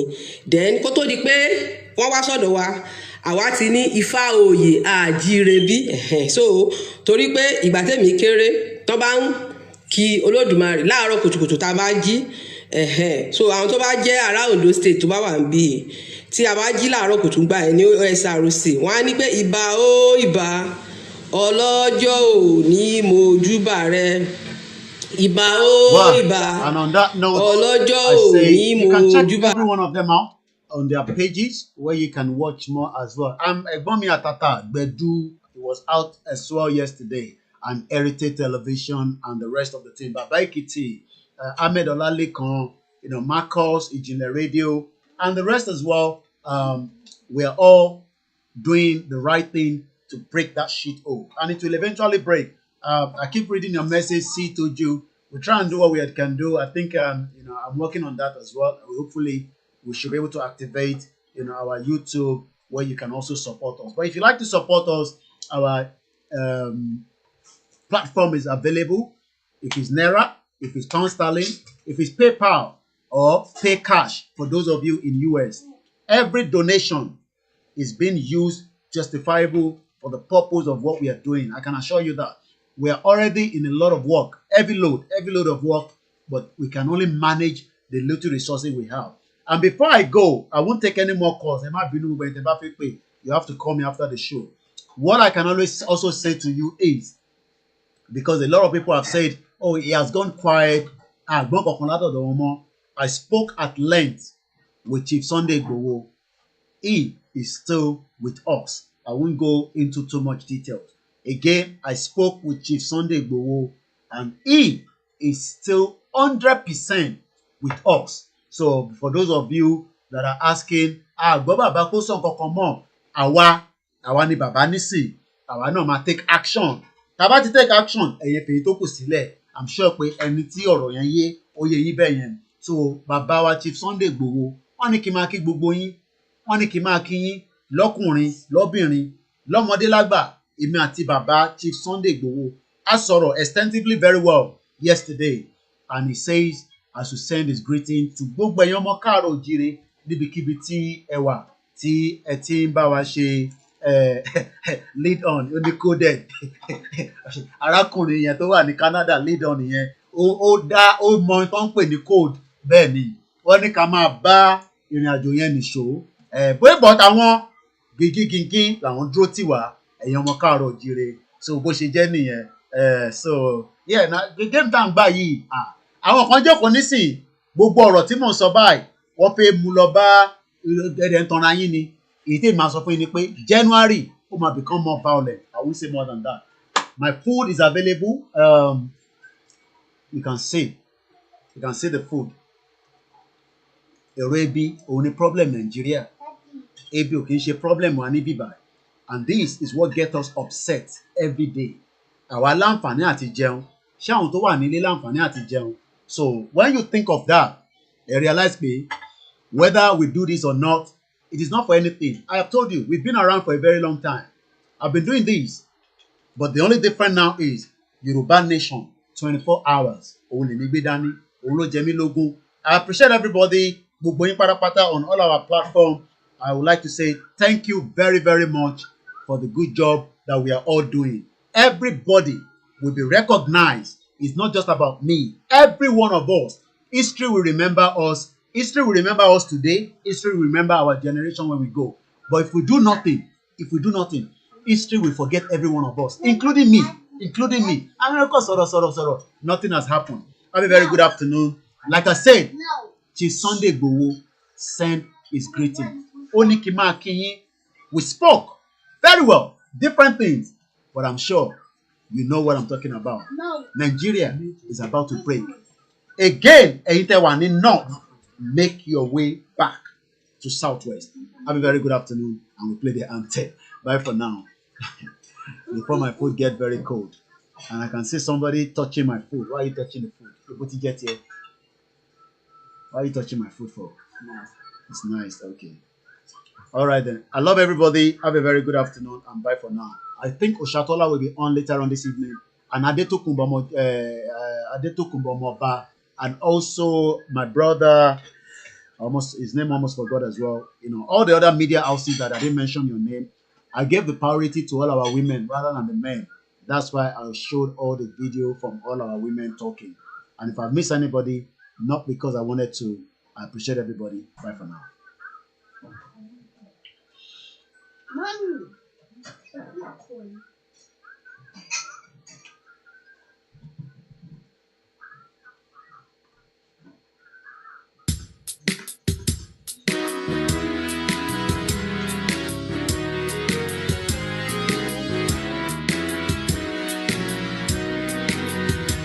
Iṣẹ́ wa fúnlẹ̀ wá,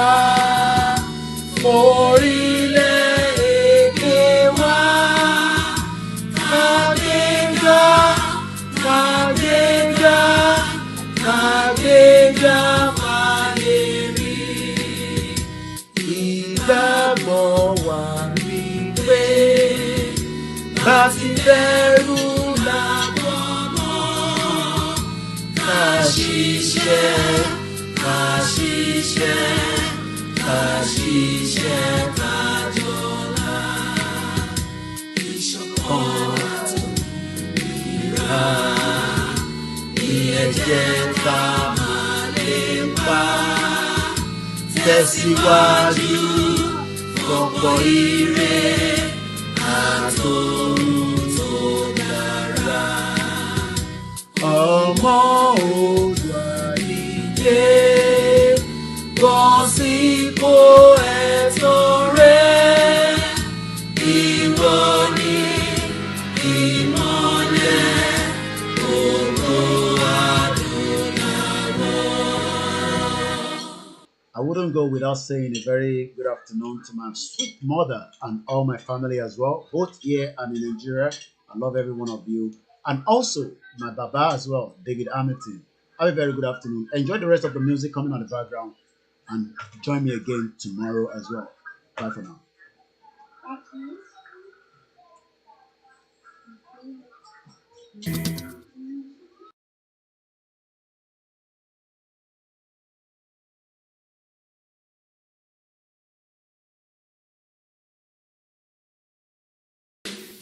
Nick Barley. Ọmọ Oòduà dìde, bọ́ sípò ẹ̀tọ́ rẹ̀. Ìwọ ni ìmọ́lẹ̀ ògo adúláwọ̀. Amalgamation in Nigeria, created by the enemy of black men. Then, where the black never civilize. Location 9, that is what it is. The country where the leader said the people's glory. They turn their children to prostitute, and they turn boy children to terrorists. Now, terrorists don't they take over. Yoruba people say we know they do again. Say hold the true our nation, that is what we want now. Freedom, freedom, freedom, freedom, freedom. Where the fuck they come and free us? Freedom, freedom, freedom, freedom, freedom, freedom. Yeah. Location 9 ìlú Boko Haram, ìlú àwọn hush politician àti S-men. Fake promises every year, fake miracle everywhere, fake military anywhere. Now, Oduduwa people wanna go, Biafra people wanna go. Location 419 need to break off. Freedom, freedom, freedom, freedom, freedom. We need the freedom. Freedom, freedom, freedom, freedom, freedom, freedom. Kusina kosomi kosonja kosana kosisi security bilu tabi bisi ha. Free education and audio. Good security na one chance. Over 100 million people don't poor. All my nigga need a job, they know they see work. They want to go to farm, FULANI attack. Don't give me any fucking reason why we no go. Even many people say they wanna go. Freedom, freedom, freedom, freedom, freedom, freedom. Freedom, freedom, freedom, freedom, freedom, freedom. Tó bá gbàgbọ́ nínú Oòduà Republic, ẹ jẹ́ ká súnmọ́ pọ̀ and fighting. So kí ọjọ́ alẹ́ wa kó lè jọjọ́ yìí, ẹ dìde ọmọ Odùduwà, let the struggle begin.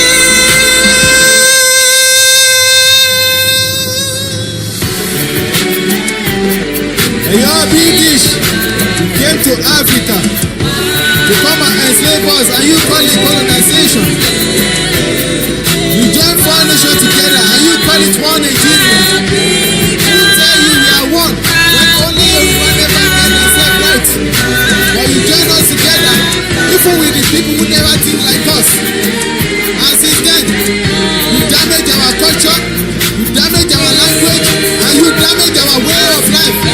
Just because of your whole greediness. Before one day amalgamation has expired since 2014. Come to Nigeria. Come and separate what you match together as one. We are not one. We can never be one. We don't have the same culture. We don't speak the same language. You just came there from nowhere and match us together. Who make it God over us? You don't know anything about us. You just come there from nowhere and match us together. Since then we never get it right. Ẹ jí ẹ̀yọ́ Yorùbá ìdílé àsìkò ti tó. Ẹ jà fún ìtọ́lẹ̀ bàbá yín. Amalgamation 419 expire. Ó ti expire láti 2014.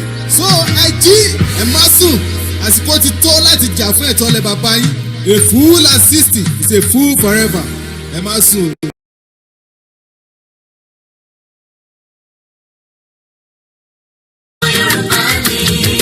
Ká sọ̀rọ̀ tútù tó yọbi lápò. Ọmọ Yorùbá ló ní. Òwe ìbáwí. Ọmọ Yorùbá ló pa. Òwe ìkìlọ̀. Ọmọ Yorùbá ló pa. Òwe ìwúrí. Ọmọ Yorùbá ló pa. Lọ́rọ̀ bá sọnù. Òwe là fi wá. Àkàlò èdè ń kọ́. Ọmọ Yorùbá ló lò. Ibi gíga. Ibi gíga gíga lọ́gbọ́ Yorùbá yóò máa lọ. Ibi gíga gíga lẹ́tí máa rọ́mọ Yorùbá. Ibi gíga gíga lẹ́tí máa rọ́mọ Odùduwà. Ẹ ò ní rí wa nílẹ̀ẹ́lẹ̀, ẹ ò ní rí wa lẹ́yìn. Ibi gíga lọ́gbọ́ Yorùbá yóò máa lọ. Adéwálé lùlù fún wa ibi gíga là ń kọjọ́, là ń kọjọ́, là ń kọjọ́. Ibi gíga là ń gbóṣù. Bẹ́ẹ̀ ni o, iwájú iwájú lójúgun ń gbé òkè níjọ́.